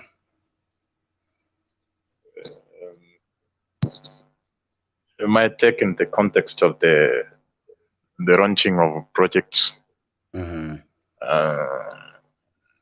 me, it is like it's political. As most of you have said, the expenditure of the Kenyan money should be across the board. They should not be directed to a given place, or should they be given to score political points or to try to sway a given section of voters in a particular way. In this context, I'm talking about the current feast of the president to Nyanza and then the recent one to Kambani. If you were keen on the first term, that is from 2013 to 2017, you'd not see the president launching any project in Nyanza. Neither did you see him launching any of it in Ukambani. Yeah, that's true. Maybe it's because he was well aware that those areas, come 2022, come 2017, they will not vote for him. So he is trying to direct Kenyan resources not in an equal and a fair way, as the Constitution puts it. And this does not happen actually. What you have spoken about, most of projects not being completed, about 60%, as most of you have put it, is because when it nears election period, for instance, during the campaign, when the time when almost the onset of the 2017 election, in my area, for example, several constructions were launched. Actually, even tractors came. I think it's they hired some tractors and then they came to the side, and then after the election, all those tractors were removed from there. So the executive, starting from the president, is not handling the resources and his mandate in an unbiased way. To some extent, he is biased. He wants to score some political points, which is unfair and which is against the constitution. And Duke, let me ask you, don't you think, for a voter, just kidogo tu Benson, we're almost winding up. For a voter, when you are punished because your leader does not align himself to the president, and probably even voted for the president, what do you think as a voter we should learn? Should we ask that these leaders, when we vote for them, they should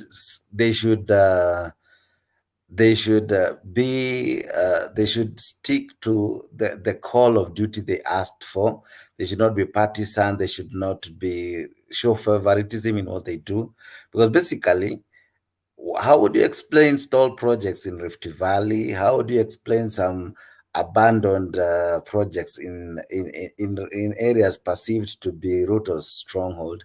What would you make of this? And some of these people woke up early to make this leader the president. What would you make of this?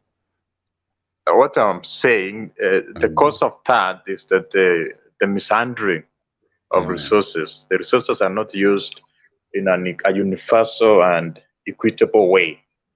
So that is the reason, and that is what is enhancing tribalism in Kenya.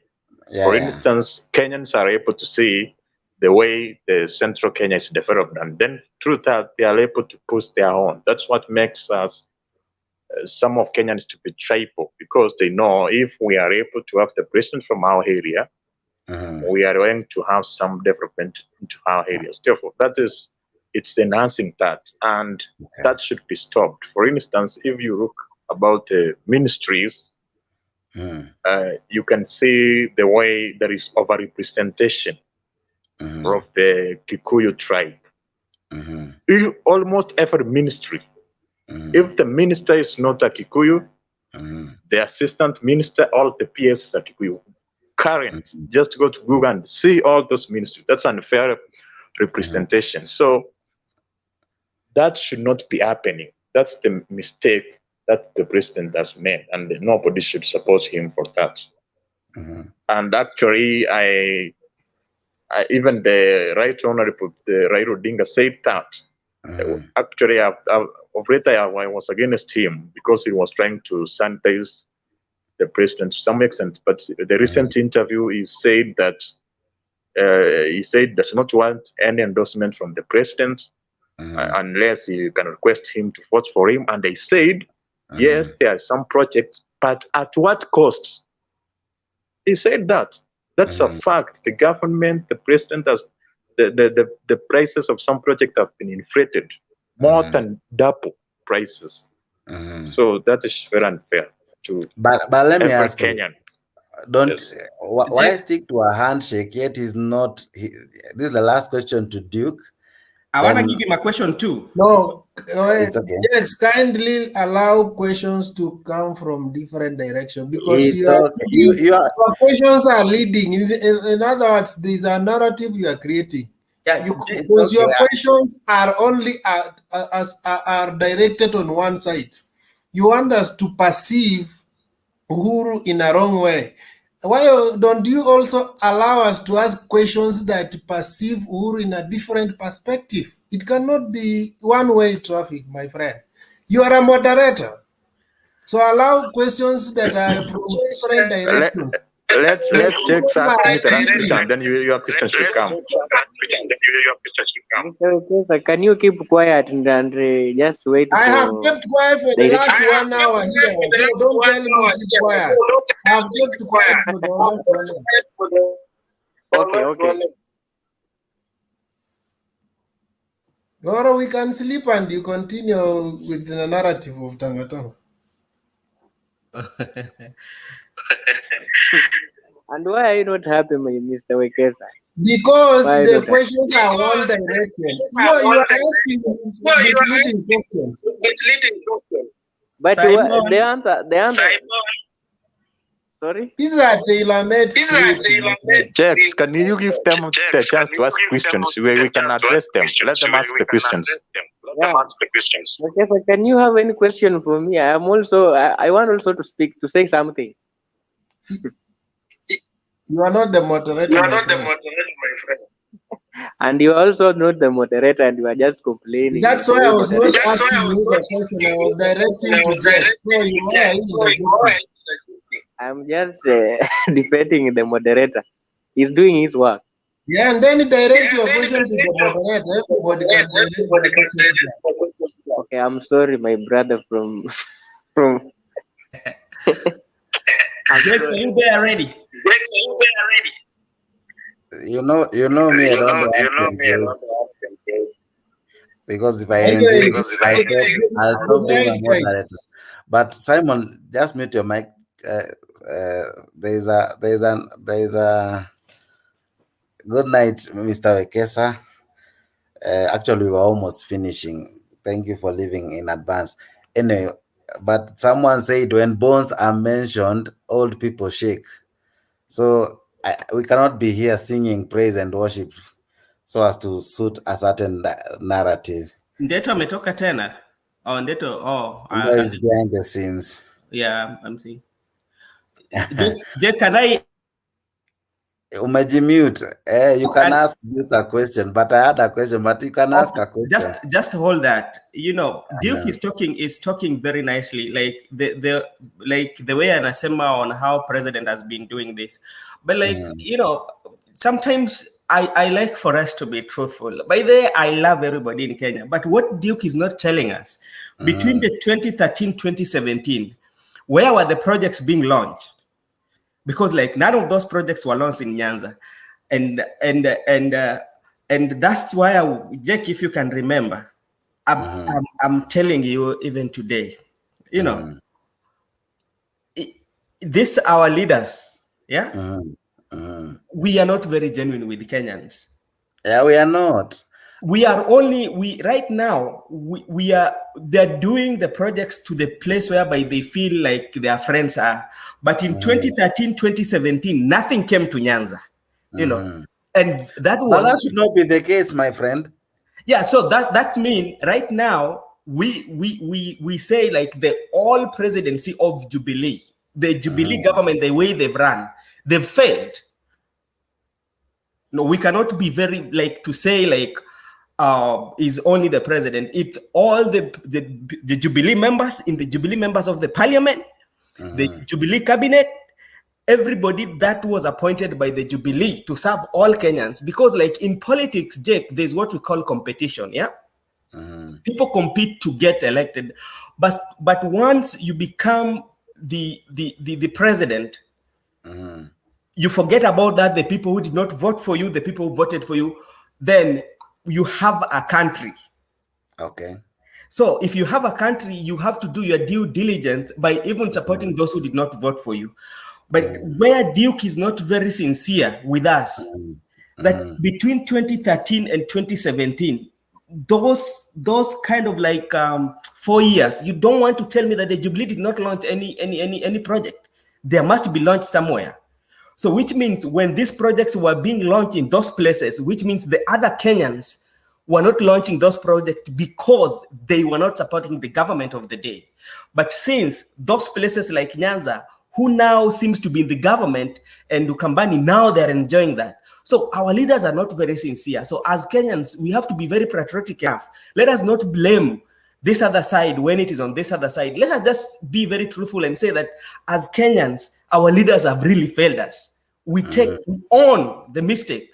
Then by owning mistake, now we see on how can we correct when even that DP president come, the president of Kenya next year, tell the DP, this is where the mistake was.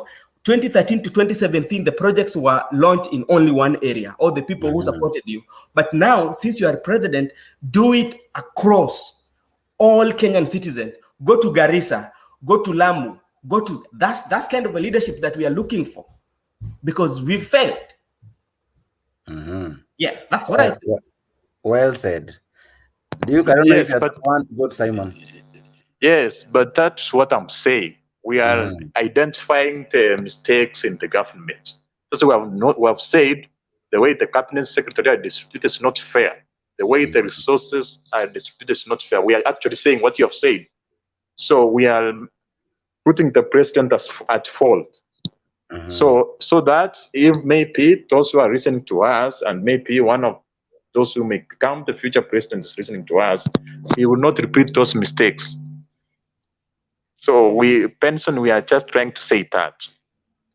Like, what the only thing that I don't agree with you, once when like right now when we talk about the for instance in US, when we talk about the Trump administration, they say the Trump administration failed the US.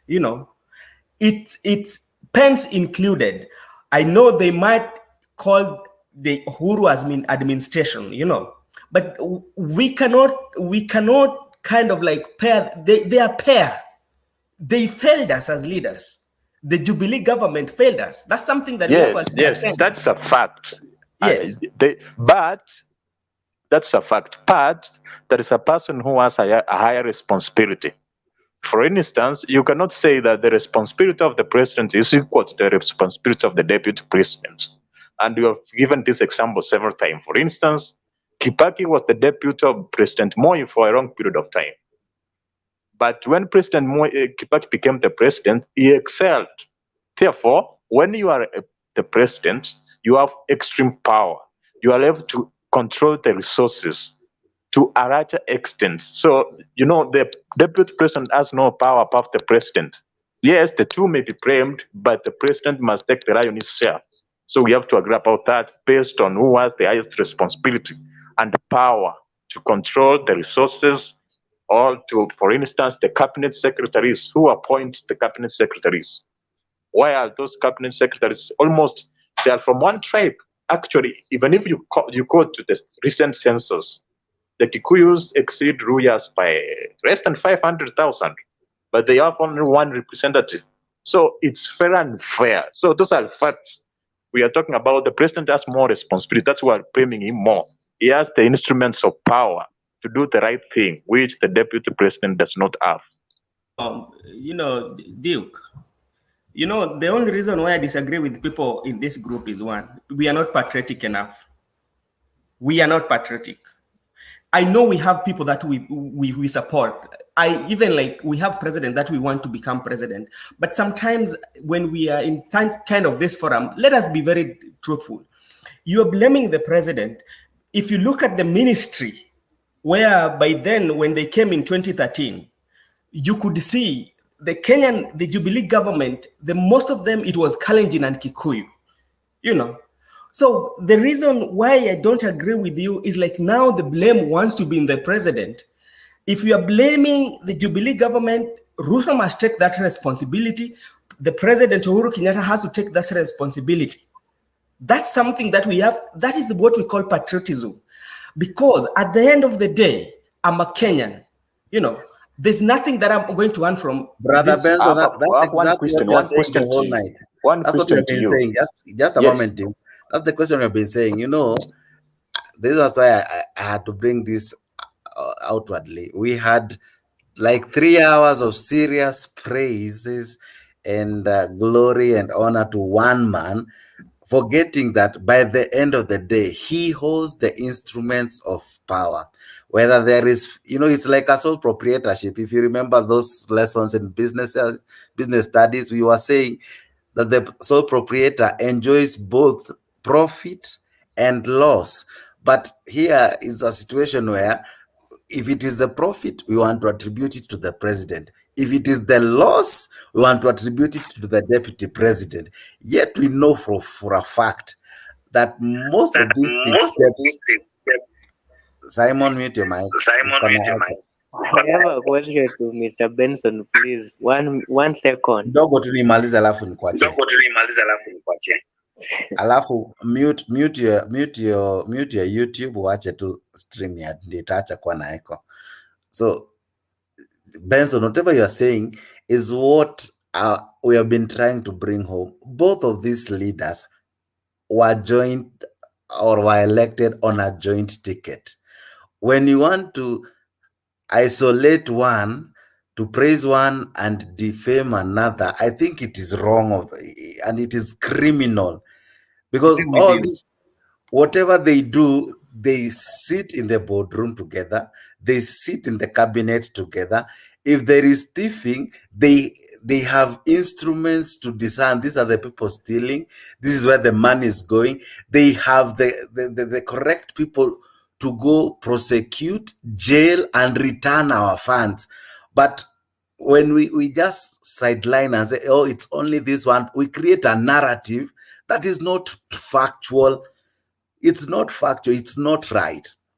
It's not right. And then we go and side ourselves with the person we think is right simply because he's bringing goodies. Actually, if there is one person who is giving handouts to Kenyans, it is the president. I rest my disagree. I wouldn't wish you agree. I wouldn't wish you agree, because I know your inclination, but it is not inclination. A want to goodie is a present goodie, the whether in valid form of a truth. wheelbarrow, Let's whether in do form of it. a No, project, let's do whether it whether in form of a accurately wheelbarrow, in the whether in right form of a light, project that is not so that adding the value, scorecard that's a goodie. So as to can create a certain be. narrative, so that a politician and as again bonga point, that is a goodie. Jake, were you the moderator? Bernard, let me tell you, Jake. It is you who has interjected. You have made me to be a participant. Jake, let me tell you one thing. Jake, let me tell you one thing. And this is something that I will tell you for free. I will agree with somebody who has put Kenya interest first. And like when you make a mistake, I will not agree with you. There are things that DP, there's things that DP has done. I agree with him fully, and I support him on that. There are things that are not matching up, and I feel they're not going to last forever. Those are the things I question. If I question him, does not mean that I don't like him. But like I'm looking at it in terms of 10 years, will it be very beneficial? I've disagreed with Raila, and the things that Raila has done very good, I've also agree with. The same with the Uhuru, all the leaders of Kenya. I've never taken side and say that I'm voting for this guy. I will not disclose that the people that I'm voting for. No, I will not. And you will always not know my side. That is true. Yeah. And I agree with you. And let me finish my point. Then I give Brother Bernard. And then we'll have our closing submissions, and then Brother Benson will pray. This is what I wanted to say. A goodie is an incentive. It's something to entice. It's to create a certain feeling in you, to make you like a person, to make you feel that I would want to vote for this. That's a goodie. It can be in form of monetary value. It can be in form of a handout, like a wheelbarrow, like a tank, whatever form. It can also be in form of a project. Let me ask you, you have said it rightfully, that in 2013 to 2017, there were no projects coming your way. Right now, because there is a certain inclination, or there is a certain favor that the president wants to enjoy with his brother, as he calls him, he is taking some degree of goodies, some degree of projects, some element of goodwill, so as to win more liking, more. There is no difference to what Ruto is doing. The only problem is Ruto maybe is giving short term. This guy is giving long term. And by the end of the day, both are achieving the same thing. They want to swindle people to their side. They want to whip people who don't agree with them away from them. So basically, what am I trying to bring home? A goodie is a goodie.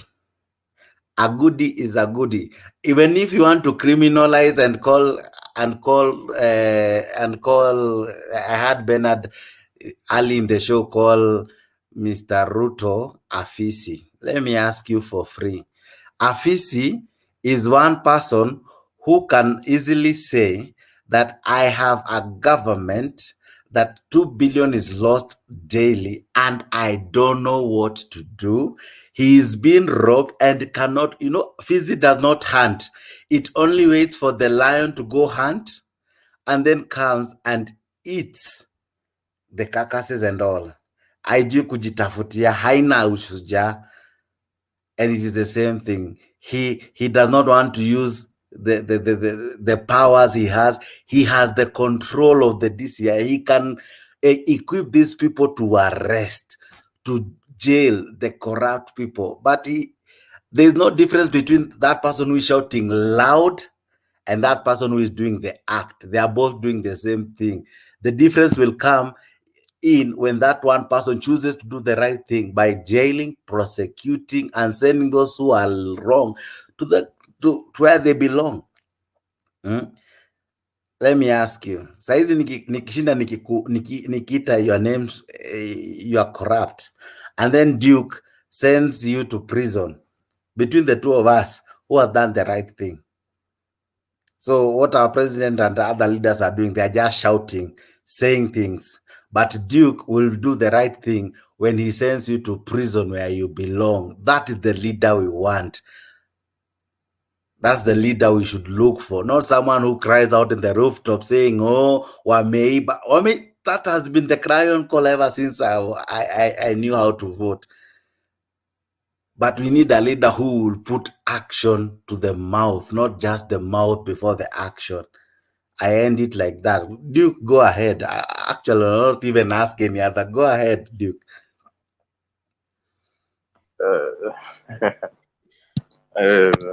So I actually was saying that most of you take me as a Ruto supporter, but previously I've been supporting Raila up to 2017.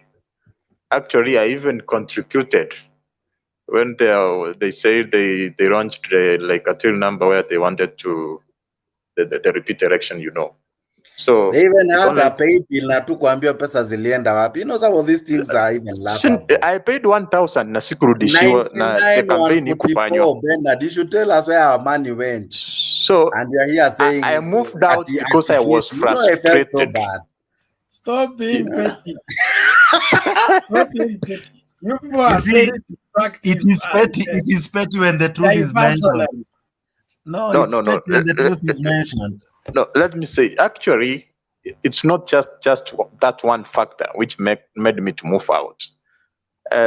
What made me to move out is that when the 2017 election was nullified, I wanted Raila to be strong, actually to go again and say, let the server be opened. We are not going to go back, to stay strong. Immediately the elections were nullified, there was that push by Miguna. He was advising the Raila lawyers to go and file a petition ordering the opening of the server before even the proceedings of the case. But it's like he was not strong enough to make sure that the server has been opened. How can the server not be opened? And then you celebrate.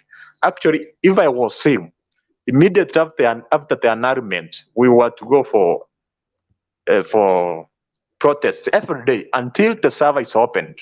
So we were not to celebrate.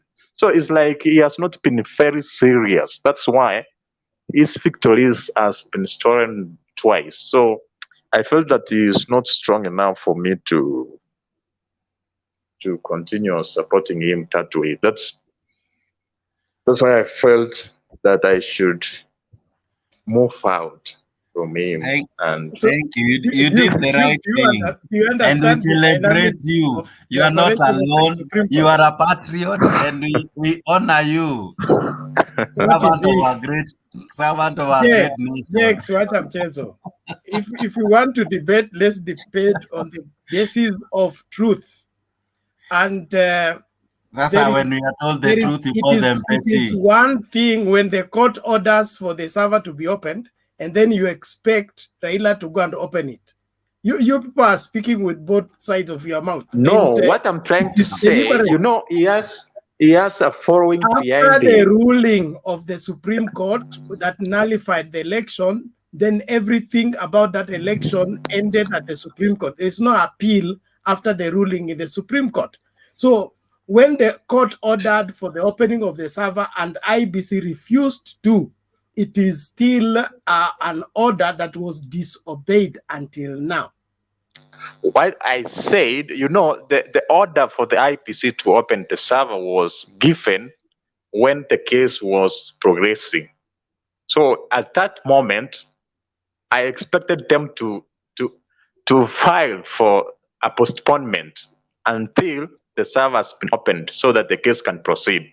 But they did not take the advice from Miguna. That's why Do they you, get everything do you wrong. understand that the Supreme Court has 14 days to rule on the presidential election, and after that, they don't have constitutional capacity to do that? Yes, but what I'm trying to say, if they were to file for a postponement until the server is open, actually the IPC was to be pressed, but they did not. So, They so did the nothing. They proceeded with counting the of the case. days will stop by the postponement of the ruling. No. What I'm trying to say is that through that action, there was to be high pressure. There was to be like that the IPC was to be compared to a very extreme expense for it was to be prepared to open the server. Mr. Duke, you need to understand that national matters are decided over after great consideration of all factors on the table, and we settle for the lesser evil. Because at that particular time, the time is against you. The ruling must be made within the 14 days. But And opening a the server can take a filing second. already took the 7 days. How many days does it take for a server to be open? It's just a minute. That's It's what I'm just telling providing you. how long does it take to open a server? There are powers that are still against the opening of the server until today. And those powers are still in the IBC today. No. Those powers are not in the IPC. Those powers were on the state machinery. Which state machinery? Who was the overseer of the elections, especially on the Jubilee side? Is he not the one? And is still the one funding everything? Now, let's not even go there. I was responding to Jax's analogy of blaming both the president and the deputy president. That is a normal narrative we have had before, and we enjoy hearing it. But the truth be told, how many scandals have been mentioned in the president's office compared to how many scandals that have been reported from the DP's office?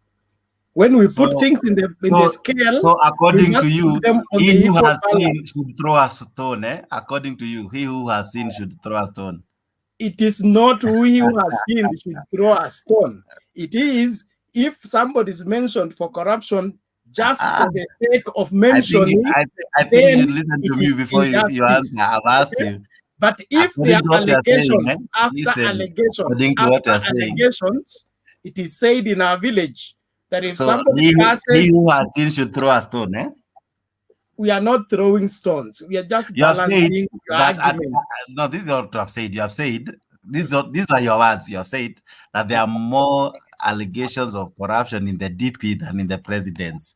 But now I'm asking you. So in short, it means that he who has seen should throw a stone. No, he that is spoken of, over and over, that children are dying every time. It is that person with a log. It is that person with a log. No. Who should remove the every speck, time right? you visit a village, a child dies. You visit a village, a child dies. Then we will squarely blame it on you, because you're the one mentioned with the death of the children. That is a proverb from our village. So if there is more mention of scandal after scandal in the DP's office, there must be something wrong in the DP's office. Even if it's false accusation, the false accusation cannot be over and over again. Can you name them? There are things that can be pushed for political reasons. I understand all that, but not always and not every time. Bernard, there's a question for you. To make matters worse, the same person comes out and defends the people who have been accused for corruption. There's a question for you from Duke. Duke is asking you, can you mention a few from the deputy's office, and then he will mention a few from the president's office. That's what Duke is asking you. That question I already put on you. You are the one to give me how many from the president's office compared to the ones from the DP's office. Where do I even begin, my friend? Let me name from the president's side. We have the NY scandal because Wiguru is an RIO. That was the Ministry of Devolution. Sasa sikia. Ministry of Devolution is okay. Let us talk about the SGR, and then the Eurobond. Let's talk about the Eurobond. Yes, because they are mega projects, and the president is actually the most powerful in the country. I don't expect a person at a lower rank to access the proceeds of the Eurobond. So the Eurobond was consumed by the president's office. He must be aware, because do you know what's a Eurobond first? No. It's a bond that was sold. What's the Eurobond? The Eurobond is like the money which a country grants us, maybe gives Kenya, and it comes to the government. Are you expecting that a minister or like somebody, a member of parliament can access that money? What are you trying to say? Mr. Duke, you are missing it. It is not a grant. It is not a grant. It is I will not say it's a grant. What I'm trying to say that when that money comes to, they come to the Kenyan government from a foreign nation, whichever, whether it's a grant or it's a loan, whichever. But when that money comes into Kenya, where do they go to?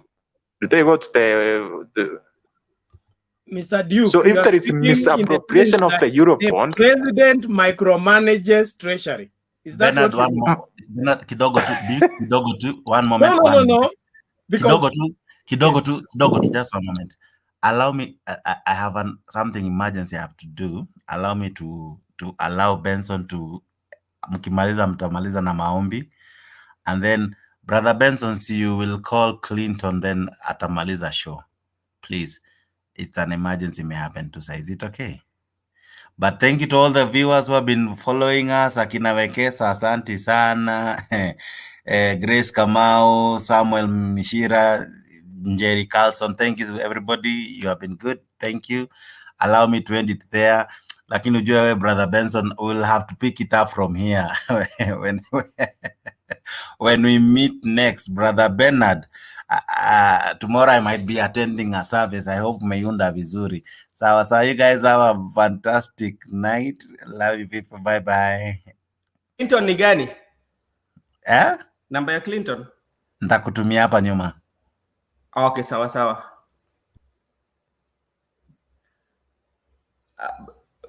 Bernard, hello. Yes. Simon, sasa nani atamalizia? Mimi unajua mimi kumoderate siwezi. Unaweza, ushaanza. Endelea. Now, Duke was saying something in the effect that the president micromanages treasury. As much as the president is overall, it is almost impossible for him to micromanage the treasury. And the treasury functions as an autonomous kind of department in the government. So we can have fishy people who can siphon money from treasury, and the president may not be aware, because treasury has been functioning since central bank was created, and I think it's pre-colonial or something like that. So we have people who have, kind of perfected their system of thievery from treasury that is almost mysterious on how money disappear. And so if treasury received the money and then it accounted that money came in, I think how the money is spent is not a sole decision of the president, as much as cabinet is the one that passes the policies that are executed and funded by treasury. So having all that blamed on the president alone, I think is being unfair and trying to zero in something on one person when it involves all the people. Okay, thank you. Simon Dung. I'm here. I would like to say that for me, what should happen in terms of the, our parliament, for example, they'll go to sleep because number one, once elected, they know it's until 5 years their term is complete. You see, that's why they cannot even keep the government at check. For me, I would suggest that we should be having midterm elections. For example, the term is 5 years. After every 2.5 years, we have elections for members of parliament and senate. That one will keep the MPs on toes. They will not have time to go and sleep and say, okay, well, our term ends within 5 years, so I'll wait until the 4th year so that I can start working. So for me, we should be having elections at least parliamentary wise 2.5 years. That one you'll see great changes. Nobody will wait ati wacha nikae hadi mwaka wa 4 hapo, ikikaribia mwaka 4 nianze kufungua mabarabara. Have you seen? That's what is happening. And again, in terms of money and accountability, I'll blame the parliament, because who makes the budget? Number one, who passes the budget? It's the members of parliament. And whenever such things like loans, if, for example, the price of gas, those who are in Kenya, has risen by 300 shillings, and our members of parliament gracefully passed it, knowing that it's the gas that the normal mwananchi uses. So we should elect people who are going to represent our interests in the parliament, not their interests, not the interests of the executive. And that's where, first of all, the 2010 constitution went wrong. Our country doesn't need a presidential system. We need a parliamentary system, of which, for me to be the majority party, either like what happens in South Africa, the majority party gets to choose the president. Whenever he goes rogue, he's removed. And if that would happen in Kenya, I think things could have changed, because number one, it will be difficult to rig. Those who are claiming that elections were rigged, now it will be difficult, because the majority party will be the one who the majority members of parliament. You see, now that question of rigging is out. So the cartels for me, can control rigging. The cartels can control rigging in very many constituencies, and they win.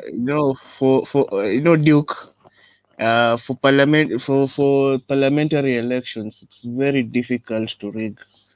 Number one. Simeon, there are people who became MPs from Western that nobody voted for in 2017. Like Dismas. The Dismas and the rest of the people who were surprised, shocked to the core that we went and voted in this person. The announced person is this one. And even the least person in the village doesn't know how they became MPs. So, in fact, right now, there's an elaborate plan to, because of the anticipation of the BBI, there is an elaborate plan not only to rig parliamentary seats, but to rig nominations in opposition parties, so that even the people that get the ODM ticket will be favoring a certain presidential candidate, so that when they get into the house, they will cross the floor and support that people. So it is, you can't even say that it's impossible to rig MPs. They are rigged for. Since 2007, the reason why the rigging of MPs began in 2013 and 2017 is because of the petition of 2007, where Kibaki was president with least number of members of parliament. And so the question was, How did he get more presidential votes with least number of MPs? Did people vote for him, vote for the other opposition, and then vote for president only? So to solve that question, the crafters of mischief with elections had to go an extra mile to see to it that when they rig in the president, they must rig in the MP, they must rig in the MCA, so that it looks true that he really won.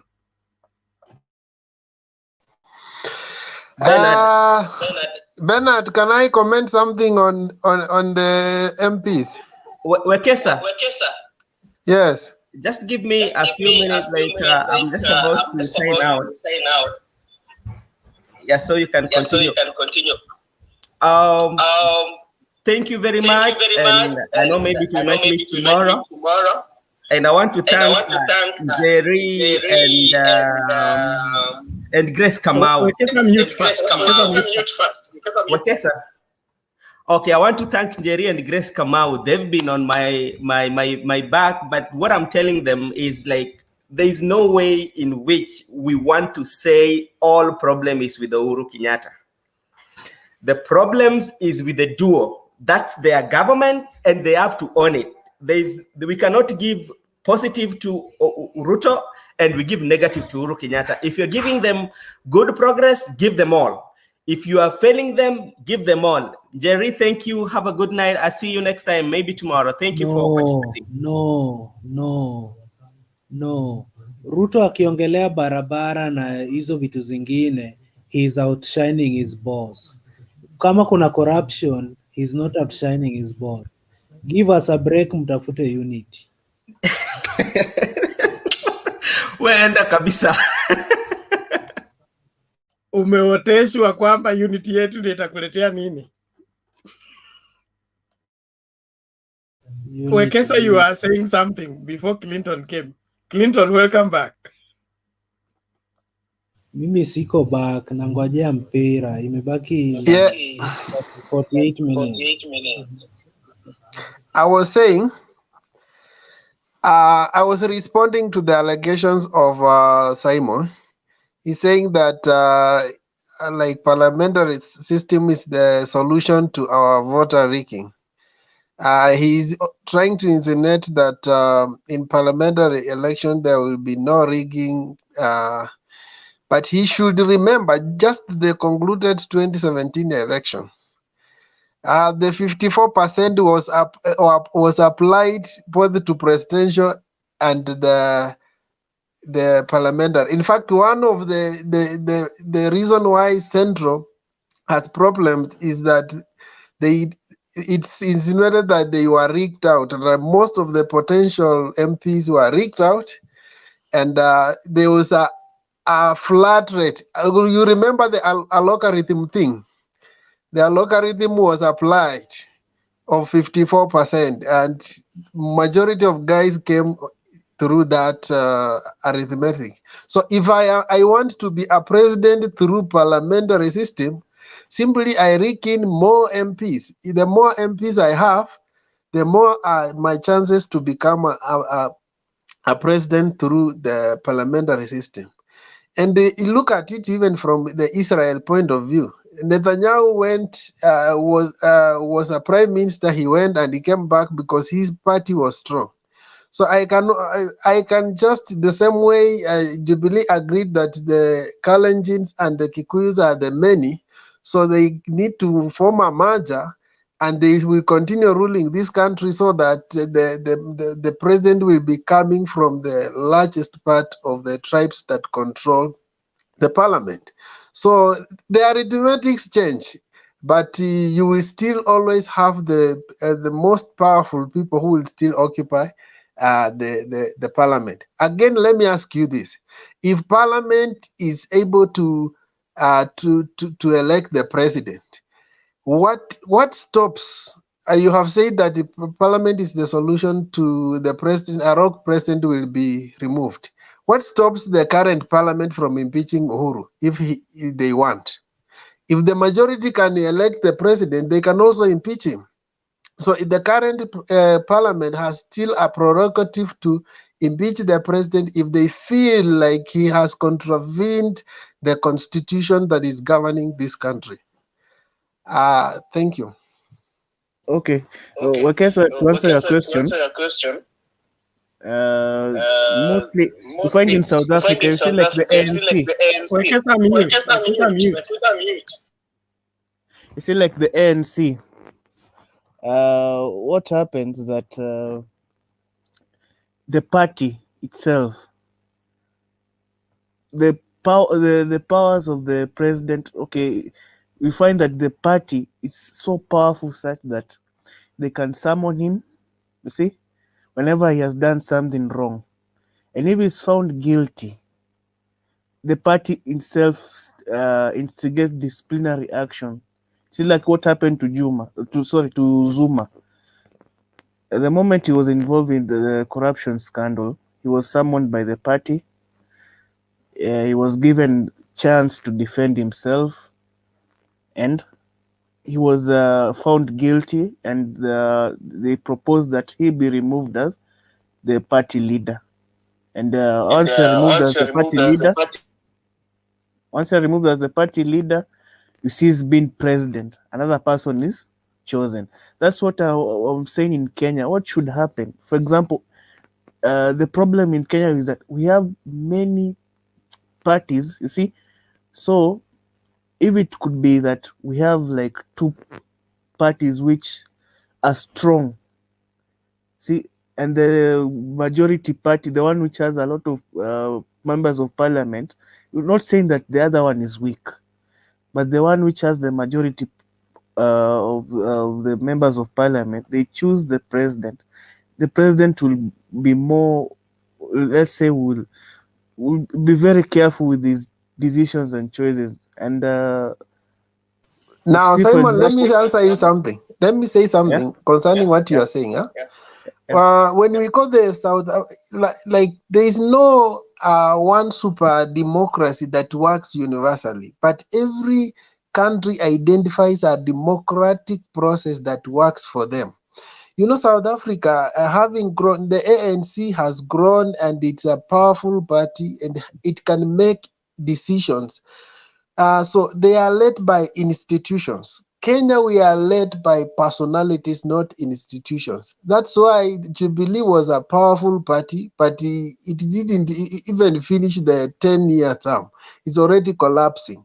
So unless, if we have to rely on parties, then we have to grow our parties first. So ANC has a history.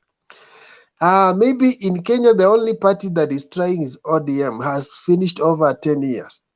So before we even talk of parties trying to impeach people, we must first of all invest in them, build them, and become strong entities such that they can stand on their own without personality cults controlling them. Otherwise, we will have in Kenya, we will just have a big party, but only one person controls the shots. Yeah, that's what I was saying, that we need at least two parties with a national view, not a grassroots view. You see, not let me not avoid mentioning names because I might receive some backlash from Bernard especially. So we need. We are ready to swallow you if you misbehave. That's why I have avoided mentioning any party, but we need a party with a national outlook. At least two, just like, for example, in America, we have the Democratic and the Republican. They have the Democratic are more lefties, and the Republican are righties. So they have the ideology, you know, a party which has a certain ideology. That's what Kenya needs. The moment we go in that direction, then we'll be heading the right way. And you'll find that there will be... Somebody was speaking.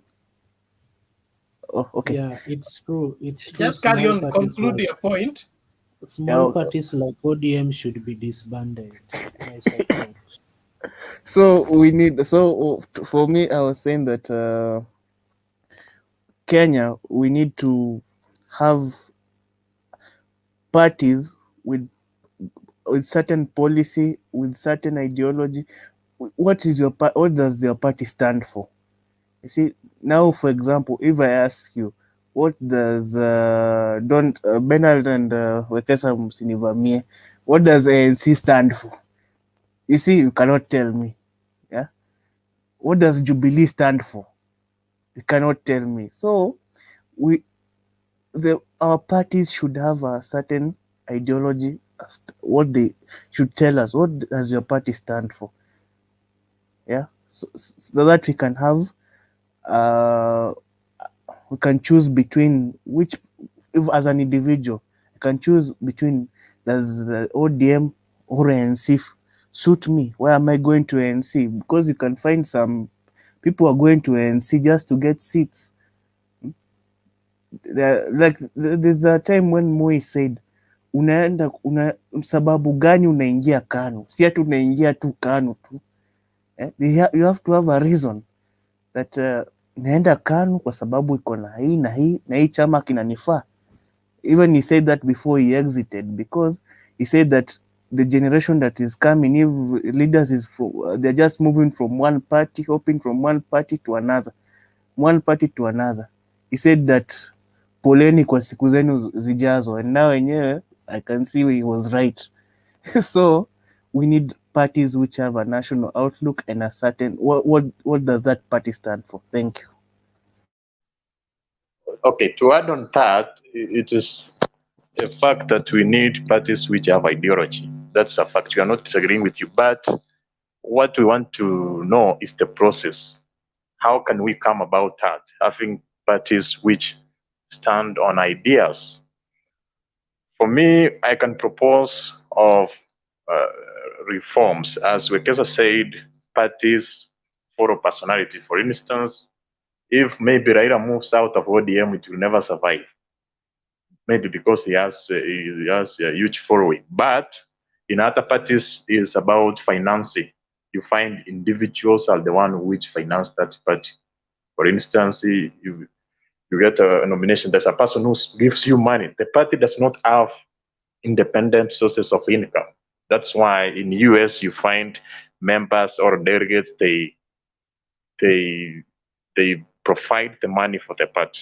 For instance, if all those parties which are Kenya were straight, for instance, they would say, if maybe, for instance, the crisis which is in the NASA coalition, every party has a constitution. There is a crisis because the parties do not have an outlines, ideas, and constitution. For instance, what will happen?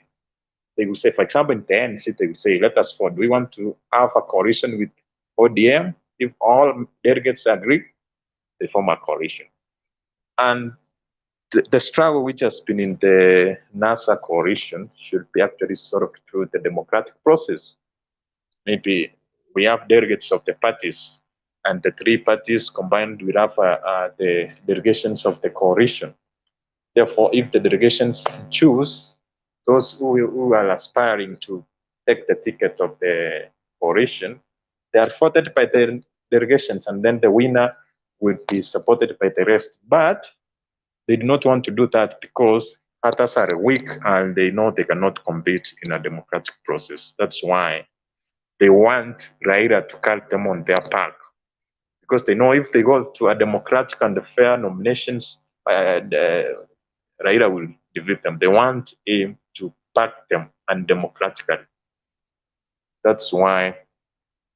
So the way to go is to have a proper, especially the funding and the functioning of the parties, so that we find that in our parties, we have people who can make decisions. For instance, we have delegates or members of parliament, and maybe each has an equal vote. So when they vote on a particular stands, that stand holds. Know that it is based on, the decision is based on what one individual says. That's what I can say on that.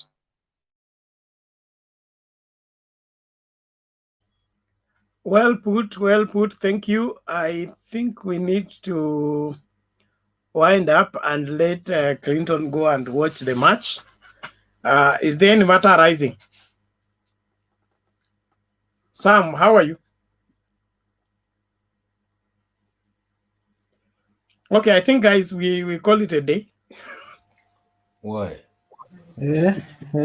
Clinton do Clinton what? is here. Clinton is here to ask us to unite, and then he goes to watch.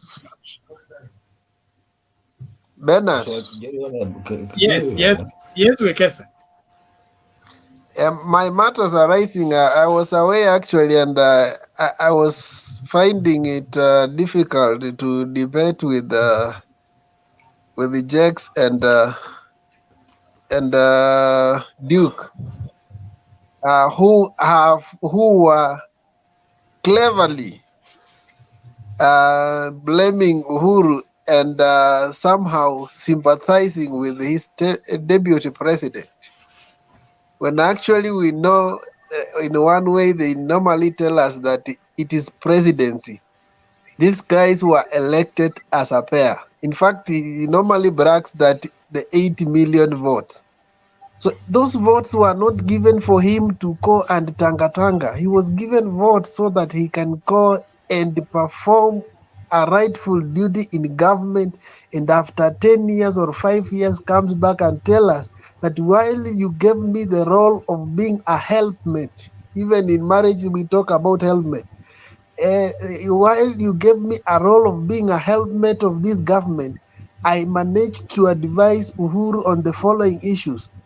I was able to contribute these things in government, and this is my scorecard. And I am now asking you guys to promote me to the next level. You cannot say that I was given opportunity to do this, but since my boss never gave me opportunity, I ran away, and now I now want to seek for the high office so that I can do the things I was supposed to do when I was the deputy president.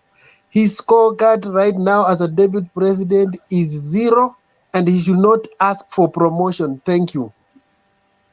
One question to Wekesa: is he running away or is he being chased away? He ran away because from where the name came from, the name Tanga came from. The guy was busy on the streets while the president had not assigned them his role. And then he said, the president told him, can you guys stop politicking? It's too early. We have just finished the election. Can we focus on development? But I'm told the first meeting after election of 2017, they held somewhere. The first meeting of Jubilee PG, the guy was proposing that the president say endorses him as the next person for presidency. And that is where the Uhuru became very angry with Ruto. Just like we have just concluded elections and we have not even done anything. We have not even aligned our people, and we have not even aligned our agenda to the nation. Why are we even thinking about 2022? So for him, he was just focusing on whether this man will allow me to succeed him or not.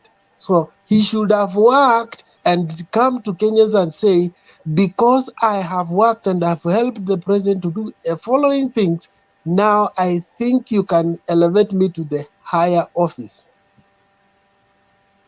I would disagree with you because we know he has been doing the same from 2013 to 2017, is that Uhuru was not honest enough. He knew that if we would differ with him during that period, maybe he will be just a one-term president. So the person who is not honest is the president, is that he used to act that way since 2013. He used to act that way since 2013. And it's not true that the deputy president demanded the president to endorse him. Actually, he said he wants democratic nominations within the party. He said anybody who wants to fight, let us have a democratic process, and they pick, and they said if somebody speaks, they will support him. So it's not true what you're trying to say. What you are saying is afterwards. We are saying about the first meeting of Jubilee, We have the notes, my friend. Yes, I also have the notes. Actually, what happened is that during the first meetings that the president started to take commands, to give commands. He never wanted a democratic process. For example, in the party, we have the PG, those who sit and make decisions. Then, immediately after the president got the second term, it's like he started misbehaving. He started to garner or to concentrate all the power. The issue was there. Not that he demanded that I want him to endorse.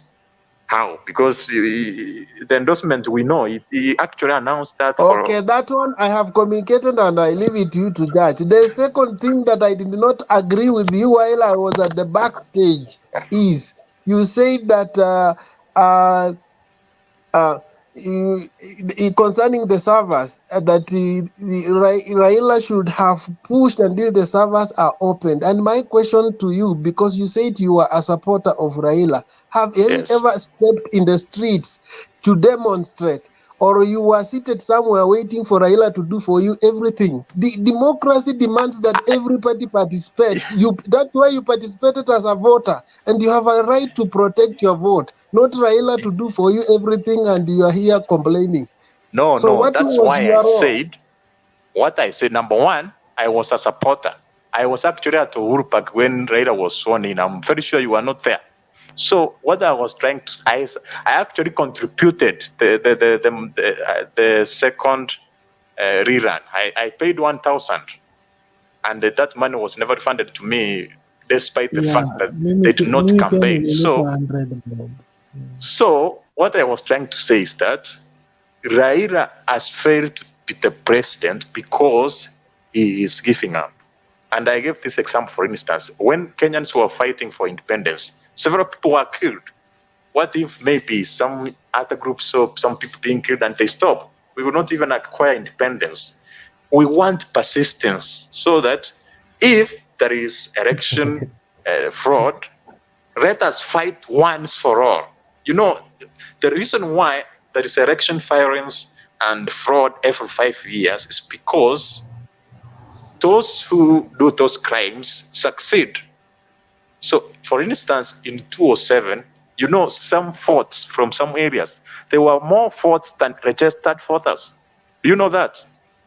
And but let me ask you a simple question. So what did Raila didn't do? Because he went even up to the stage of creating a resistance army. He went up to the stage of economic sabotage. What did he do? He went up to the stage of being sworn in as people's president. He went up to the stage of even creating a narrative called that secession, Kenya to be divided into two. Did you want us to continue in that way so that we become two republics? Because that is where we had reached. No, I've not said, I've not even talked about. So what I wanted him to do, and that's what Miguna said, when the case in court was progressing, you know, Miguna was an independent. And then Don't listen to madman. That madman. No, he's not a madman, actually. He started to subscribe to the NASA side. And when the case was proceeding in court, he actually said to the NASA guys who were in the page and told them, go and tell your lawyers to stop the progression of the case until the server is opened. You know, they did not do that. Actually, if they did that, maybe the server was to be opened and maybe the Supreme Court was ruled that Raila is a winner, based on the evidence from the server. If the court had okayed that they produce a server, they did not produce.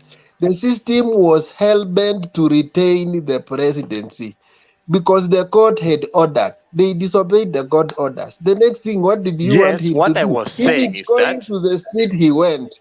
If it's going to the street, he went. If it's swallowing the tear gas, he swallowed. But he gave up. Enough of that. Now, Duke, you like I told you, there are national decisions that are made based on the prevailing circumstances. We cannot solely blame Raila for everything or for the outcome of elections. There is he that fights and runs lives to fight another day. and that is a credit. It's not supposed to be a disadvantage. Miguna and his ideology of the highway or the highway can only work in one place, maybe on the floor of the courtroom. When it comes to lives being involved, the nation to be sustained, different of divergent ideologies being carried together in one boat called Kenya, you can't come with your way or the highway. There must be some give and take. And so, as much as there was the resistance movement and all that, the resistance movement had reached a peak where if it continued, there was a falling on the cliff. So were we to ban Kenya to win an election, or let go and preserve Kenya? And Bernard, to add on that, the hardline stand, that's why I called him a madman. The hardline stand of Miguna has left him where he is. And that's why they say that Miguna can't be helped, because he's not a man who can change his mind. So if Duke thinks that Miguna's stand is the right way, where is he? He's stuck on his guns and now he's in Canada. No. So He's did you actually want stuck. the country to be stuck the way Miguna is stuck? No, it's not Did about you want the stuck. country to be stuck? No, what I'm trying to say is that when you are fighting for change, you have to fight until the end. If you give up midway, there will be no change. He So didn't if give you up. have He facts on changed your his side, strategy. He didn't give up. He changed let me finish. Just a minute. With all due respect, Duke. 1 minute, I finalize. Just what I'm trying to say, if you have to fight your way with facts and the truth, we don't want somebody to stand and say, I want this, but you want to, based on facts and evidence, you have to stand firm.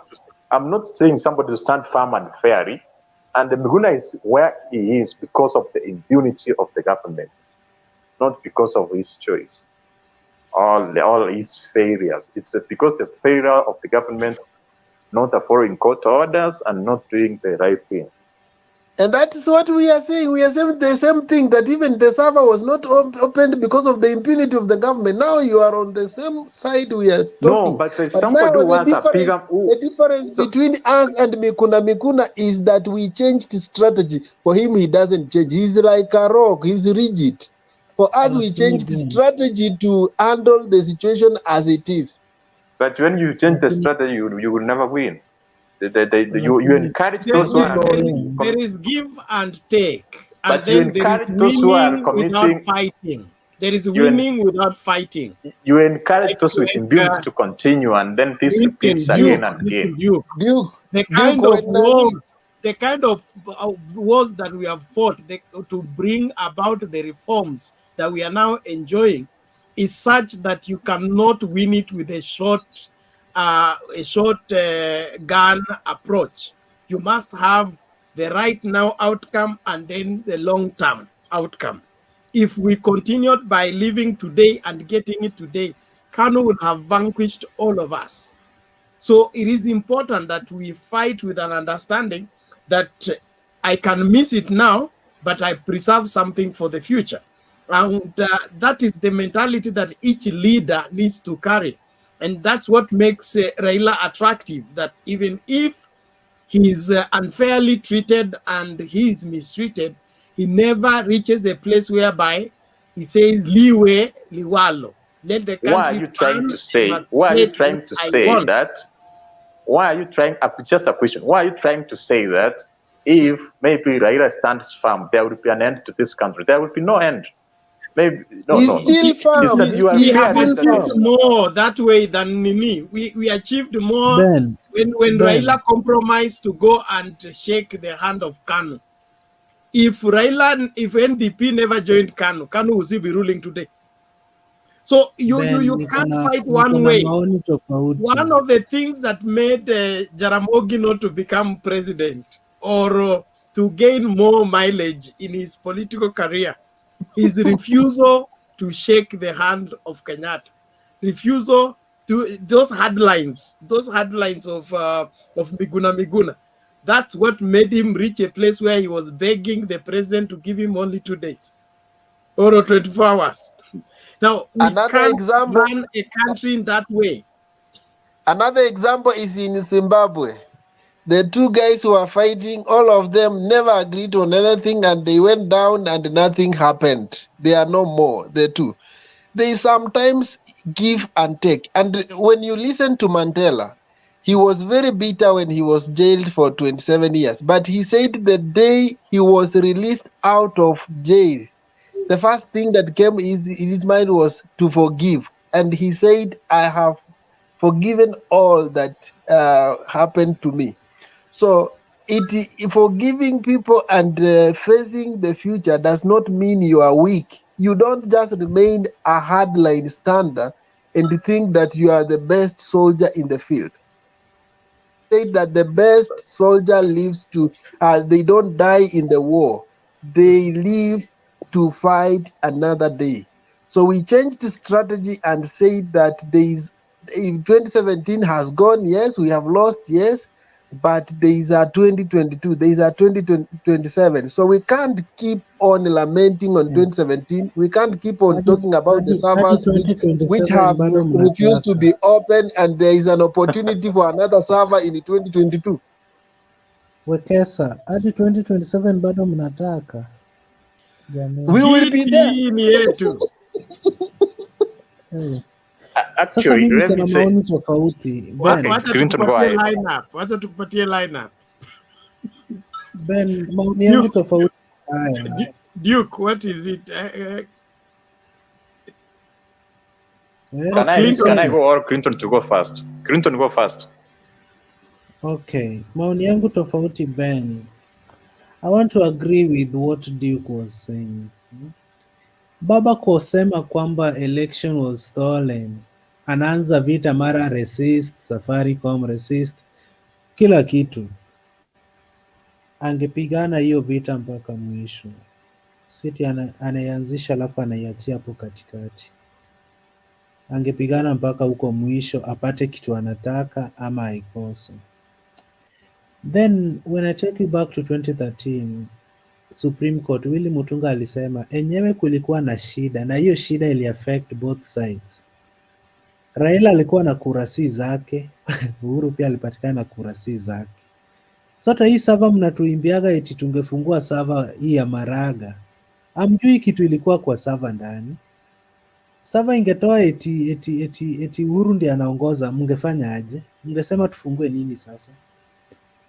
So mkubali Uhuru ndio rais venye tuliwaimbia Kisumu. Uhuru ine rais. Hatutakataa Uhuru ni rais. Tukakubali Uhuru mpaka dakika ya mwisho. Mpaka watu wa Tangatanga wame give up. And we are saying we are completing the journey with him. Yes, the journey will be completed successfully because Baba alisema. Sasa wewe wajua, mkisema eti mna complete the journey with him successfully, ama mkipropose eti elections ikuwe postponed, mnaona you are punishing Tangatanga. But in real sense, the Tangatanga guys won't suffer because their leaders, they enjoy all these priorities. Ni Mkenya wa kawaida. We are not punishing. We are saying, as we have been in opposition, and we are okay with all that. We are okay with hardship. For them who are used in government, they're the one who wanna feel baridi. See, we are used to hardship. Ni kama Mungu alitupatia hardship allowance. Kama mmezoea hardship, si mkule hardship yenu polepole. Mbona kierere mingi mnaongelea watu wako kwa serikali nini? Yani you are just interested in a government you didn't participate in electing. Muli reject election. You stole our presidency, you stole your president. Achana na mama mingi. Now, story ya Sava, Clinton. Story ya the rigging was on both sides. For your information, 2007 and 2013, the rigging, when it is done by the system. The system knows that there will be questioning from the opposition side. So they are the same people who rig for Uhuru, then they rig for Raila to implicate him in case he goes to court. So it's not that Raila has machinery to rig himself in. It is a matter of the system trying to set the outcome of the court in case this thing ends up in court. So how do we defend ourselves? 2007, they went to Alego Songa, was it Alego Songa, where they added more votes for Raila so that if this thing goes to court, they will be justified to claim that the rigging was on both sides. It is always one system working both ways so that they can carry the day. Na Ben, kama mmeteswa hivyo mara kadha wa kadha, simdisband chama mwende nyumbani. Sure. No, we wanted to disband the nation. Bernard, like I think what Duke wants, he just wanted the whole country to burn down. You see what I'm saying? Because that is his thinking. This thing you're saying that Raila has given up becoming president because he could have pushed Jubilee to open the servers. Like, were you there? Were you living in a vacuum when people did you see how the country was? We lost over 1 trillion shilling during that time. Guys, they could not even open their business in the city. And you're like, yeah. See, angeendelea fungu hiyo server. Why is he giving up becoming president? So my friend, but anyway, I've been listening you guys, but I can say this. I can see the topic you're saying, Musalia Mudavadi should be given, I don't know what. Let me tell you, Musalia Mudavadi, if he wants to become president, he needs to go around the country, to stop going around the village. Because by going around the village, you can never become president by doing that. You see what I'm saying? So he needs to sell his agenda to the whole country instead of waiting to be endorsed. I don't know whatever they call those names, Serelak, I don't know what. But let me tell you, like the only person that can bring down Ruto, and you can take this to the bank, is none other than Raila Odinga, my friend. You see what I'm saying? So, what I can tell people like do, because I'm hearing unasema that you used to support Raila and you're in the Ruto's camp, but I've already seen the reason why you're doing that is because like aqua lazimisha kufungua server, si ndio? So my friend, the thing is this: you need to know two principles in Africa: for the people, despite the people, and also we have that your vote does not count; it's only the people who count. Let me tell you, if the vote were counting, if you are going to vote, Raila could have been a president long time ago. I'm telling you, that is a fact. I remember I used to watch Raila polling serious crowd compared to even Ruto and Uhuru, and you could see like this guy was going to win. You see what I'm saying? So it doesn't matter how you see Ruto like bringing all this campaign of people like Hamejas, I don't know Watu, I don't know Kiamba, they are sweeping left, right, center. But the truth of the matter, he will not become president. You can talk here the whole day, the whole night. Amen. Here. He won't. Nani atakuwa rais? Arguing here, we Sam, huwezi tuambia eti atakayekuwa rais humjui, atakayekosa kuwa rais unamjui. Sisema simjui, mimi najua huyo atakuwa Raila ndiye atakuwa president. It is a fact. The fifth. Let me tell you the truth. Let me tell you another thing that you guys don't know. Like if the elections were free and fair in Kenya, Raila could have become president long time ago. That is a fact, right? Sasa hiyo ni past tense. What makes you think that this time, after Ruto has been insulting the incumbent, that he's going to become president? What makes you think that is ever going to happen? Do you really think that already? Because he is strong and he cannot give up. Sam. Just to support you, you know, these guys used to tell us, you know, there's no way military itapatia Raila hiyo kiti, sababu he was against the system. Yeah. But when it comes to their turn, they think that this guy can just insult the president and be given the seat like that. He won't.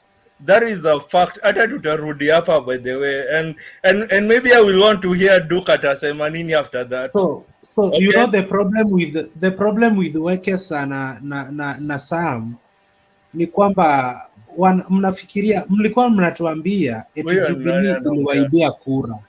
Na Jubilee waliowaibia kura ni William na rais. Saizi moja wao rais ameungana nanyi kuhakikishia kwamba this time round mtaipata. My friend. Nani amekwambia hivyo? But they see Uhuru and decide will become president. There are some people they are above Uhuru who decide to become president. They are called the cartels in that country.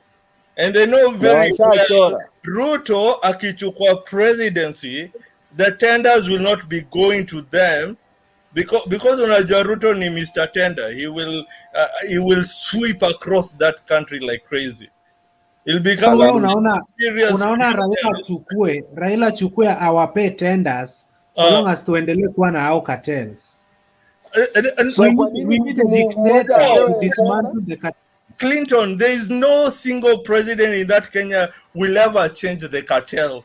The only thing that the cartels they fear is that Ruto ndio atachukua hizo tenders. You see what I'm saying? So those are two different things.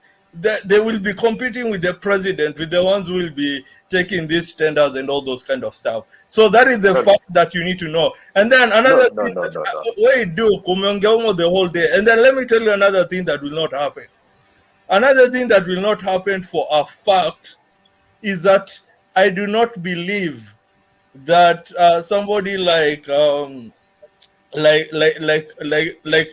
okay, maybe it's too early, but I'm predicting he might not even be on the ballot anyway. But that is another story for another day, or maybe there'll be no election next year. It's kind of possible. Alafu nasikia watu kama Clinton. Okay, Clinton, I know. I actually admire what you're doing. Like coming from those sides of Raila and you don't support him. Of course, that's kind of good. It's a good thing, right? But let me tell you something. Hata kujifanya na mimi mention mwenye hatakuwa kwa ballot. Mwenye hatakuwa. Okay, the only two things in Najwa happen. If Ruto is on the ballot, he will not become president. Or he might not be on the ballot because kuna kesi zake zingine zinarudishwa za ICC if you don't know. Vile alikuwa he had alitamper with the what did he tamper with? He tampered with the witnesses. Yeah, and his case is about to be brought back. Sasa hiyo kesi itafanya kumchagua kuwe rais. Oh, but Uhuru alikuwa ati atakuwa rais. My friend, that was a different story. Okay? Mi kitu tu nakwambia ukweli, the reason why Uhuru and Ruto they became president is because the system did not want Raila. But this time round, the system does not care if Raila become president. So that means Ruto doesn't care whether Ruto becomes. Win. It is a fact. It is a fact. Ruto will not win, and I know that, and I can guarantee you that. And even if you see him pulling a serious crowd, it will not happen. Okay, so you need to you need to console yourself about that right now. Okay. Now, Sam. Okay. Sam. Yeah. I have told Clinton na Shige wacha nirudie kumwambia on March 2018 tarehe 9 these guys came out and told us they have 9-point agenda. Wrong. It was a 10-point agenda. They told us the 9 agenda and the 10th one they kept quiet and it will be implemented. The 10th one is the secret between Uhuru and Raila. We know it. And some of us, I have heard even Duke say that he has been a follower of Raila and dropped out. What are you, Ukora? Some of us have followed Raila from 2002. And we have never given up. We have gone through thin and thick, and we want to go through mpaka vile atamaliza presidency retire. So wacha kutuambia ati I followed him sijui 3 or 4 days and then you gave up. No, Duka You have to be anadanganya. consistent. But Na kutudanganya hapa Sasa, alipeana 1000 kwa Wekesa, till number. Wekesa, wewe ndio unajidanganya, wewe ndio Pesa unajidanganya. kama umetoa ya Hiyo kujenga 10 point, chama, sisi 10 point tutatumia kujenga agenda chama. ilikuwa ya BBI. Hatufanyangi Na refund. BBI imezikwa. 10 points. I can tell you for free. The 10 point, it was an agreement that will be implemented 2020, the succession politics. Yeah, that is true. But the way, like I'm telling you the truth, like Raila is the most likely person who will become president. That Kila is siku anakuwa most because likely. Ruto was Hiyo likely ingine imepakwa rangi ikakuwa likely ya likely, sasa atakuwa. Si anakuanga most Alafu likely Sam, kila siku. no, Hii not likely Alafu it's almost 100%. Huh? Sam, kuna kitu hamjaona. Do you know Raila is very sensitive with the systems when it's nearing elections? Yeah. When you see Raila is relaxed, he's not talking about the IBC reforms, he's not talking about what, and he's not even in a hurry to campaign. He understands. That guy anavutanga area mbali sana. So usifikirie, my friend. Wacha nimalizie hapo. Do you know why Raila is not talking more of corruption right now, and he's not talking more of those reforms that you're saying? It's because he could not become president because he was talking about them. Yes. But he finally came to realize there's a problem when I keep on talking about this kind of things until it makes me not be able to get the seat. You see what I'm saying? Like, actually, this is the time when Raila is more relaxed than any other time when he was running for president. He's not even campaigning. Ruto has been campaigning since 2017. By the way, Duke, do you know where Tanga came from? They need to pay a fee to Uhuru because alikuwa anaambia this Ruto kazi yako na kujapo na Tanga tu. Tuache na Ruto wetu. Concentrate on your Raila. Whoa. Like ukiongea about Raila, you have to talk about Ruto, right? So this guy, they demonstrated the following week. They said our team is called Tanga. They became Tanga until today. But let me tell you, Tanga, in fact, it's always laughable to see a Tanga in the government. Unaona Atindidi Nyoro is the minister, I don't know what. I don't know Aliso Wahome. It will be a joke. And they know for a fact Sudi atakuwa to become cabinet secretary of security. Are you kidding me? Sudi atakuwa minister of defense. Sudi. You know what I'm saying? Like, that will be a serious joke. As in, when you see these guys will be making government, Ati Ndindi Nyoro, Alice Wahome, Sudi, that other guy na Gundiri. As in, what kind of a government is that going to be? It's so laughable. But then, Clinton ana support nini Ruto because anataka Obado akuwe minister of foreign affairs. My friend, Obado will be nothing. By the way, take it to the bank. It will be nothing. By the way, Obado will either be home or he will be in committee, one of those. Okay? But let me tell you the fact. Okay? The fact remains that Ruto has no people that are professionals to run the government. Imagine Ati Alice Wahome and Ndindi Nyoro. In fact, even I normally see Moses Kuria as a joke.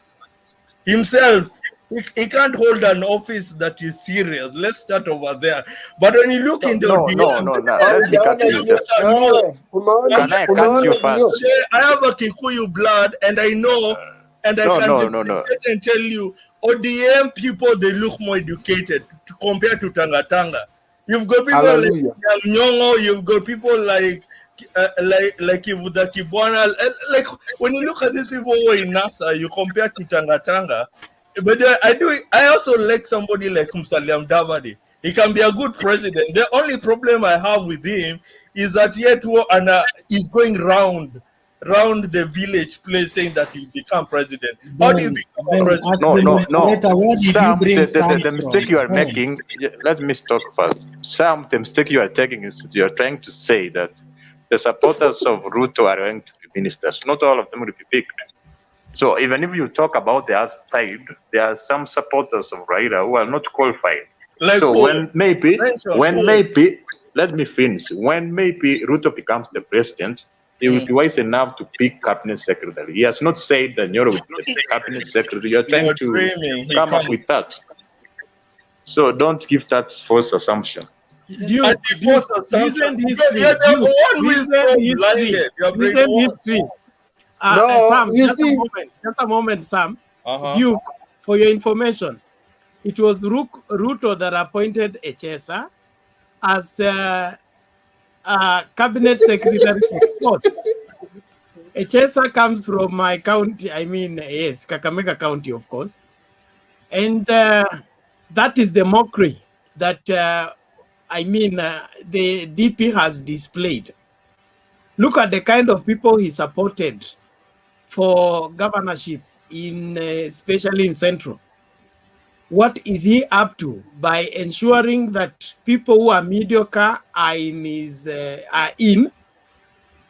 Why? Because he wants to shine among the people that are semi-literate, so that he remains the only literate person, and then he will always have support of these people. They will never challenge him. There was a talk about, you said that Ruto wanted nomination. Ruto did not want nomination. He wanted guarantee ticket for Jubilee. It was until Anna Waiguru said, this ticket is not for free, I'm also going for it. And Munya said, I'm also going for it. So 2022 will go for nomination. Whoever wins will carry the Jubilee ticket. That is what made Ruto run away to go and make Wuda, where he can be automatic only presidential candidate. So he's not ready for nomination in a local party. What makes him fit for presidency? It's a joke. Let me tell you, the fact is, even if Duke, you hate it, I'm just telling you the fact. The people that surround Ruto, the people that surround Ruto, they can never be serious government officials. And let me tell you, you're saying that Ruto will have wisdom to appoint other people. So that means that you've accepted that the guys that surround Ruto, they are not good people. In fact, like, they're unprofessional. But didn't even I was shocked that somebody like you are contradicting yourself. You are contradicting yourself. Even though no, I'm not. I'm telling you the fact. Dude. Can I finish? Let me say why you're contradicting. Let me finish because I'm talking. No. Just a moment. No. Okay, let me finish. Order. Okay, Duke, listen. Let me finish. I'm telling you the fact, and I know when I tell you the fact, you get worked out. It is as simple as that. Let me tell you. People like Ndindi Nyoro, they can never become government official. Imagine Ndindi Nyoro becoming a foreign minister. Imagine somebody like, do you know Kiunjuri was even a joke being a cabinet secretary of agriculture? It was a joke. That's the reason why Uhuru decided to fire him. So where do you want to return? And right now I hear that Ati Ruto is considering between Kiunjuri, Moses Kuria, and Rigathi Gachagua. Look at all this. You're like, how is that going to work? It's not. It's not going to work. In fact, if you bring Kiunjuri in the US, and it will come and talk to the president of the United States, hey, but then we'll be like, my friend, like, where did you come from? Because the thing that you're saying, they don't make any sense to me, but okay, good. You go back, we'll consider whether we'll give you any loan, okay?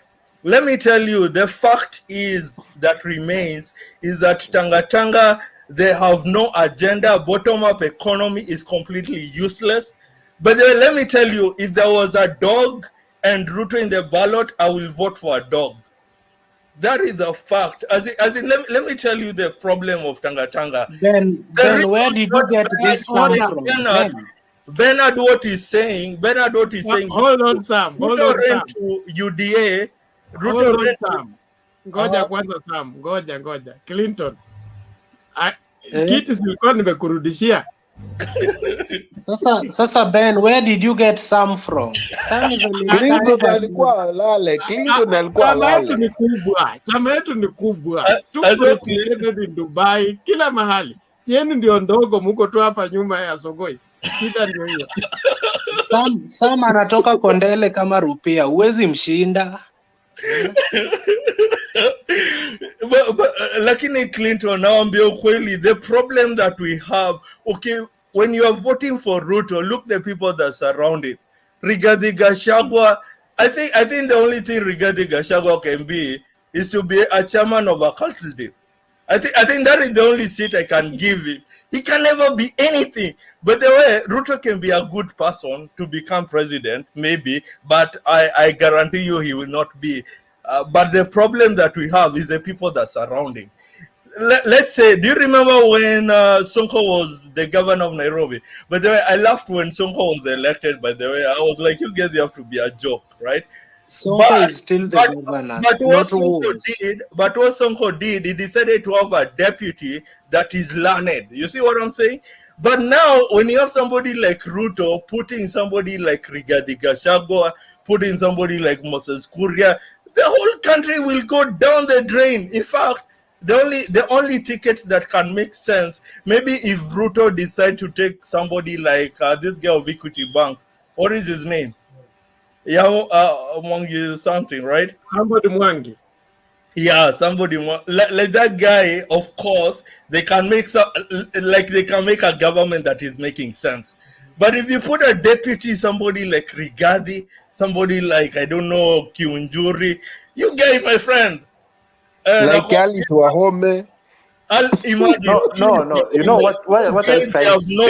You know, those people are elected members of parliament. Can I speak also? Because you cannot want one-sided show. You cannot. Let's go slowly on it. Can I speak? Okay, you can speak, Duke. What I'm trying to say, Sam, the problem with you is that you are trying to present assumptions as facts. All those crooks you have said, they are from Mount Kenya.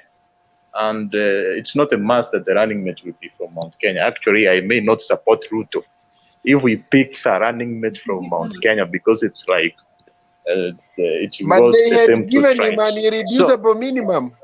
Ruto must. What I'm trying to say is, Ruto has not said that he has not picked the running mate, and he has not picked the cabinet secretary. Happening. So you are trying to imagine that. Wekesa Duke. Hold on now. Hold on.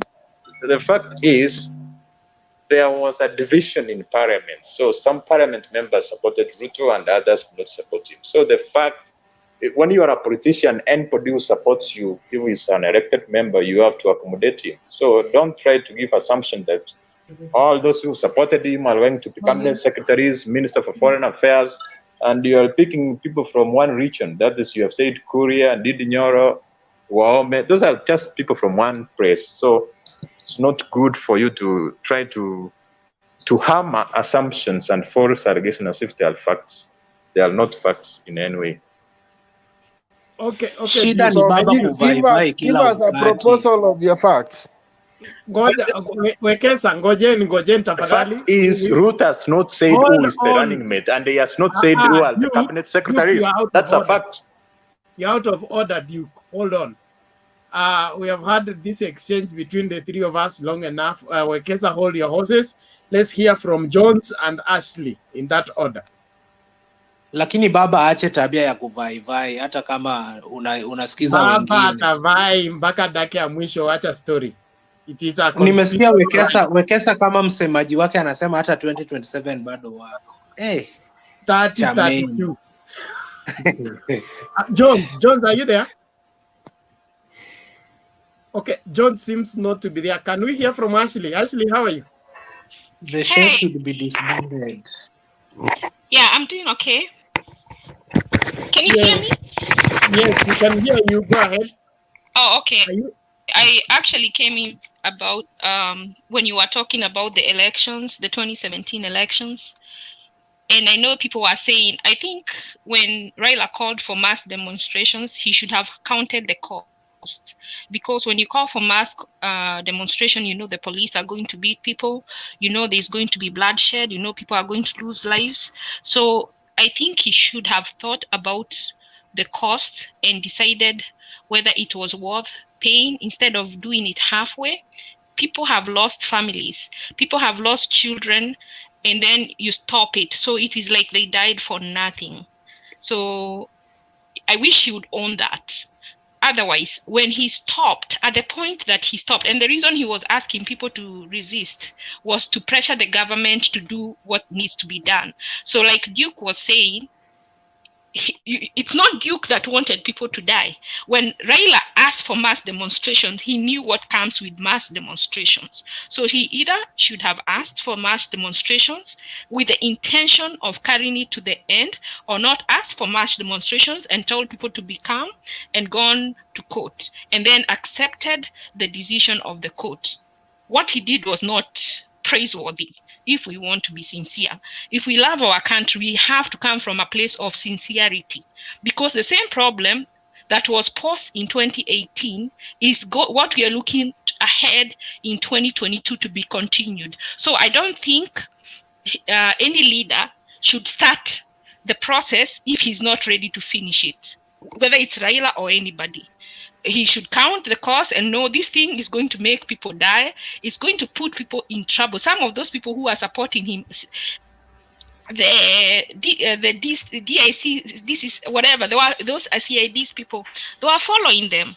So some people put their lives at risk to even support him, to say what they said. So when then he stops halfway, when they are fully committed, then he has betrayed those people, because he didn't even come to discuss with them that we need to stop, we need to re-strategize. So when you're calling people, you need to know you're working as a team, and you need to involve them when you make a different decision. But I think going halfway makes the people who died have to have died in vain. So he should either have not started, and he should have gone to court and left it, whatever the decision, accept whether it is fair or not fair, and tell people, I don't want anybody to lose life, let us not go that road, or go the road and finish it. And let me tell you, I was very involved.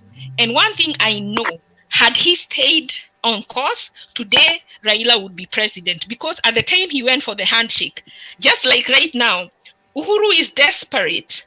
Uhuru is counting on Raila to cover his back. And even in 2018 in March, Uhuru was counting on Raila to cover his back. Because if we forget, but just go back in your mind, in your memory, in 2018 in March, you know Ngilu? Remember, she was fighting the Kikuyus, and she had told her people to ban their lorries if they see them going to get charcoal. At the same time, since Uhuru had started to want to put Gideon in power, remember when it was time for the inauguration, who went to receive the first visitor? The first visitor to Kenya was Museveni. Who went to receive him? Bernard, do you remember? Who was it? Yes, it was, I think, Gideon Moy, yes. Yes, and that's where the rumor started. He's starting to nurture him, because even then he wanted him to take over. Instead of Ruto going, he started to bring Gideon Moi. Then at that time he started to remove. That is when he started to remove Ruto's people from positions. She started with this Kiros. Her name was Kiros, the one for Kenya National Hospital. When somebody's head, when they operated on the wrong person, the lady, the CEO, was suspended, and the Kalenjins were really mad, and they wanted to impeach the new lady who had been put in. Remember, they were going to do that Monday, and that Friday is when Uhuru went to give handshake to Baba. At that time, ODM, not only ODM, NASA, the whole NASA brigade was resisting, and the things they were strategic in their resisting. They were resisting the things like Brookwood and things to do with the Safaricom. So at that time, Uhuru was, unajui like ako kapaka anasema kapaka kamanyeshewa. That is what he was, and he owes everything he is today. the legitimacy he enjoys, he owes it to Raila. And that's why you see he goes behind Raila like he's looking for protection, and he really adores Raila. That's what I've noticed, because of him he was able to rule. Because of him he was able to rule. Today he's hiding behind Raila because he's scared of Ruto. Ruto is coming with a vengeance, and for some reason Uhuru is scared of him. So every time he takes Raila like a covering, because he knows Raila's supporters will follow him without question. So at that time in March, when the handshake happened, it had nothing to do with even if Raila would be truthful today, and I hope one day he will be truthful and tell people the truth. Uhuru went crying to him and started telling him about how their fathers were friends, and Raila did this to save Uhuru and his legacy and his political life, because it was so possible. You know, Raila had called Ruto. Had Ruto agreed to work with Raila and even give him the presidency and still be the DP, they would have been able to impeach Uhuru at that time in March. That was a turning point. And that is a time that Raila should have said, now today, God has brought my enemy in my hands. He would have said no, talk to Ngilu, talk to Ruto, those people who are mad about... Actually, you're talking nonsense. That is completely hogwash. Okay, I let you talk. Hold on, yeah, please. I let you talk. Let me talk my nonsense. I listened to you for a long time, and then I got on air because of what I was hearing. I am telling you what I think, my opinion. Let me give my nonsense. But had that happened, I'm telling you, that was the scenario. And I don't know, Sam, whether you are following. I was deeply involved, and I know I'm accused. I tell you, I was a Raila supporter, and me, one thing I know, they dropped the ball. I was actually one of the people who suggested for them to go to court. They didn't want to go to court. I had a contact, and I told her, tell them. And he said, I've told them. So I don't know who else told them, but I know personally, I made the suggestion for them to go to court. At first, they didn't think if they went to court, it was going to amount to anything. They ended up winning. I was one of those people who sent a suggestion to my contact in ODM. And they went to court and they won. I had told them, go to France and subpoena that server.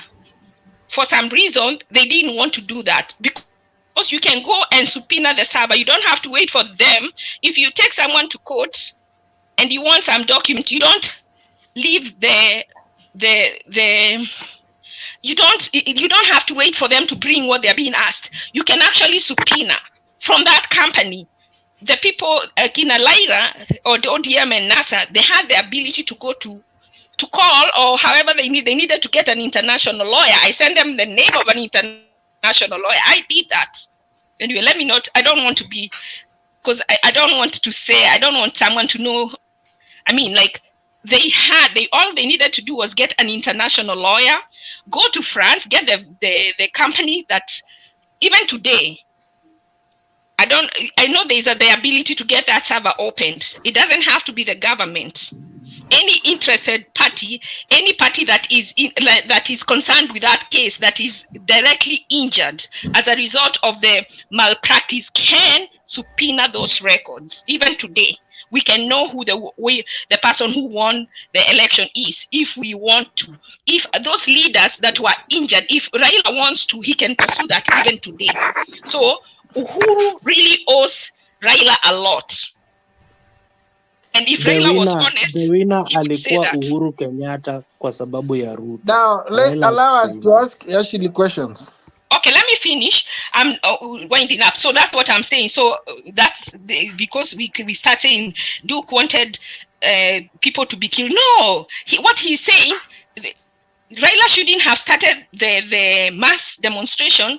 He knows what happens. He knows people are killed. Don't do it halfway. You either don't do it or you do it. And we are not blaming him. We are not angels. But I think in future, don't call for mass demonstration if you don't want it to carry it to the end. One quick question to you. The killing of the people in 2017 started even before the election. You remember when Baba was coming from the US? And started you following. went to receive him at the airport. By the way, for a long time, I never followed any news from Kenya. The day I started following the news from Kenya was someone wrote on Facebook about Musado, and I was like, who is Musado? When he was killed, someone, my friend on Facebook, they were talking about. So I went to do research, and so I started following this story after the day after the election. That's when I started following anything to do with Kenya and politics. I hadn't done that previous, and since then I have followed. Otherwise, before that, I didn't want to hear anything. I know Kenya is corrupt, and I don't want to bother my mind with that, because it can bring unrest to my heart. I didn't want. But when I had Musado and I was seeing people writing, and I'm like, who is Musado? I didn't even know who Sonko was.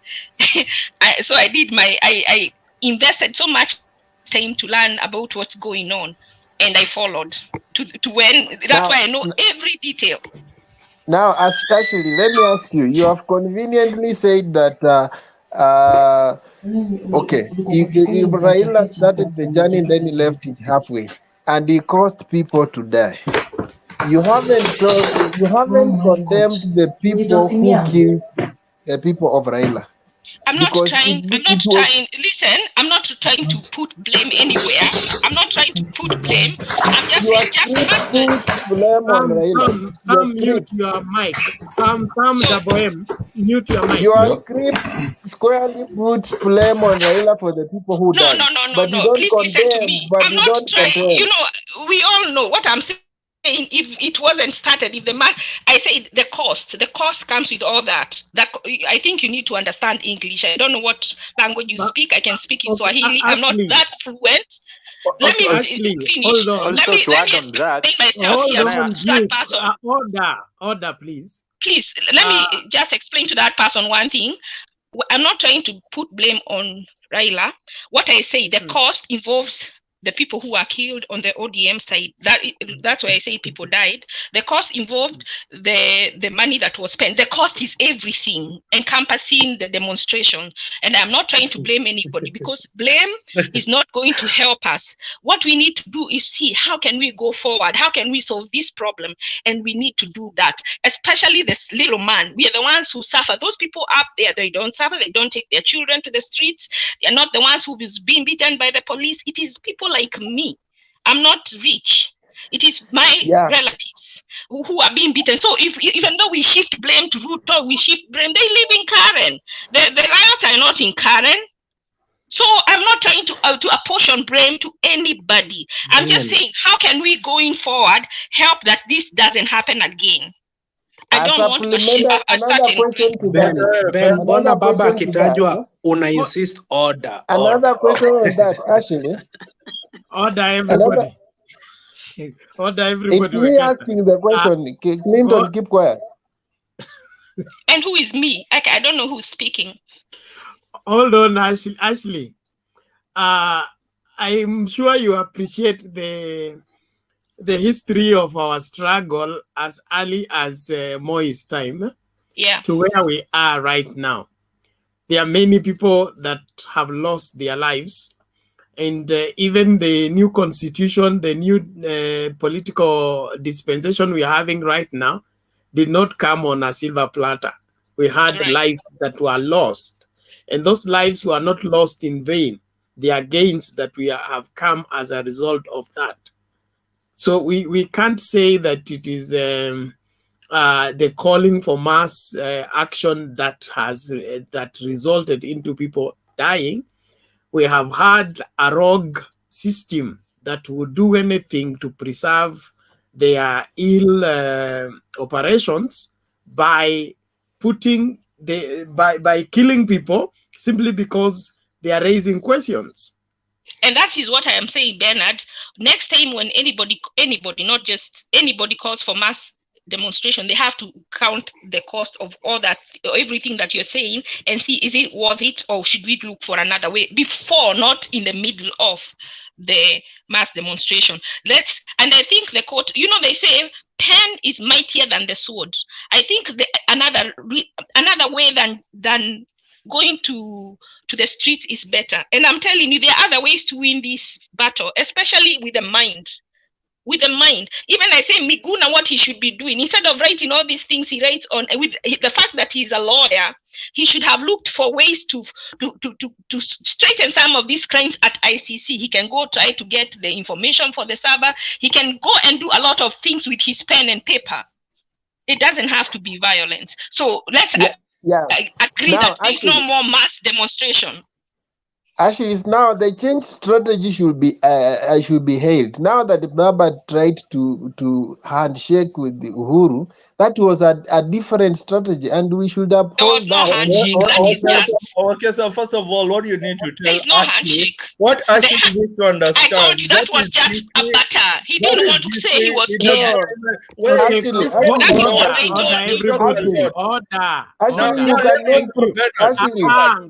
It's me talking. Sam Goja Kwanza. Sam Goja.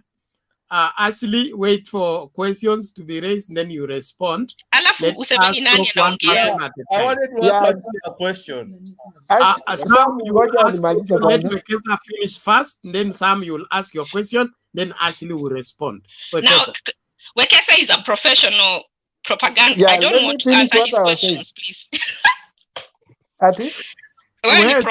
Swali kwanza uchague kujibu ama ukatae, hakuna shida. Okay. Actually, what I'm saying, because you may start a strategy and feel maybe you are losing more. He was losing more of his people. There's nothing wrong with stopping the strategy and change to a different thing. And that's why wait, I finish first. And that's why when you listen to Baba, he was saying that there are many ways of killing a rat. He explained it on an interview on the radio recently. So the rat is Uhuru. No, it's slaying maybe the ghost. What we are fighting is democratic space. It's not personality. Then you respond, please. So it doesn't have to be personalities. When we talk about asking, he's telling me. He's not asking a question. That's what you don't understand. You're telling me because he's not saying, he's explaining. And what I just narrated to you, the point at which Baba was, he was at the point, at the peak. At the peak, he would have won this battle. He did not need to back up. That is where we come, and at that point we agree to disagree, because you see, that's where we agree to disagree, because according to what I have just explained, at that time, what he did Uhuru a favor. He gave him a friendly hand to save his ass. Period. Okay, Bernard, can we talk, because even as we want to go here, I want Ashil to understand one thing. There's also a difference between 2007, 2013, and 2017. The reason why there was no war in 2013 and 2017 election is because Ruto was not in the side of Raila. Let's not talk about that, please. I was just talking about 2017. Don't go out of topic. I don't care. No, see, you've gone behind. So no, don't explain to me. I know that. I know what you're saying. Actually, let him make his point. You can respond later. No, he's explaining to me something that I have not told him. I'm not understanding. But I am talking. Actually, kindly be patient. We have been listening to you. Yeah, we've been listening to you. So let me talk as well, right? The reason why people are not fighting in 2017 and 2013 during the election time is because Ruto was not with Raila.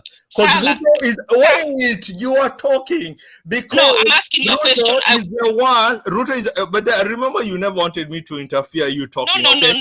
Because wait, relax. You didn't want me to out of topic. You're out of topic, that's the problem. No, do you know why you are out of topic? We were talking about mass demonstrations of 2017. You came in. Mass demonstration. You came in. No, Sam. Order, everybody. Bernard, we were talking about 2017 mass demonstration. Hold on. So where is 20? No, I'm asking. We were talking. I only talked. Let the person prosecute his case, then you respond. Yeah, then you respond. See, I was waiting for you. I was on mute. I waited for you to talk. Okay? Let me tell you the fact here, because I'm pretty sure the reason why she's emotional is because Ben, ulitoa wapi Sam? Now listen. Emotional. By the way, this has nothing to do with me. I don't get. I know you're emotional, but listen, okay. I'm a woman, so of course I have emotions. Okay. But what I'm saying in this case, I have nothing to gain. Let me talk. Okay. I have nothing to gain. After that, keep quiet. Thank you. Relax. Actually, hold on. Bernard. Make your point. Bernard. Please, let's not turn this place into a market. Please let me talk. Okay, Bernard, this is what I was saying. Okay. Yeah. The reason why there was a big difference in the election time is because Ruto is the one who is known of orchestrating war. I know Ashley, she's coming over here like trying to paint everything on Raila. But let me tell you, in 2007, Not by who? But do you know what, Bernard, I realized? When I normally talk the truth, the guys who come from Tanga, they come with a lot of emotion. I'm not a Tanga, by the way, but you're projecting and you're diverting. You can You can talk about Ruto. Clinton. Actually, relax, okay? No, but you're going out of topic. We were talking about 2017. Actually, let's say a word without like telling you to relax. No, but you're talking out of topic. That is not the topic we were talking about. We were not discussing about elections. I was talking about 2017. Relax. Can someone moderate? Bernard, please. But Bernard, can you tell Ashley to keep quiet? I need to finish my point. But can you mute Ashley? Please mute Ashley. There's so many truths. Mute Ashley. Okay, I'm muting myself. Okay, relax, Ashley, okay? This is what I'm saying, okay? You need to relax. This is what I'm saying. You came in here and you diverted the conversation when I was asking, do you think Ruto is a good fit with the people that surround Ruto? Now, I don't know why we went to the history. We started talking about Raila could have thought the cost of calling mass action. Who cares? Even Ruto, like, he orchestrated his Kalenjin people to kill the Kikuyu people. We all know that. Okay? Can I answer? Let me tell you now, Ashley, like the fact here is we know very well that right now the reason why like Tanga, they are all over the place is because they don't want to talk about the future. They want to remind us about the past and all that. But if you remind me about the past, I will also tell you all the bad things that your person has done, as much as you can tell us about Raila. Okay? But so relax here as I tell you the fact now. Bernard, can I say something? Is before you came in. Hold on now. Let her respond to the first point, then you will continue. What is she responding to? No, hold on. You have made a very serious allegation. Let her respond, then you will proceed. Thank you. I wanted to know which one.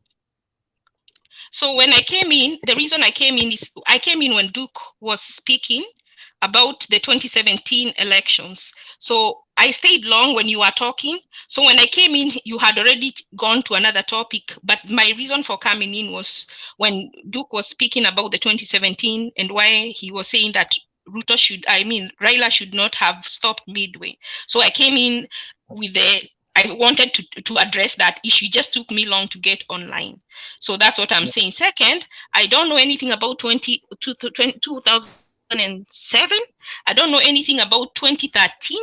Like I said, and I told Bernard, I got involved in 2017. So when you start telling me other things, that's why I'm saying it's out of topic, because that is not, unless you address somebody else, that for me, and I'm not at a tanga, but I started getting involved and interested in 2017. So those other I don't know anything.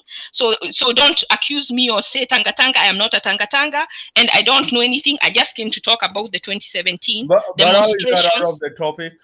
How is that out of the topic? I'm saying, because what I was coming to support Duke when he was saying that Raila stopped midway. So I was coming to say, I wasn't blaming him. I was saying next time his strategy, if he sees something is going to cost too much, he makes that decision before. We all make mistakes. Who has not made a mistake? Who has not started something and seen it's not working? What I'm saying, in future, if there is something like this that involves mass demonstration, let's think if even Ruto or whoever, is it going to cost too much? Are we ready to pay the price? If you're not ready, let's not begin it. That was my message. So that's why I'm saying, if you can address that issue, then you can talk about anything else. But that's what I was talking about. That's how I was so Now confused. alafu some before you talk, Ben, hii I tabia ya have a, watu kusema mimi si tangatanga, kwani sisi hii chama yetu ni mbaya? Hata tangatanga ni chama mtu join tu. Sasa Clinton, yeah, unataka I wanted to ask kusema ni Ashley. tangatanga? I wanted to ask Ashley and Duke, why are they having a disclaimer? I'm not a tangatanga. I was supporting Raila, but now I'm not supporting. Can you just be clear, guys? If you are supporting Raila, Okay, let me be continue clear. supporting him. Yeah. I supported Why Raila disclaimer? up to the, because some called me a tangatanga. I supported Raila until 2017 when he went for 18 when he went for the handshake. I was one of those who felt betrayed. And so if I didn't support Ruto before, I am sympathetic to him, but I'm not there. I am still open to another candidate who shares my values, and I haven't seen one. I would like Isaac Oluchia to get in the race, and I would be 100% support him. But if today I was given the chance between Uhuru, Raila, and Ruto, I would choose Ruto. If that makes me a Takatanga, then I am. But if there was a fourth person, so that's how I'm not a Tangatanga. Without confessing that, he had already known the narrative. So it is for you to believe what I've said or not, but that is what the horse has said. But the only problem I have with Tangatanga people is that they don't have courage to sell their person. They hide behind and say that, oh, I'm not supporting Ruto. Just have courage and support Ruto. We have courage. You can't force me. We are supporting him. Who has said we don't have courage? For me, concentrate on your candidate. You begin by disclaimers. Me, I am not a Ruto supporter, but today, if it was between Ruto, Uhuru, and Raila, I would choose Ruto. But if they got that, do you know why they're saying that? Wekesa, do you know why they're bringing a disclaimer? They know that it's a very terrible organization. Tangatanga, they have no agenda. The bottom-up approach is a scam. You need to realize that. So, right now. Sam, so we need to come up with we need then who is the better alternative. I wish that is what we were talking about. Actually, to me, Raila is much better alternative. No, but those are not the only people. That's why we need to encourage other people outside, like Oluchia. No, that's why I'm saying I am open to at Tangatanga. There are people other people are always there, but the horses are too. So you don't just go. And you know Kenyans. You know Kenyans they will only vote either Raila or Ruto, right? Been on the ballot. Gukubo has always been on the ballot, but we are talking about the people who have chances of getting the presidency. There are those who will always be on the. Even Ruben Gigambe has declared presidency. Yeah. Ruben who? Gigambe. See, I'm saying Can I speak because I want to move out? I didn't even know Ruben exists. I don't even know who that is. So you guys, at least you understand where I'm coming from. If it's Raila and Ruto, I will go for then I'm a Tangatanga. But there are things about Ruto I don't like. And I would get another person who people would buy. I want someone who is not corrupt. I know Ruto has stolen. And I know it is true he has stolen, but I also know Raila is not better, and I know who is not better. So I am choosing between the three thieves. And your best thief will be? Ruto. Ruto is the best thief for Ashley. Because at least, yes. Ruto will finish that country. The economy will be Ben, where did you remove Sam? I just came from the man. but Clinton, you guys, I know you. But Clinton, I've been hearing you a lot. I know you support. But let me tell you, the fact remains. For me, I don't want even to talk about the past because everyone has the past. That's what I'm telling you, Ashley. But right now, we are talking about next year's election. And I will still remain by saying the only person between Raila and Ruto, the one that can make a government that makes sense right now, it's Raila. When you look at the guys who surround Raila, they are more educated more than the people in Tangatanga. Like, they know what they are doing. Somebody like Anyang Nyong'o, I like that guy. Let me tell you about Raila. Let me tell you why I wouldn't choose. Very better way. Look at Let me people tell that you. are in Mombasa. Like even Joe he can be a good president actually. Let me tell you. But that. Sam, what is actually telling us? If she says she supported Raila and now she has Uhuru and Ruto stole the vote, and now she has fallen in love with Ruto who stole her vote. What is she telling us? What is she telling us? What I'm telling you is when they did the handshake, I felt betrayed. And second, let me tell you something else why I would not. And you went for the betrayal. Raila is easily manipulated. He's weak. He can be easily manipulated. Let me tell you the truth. How? Let me tell you, I said Weak here and he has been in the system for all that time. Let me give you an example. Have you ever seen somebody who shakes the system? Let me tell you how. But he has never been the president. That's because he's so weak. Anaumanga nyama alafu anamuaga. Anauma lakini hamezi. That's one thing. Second, like when Jimmy Wanjigi, let me give you. All those who have been president, have they ever passed through the challenges Raila has passed? All those who have been president, tell us which challenges did Moi pass through? Which challenges did pass through? Let me give you an example. Now see, take me like just believe like what I'm telling you. Let me tell you one incident, and I'm saying it from my heart. Just don't take like I'm lying, because there's no reason for me to come on the show to lie. You're not lying. You are not making sense. Okay, let me tell you what my reason. I give you one reason and then I'll keep quiet. I know there are other people on the show. This time, Wanjigi's home was raided. Everybody remembers, and there was and if you want, there's a clip. You can go and watch it. And they were standing outside the house. They were standing outside the house, and Wanjigi and his wife and Raila was there. Raila was speaking, and then Wanjigi moved. I think he went to get something. He went into the house, and immediately I saw me. I read faces quickly. I have done psychology. I can read. So I saw immediately he changed what he was saying. He thought that Wanjigi has left because he said something he didn't want. He changed how he was saying. That clip is online. You can go and watch it. And then Wanjigi came back, and then it looked like you could see the face of Raila. It relaxed, and from I sensed that was before the handshake. What? And Actually, do you make sense really? I say to myself, this is the problem with, and that's why Uhuru wants Raila, because he can manipulate him. Even though he puts him there, he can manipulate him. That is his weakness. That is a weakness he has. But with Ruto, now what did you want him to do? Ashley, answer that question. What did you want him to do? What I'm saying he seemed to be concerned that he had offended Wanjigi when he was speaking, and it is a character trait by reading the weakness. face. No, I'm just saying. No, please go and watch the script.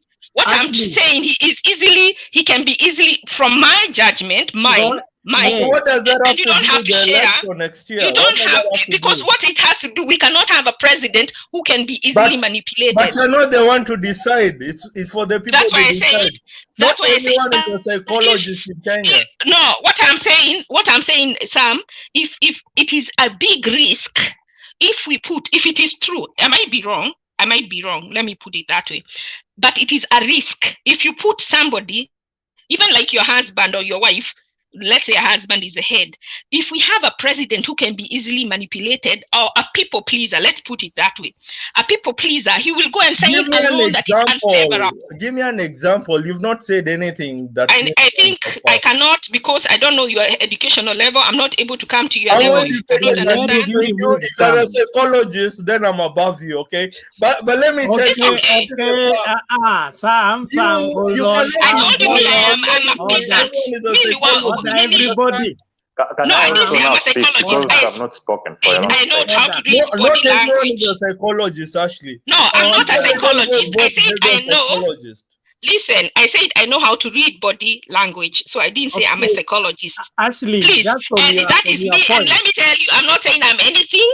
I told you in the beginning. Let me finish, and I promise I'll keep quiet. Me, I am the least of these. If I was rich, I wouldn't be here. But I want the little man. I want a president who will serve the little man. Not Ruto. No, Ashley, Ngoja, Sam, Ashley, about your ability to read body language. If I can remember well, what was happening at Wanjiki's house was the house was raided, and even the raiders were still there. The police were okay. It is said they were involved. So at that particular time, when the speech was being said, or when Baba went to the place, it was not all safe. It was the day after they had left. It was the next day. That Just is why go and I'm watch saying the clip. at I'll that send it to particular you. time, I'll post it. everything was swinging in the balance. Nobody was but sure what of I'm telling anything. you from my interpretation of how Baba reacted when Wanjiki moved, That's it why I'm seemed like saying he thought he had angered him. Interpreting Baba's body language based on Wanjiki's move could be far-fetched, because at that particular time, anywhere NASA people were going were being tracked. It was at his house. Were being followed. So his reaction was not whether he has offended Wanjiki or not. It was who is he going to attend to? Probably those police are to arrest them. It is true. Mine is an opinion, not a fact. Bernard, but let's also balance. Bernard, what does this have to do with somebody becoming president? What does this have to do with anything? Bernard, let's also accept maybe Raila is weak, but now she has fallen from the frying pan to the fire. Now this Ruto is more weaker because his people have been being beaten by the government, and the guy cannot even raise a finger because he thinks he needs just to stay in government and earn salary until the end of his term. This is the weakest person we have ever seen. He has never even tasted any tear gas, my friend, because he fears he cannot go to the opposition. He wants to pretend that he stands with Wanjiko, but he's not raising the issues that are affecting Wanjiko because he's defending his salary. You are now moving from somebody who has been put to the worst person.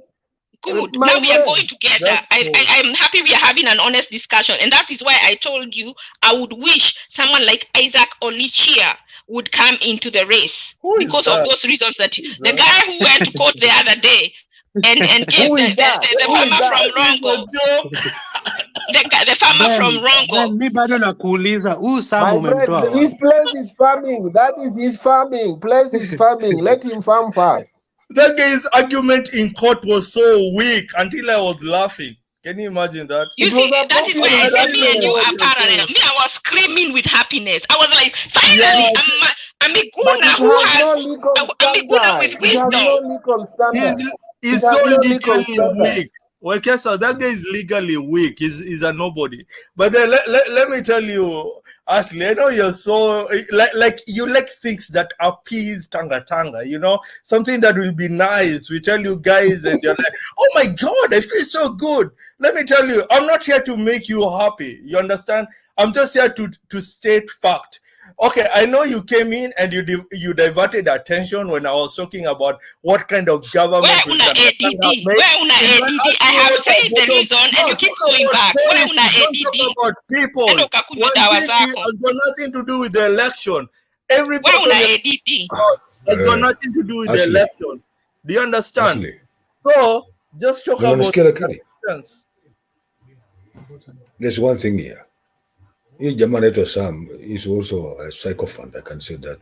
Second thing is somebody who, I don't know whether he reasons or he just want to talk so that the people can hear it.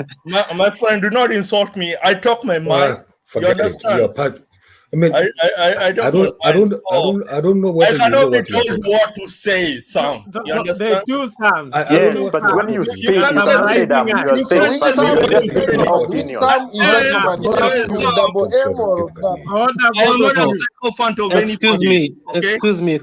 Excuse me. Sam with single M. Sam relax. Sam wa juu pia relax. Dawa zako kwanza za ADD. Wait Ashley. Bernard. Yes. Tuko watu 1 2 3 4 1 2 3 4 5 6 7. We have 17 minutes, Ben. And then we disband. So ukipea mtu chance aseme na neno lake la mwisho tulale. Asante. Yeah. Thank you. Let's start in that order. Yes. From Duke to Sam to from Duke to Sam to Wekesa, Ashley, then finally Sam. So I No, can say utupimie after dakika. So Clinton 3 pia minutes. ni hapo. 3 minutes So each. from Duke to Sam to Clinton, then Wekesa, Ashley, Sam. Twende hivi alafu turudi. Sawa. Duke, your final closing remarks. First of all, there is a reason why each person has 1/4. So it's like we are trying to be all equal. So some you cannot come here and say the truth is, the fact is, as if you are talking about millions of people. You are one person and you are speaking what is in your mind. So don't say the fact is, the truth is, as you, because you don't carry the mind of many people. You are speaking from your mind, one person. So people are different, people perceive differently, and we are here to give opinions. So each person is giving his own opinion. Finally, to finalize, we were talking about protests. The fact about protest is that it's a constitutional right for every Kenyan to protest. So the killing and the shooting of those people who are protesting, it's a mistake of the state. So nobody should be shot. So that the blame is still to President Kenyatta, who is the commander-in-chief of the armed forces. You should not order people, the askaris or the policemen, to shoot innocent demonstrators. So he carries the cross, him as a person. So also about finally to talk about the what some said, the propaganda said that in 2017 we were having there is a war in 2007 because and in 2013 and 2017 it was something because Ruto was not on that side. That's false. The reason why there was a violence in 2007 is because the election were openly rigged, number one. Number two, there was the judiciary was not independent. So the victims were not having any confidence in the court of law because the court was the president, so to say. And also, there was also violence in 2017 it's because it was not widely captured. So that's my closing comments.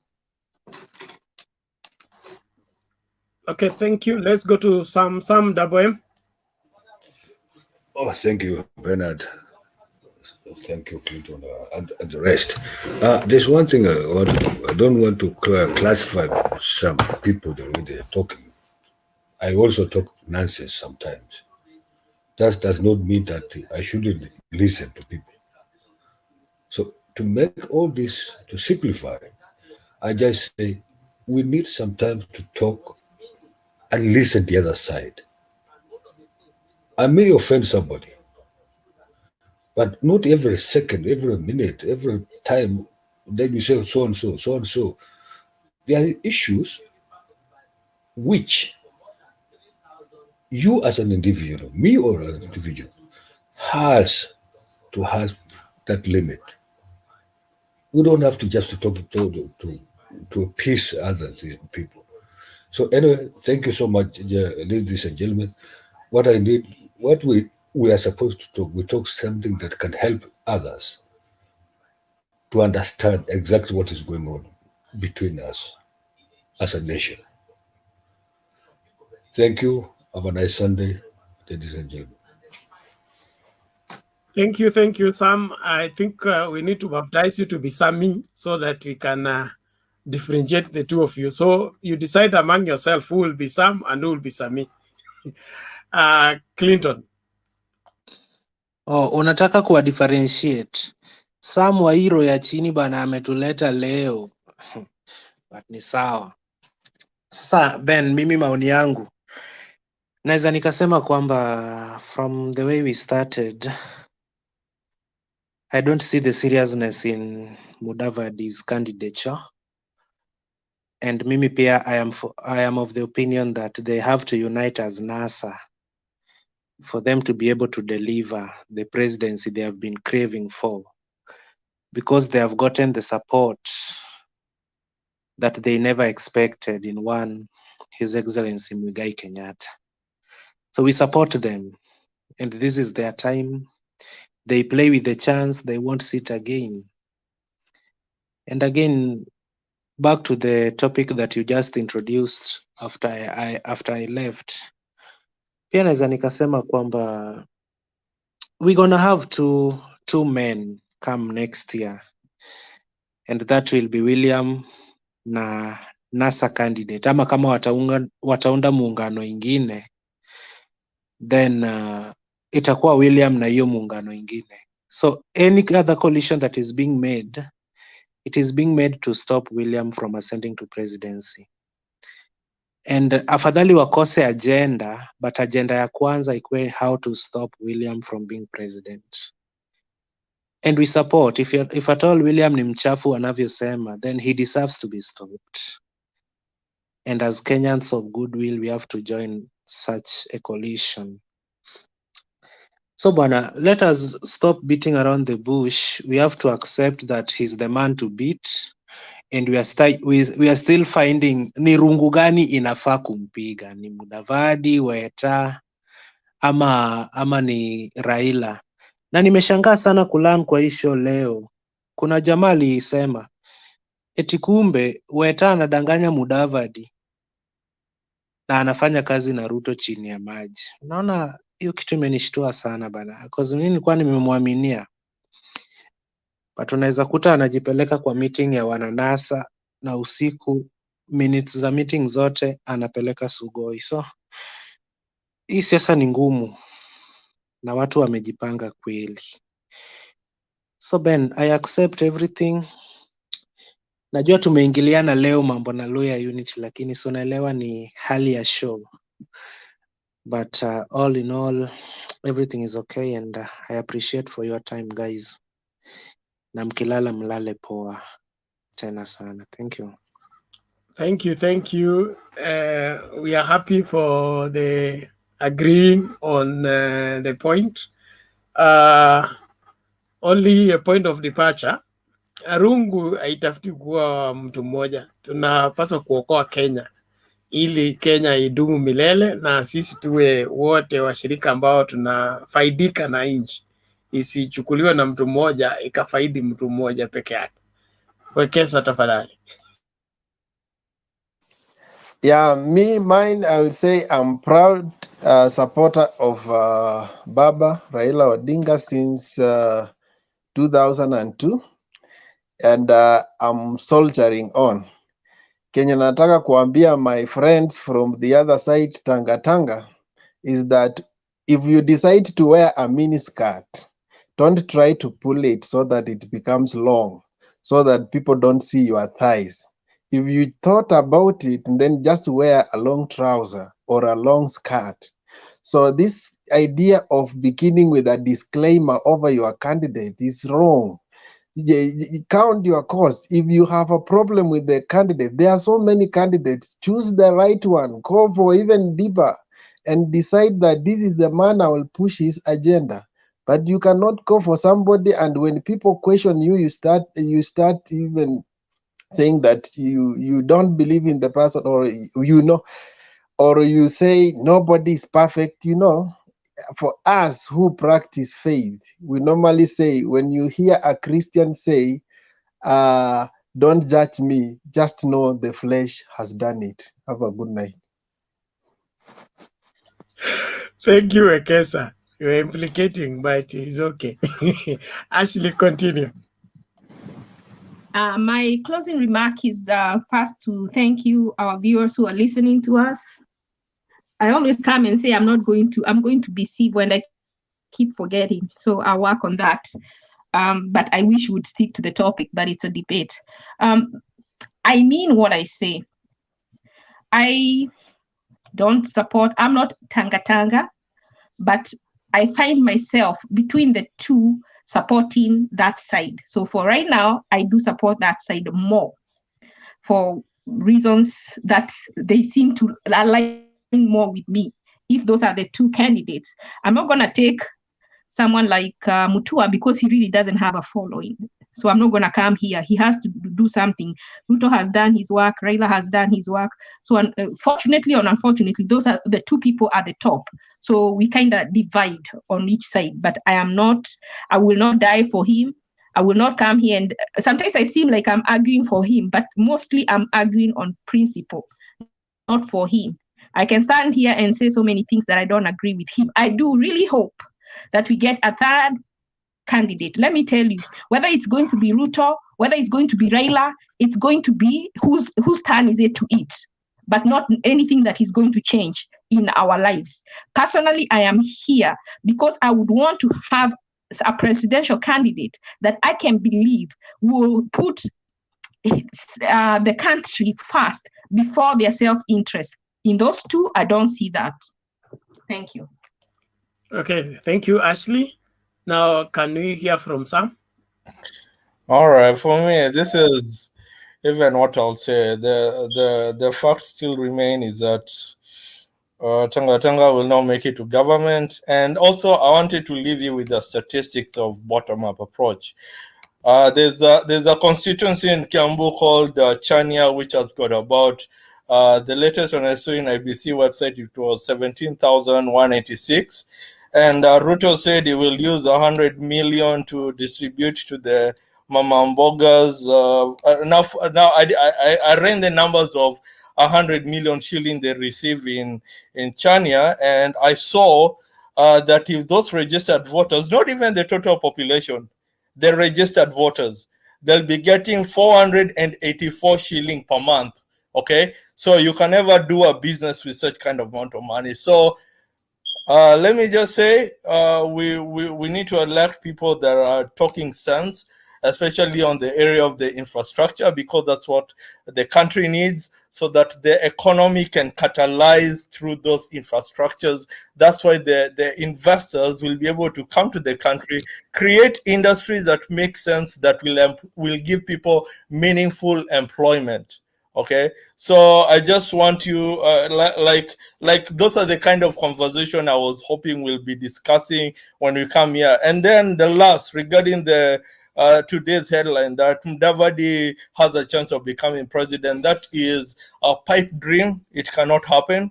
And they just need, I agree with what Wekesa is saying. They need to come together as NASA coalition, and he should stop being so childish at the moment. You know, I do like Musalia, but the fact remains, if you look at the statistics and you run it yourself, anyone who has gone to school and has common sense should look and see that your village party can never give you any presidential seat. So the only way that can work is for him to support Raila this coming election. And then Raila is quite old, so he might leave the seat to him, and he might inherit the political and he might change the country. I totally believe Musalia Mudavadi is a very good economist that can turn that country around. But at the end, in conclusion, let's stop believing this thing called bottom-up scam.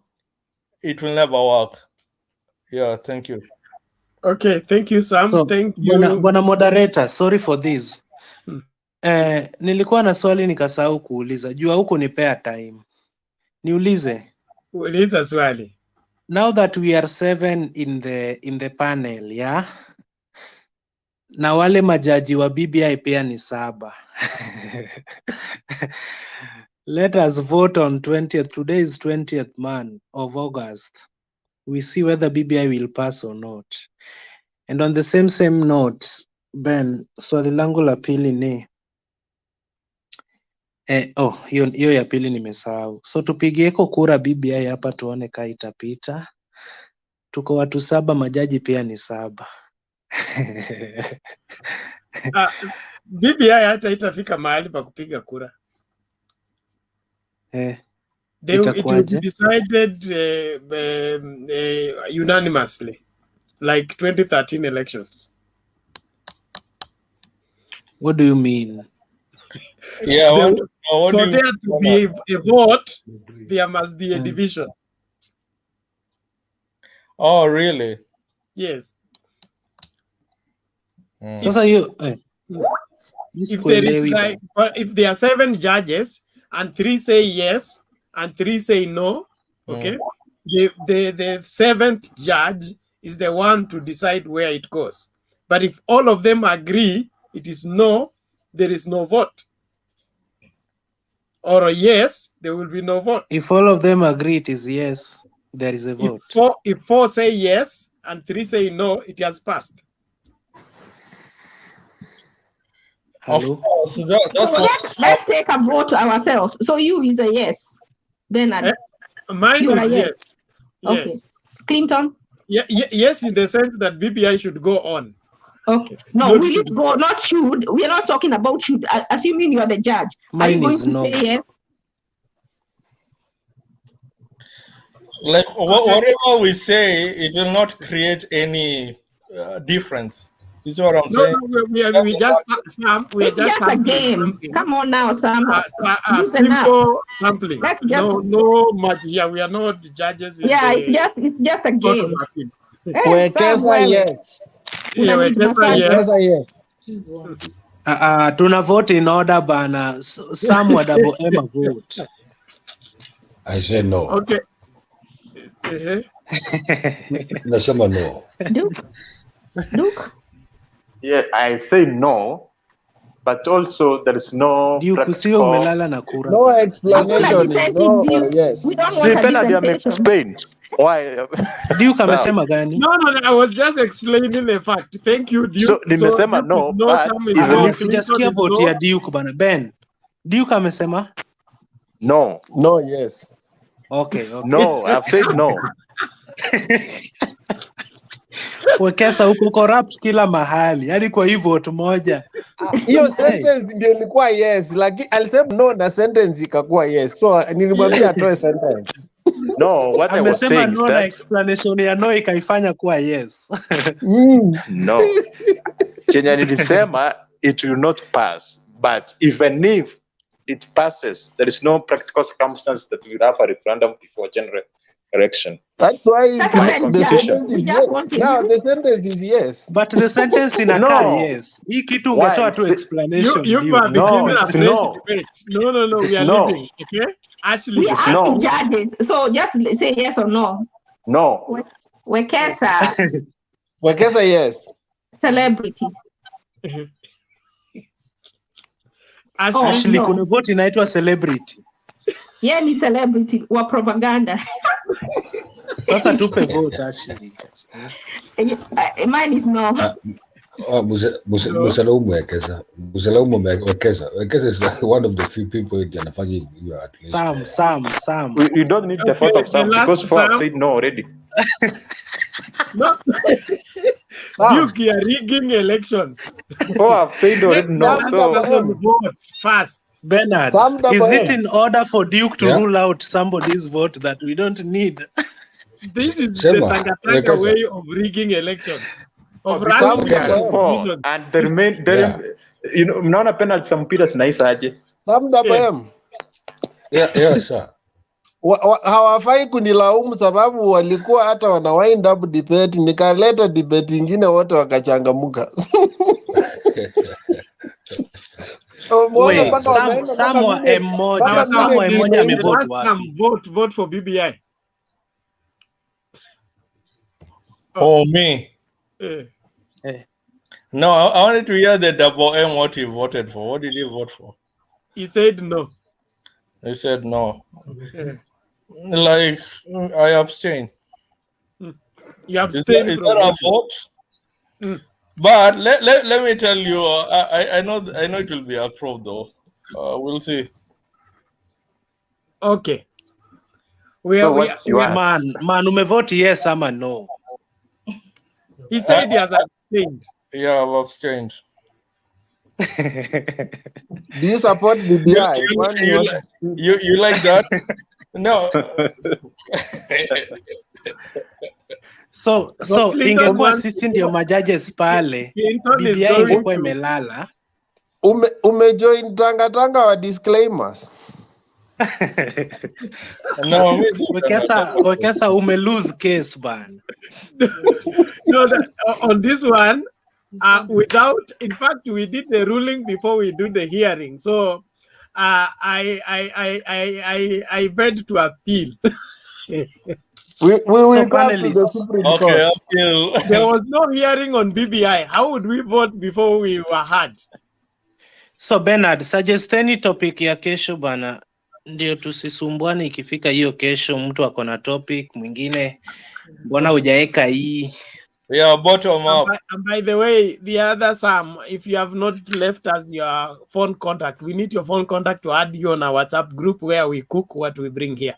So tulijua tu according to his contribution lazima angeadiwa kwa hiyo. You drop it there. Tunawajua wenye hamna. Let me put it to our WhatsApp group where we prepare the motion that we come to discuss here. Sasa ile group nimebaki peke yangu juu Ashley pia ameanza kuja na disclaimer. Wenye wana disclaimer imebaki mimi na nani.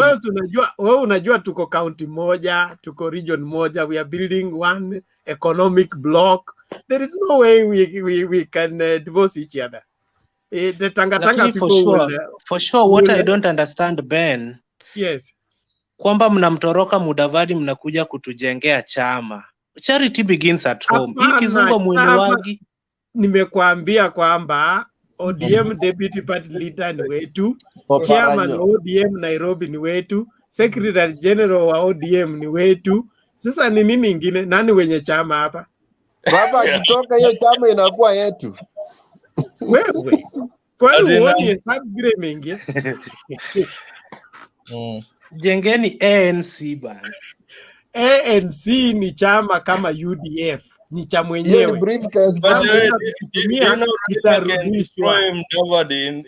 Mudavadi anakurudi ODM, akuje tu tunampatia hiyo deputy party leader tena. Unajua yetu tunaweza weka even 20 deputy party leaders. Hatuna shida sisi. Bernard, let me ask you a question. How many votes did Mudavadi have when he ran for president? He got to 500,000. 500,000. Hiyo ni after ameibiwa. Jamaa alipata kura mingi sana. If Mudavadi ran, he will not get even 300,000. And Raila will beat him in the Western. That is a fact. In fact, all those people are coming for nomination in Kasarani, which Raila will win, and they all work together. They accepted. This is Kenya. They accepted. Nominations za ODM ni ile walikata Isaac Mwaura maskini. They have a choice on this one. They don't have a choice. They will come. They will come. Okay. Just as my closing remarks, in the decision of which mrengo gani nani atakuwa, for those politicians, it will not be even their personal choice. The ending up in NASA was a consideration between going with Jubilee and NASA. So it is circumstance that will force them to decide what they need to decide. All this they are doing, Serelak and the rest, is because they still have breathing space. But when the space become limited, they are going to end up where they have the greatest prospect of sustaining their political relevance. So you think he might support Raila at the end? He can't do without Raila. And I know if Mudavadi joined Ruto, he would be acceptable in the central region. They wouldn't mind Ruto. That would be a winning ticket. No, but for Ruto to win, he needs a Kikuyu deputy. No. Let me tell you, even in 2017, the people I talked to, the Kikuyus, they said if that ticket of NASA had Mudavadi as the president, they really didn't want Uhuru and Raila and Ruto, but they chose them because they wanted to give us a weak candidate. They wanted to give us a weak candidate. Yeah, that's what they want. They want to give us a weak candidate. They cannot choose us. You cannot choose for us a candidate. On the ticket, they would have chosen Actually, if you guys, that is enough. You said that you are politics from 2017, right? Okay. Now let's. We have gotten to this. What you want to because he's corrupt. Hold on.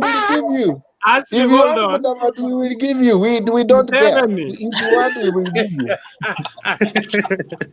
Let me tell you, if Mudavadi is smart, he will go with Ruto. Okay, we will be discussing that one as our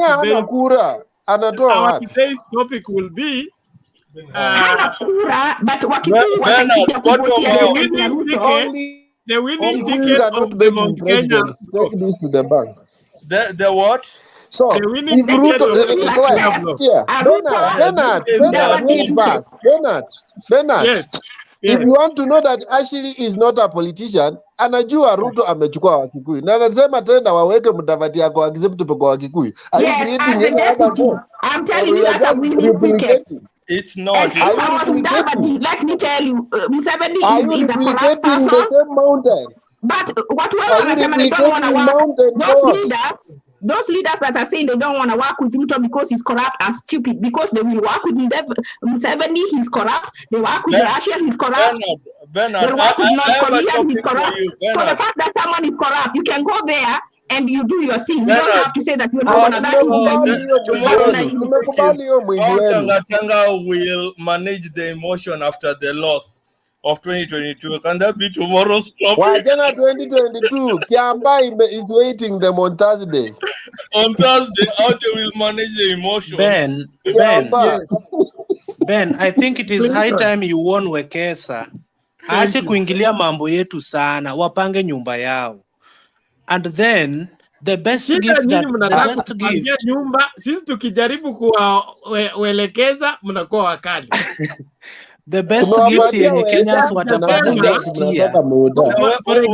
Said a good point. Hold on, Sam. Ben, okay, for example, we have said we have never had a problem. For example, 2013 and 2017, we had Kalonzo as running mate, but the Luya voted very well for the NASA whatever fraternity. We have never forced anybody to be a running mate. In fact, picking Mudavadi as a running mate is not going to bring any vote from the Western region, because that's a seat we have been on. It's no longer attractive, and any vote from that end. So it's a debate that is sure to fail. The only thing that will turn the dynamics in Western Kenya, anasema Mudavadi is acceptable in Mount Kenya, and even his running but never voted for Mudavadi. Honestly, let me tell you. Mount Kenya, I'm talking about Mount Kenya. Mount Kenya will never voted for Mudavadi. Mount Kenya will accept Ruto's running mate being Mudavadi without, they'll keep that block. I'm telling you the truth. Mount Kenya is the reason why we are where we are. We cannot. Now, why should we believe Ashley and she came in politics in 2017, as she's saying? That's a no big ticket. But it is your opinion to understand whether to agree. Oh, you need politics. I leave that at your discretion. Nobody has never gotten a million. You have a long way to go. You don't have the political optics. Yeah, you just came there. I go with the meaning to a street. Nakwambia kile kwa street. If Ruto goes with Mudavadi, he has lost the Mount Kenya vote. How many people did you interview? I'm not a politician. I'm just a person from the street. For us in Mnasa, even if Mudavadi doesn't join, we'd lose nothing. So, mchukue tu. Yeah, but even if Mudavadi goes to Tanga, we will lose badly. It is a fact, man. Ben, the best gift Kenyans watapata next year. Awacha kukuwa naive, hawezi sema hata deal na Uganda because Museveni is corrupt. Hawezi sema hata deal na Russia because Putin is corrupt. Order, please. So wacha kukataa kudeal na Ruto wakisema ni corrupt. That's naivety. Nao ni watu waona msimamo. They don't have waangalii mbele. Ingia tu. Unasikia uchungu hivyo? Umekula ngapi unasikia uchungu hivyo? Yeah, I can sense a lot of emotions in Ashley. Ni kama wanalipana walilipe, mimi nataka yangu. Nawafanyia free. I'm stupid because I'm working for free. Wekesa is being paid. Even me, I need to be paid by Tanga. Thank you, Ashley. Who is paying who where? We need that payment. Yeah, but then he's on the clock. Wekesa is on the clock. Hey, sawa. Clinton. So Ben, nilikuwa nasema hivi, the best gift that Kenyans will get next year is a Ruto's presidency plus alafu wamuongezee Raila hapo kama opposition. Bana tutapata maendeleo ile hatujaipata. Toa hiyo miwani. Let's pray for that ticket. Toa miwani ulale, usilale na miwani. Clinton, toa miwani ulale. No comment on that one, but continue dreaming. Man, situlaleni bana. Good night. Bernard, you're on mute. Lakini Kenya is tribalic bana. Watu Waluya wa support Waluya. Good night everybody. Let us go and rest. We meet in the evening for further discussion. But Kenya is for us all. We must build it for us to enjoy, all of us. We shouldn't entrust it to one person in the hope that that one person can hold it for our betterment. Thank you. Na wazee waende nyumbani. I second you on that, Bernard. Yes, and January 2023 Raila jails the thieves. Na hii mambo ya kutishia watu mara Thursday sijui kuna nini, sijui 2022 kuna nini pia iishi. Subirini Thursday. Utajua mbivu na mbichi. Relax, okay? Tsunami nakuja. Ni tsunami. Tsunami, subirini. Alafu Sam wa Double M, wewe pia una msimamo. Tsunami gani inakuja na umevote no sahi kwa BBI? Ni tsunami gani hiyo inakuja? Tsunami.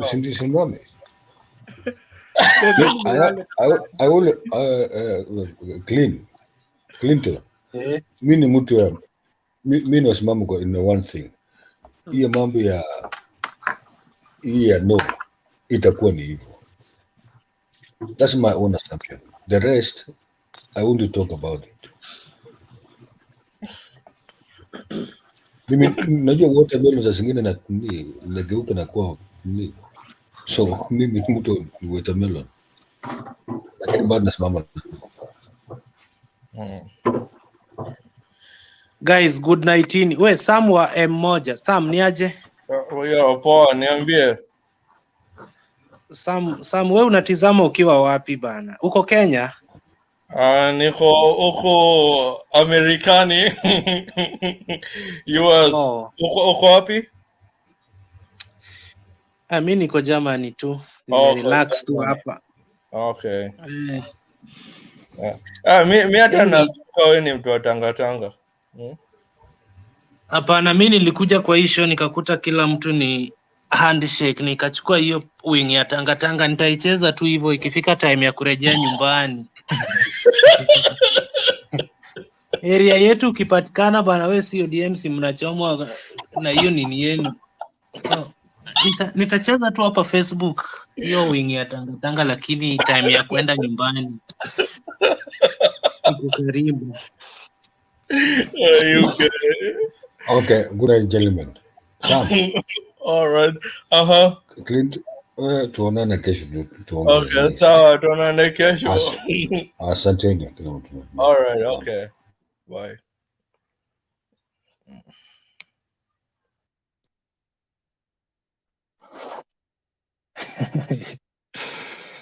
Ai, Wekesa wazee waende nyumbani. Na hivyo ndivyo show imeisha.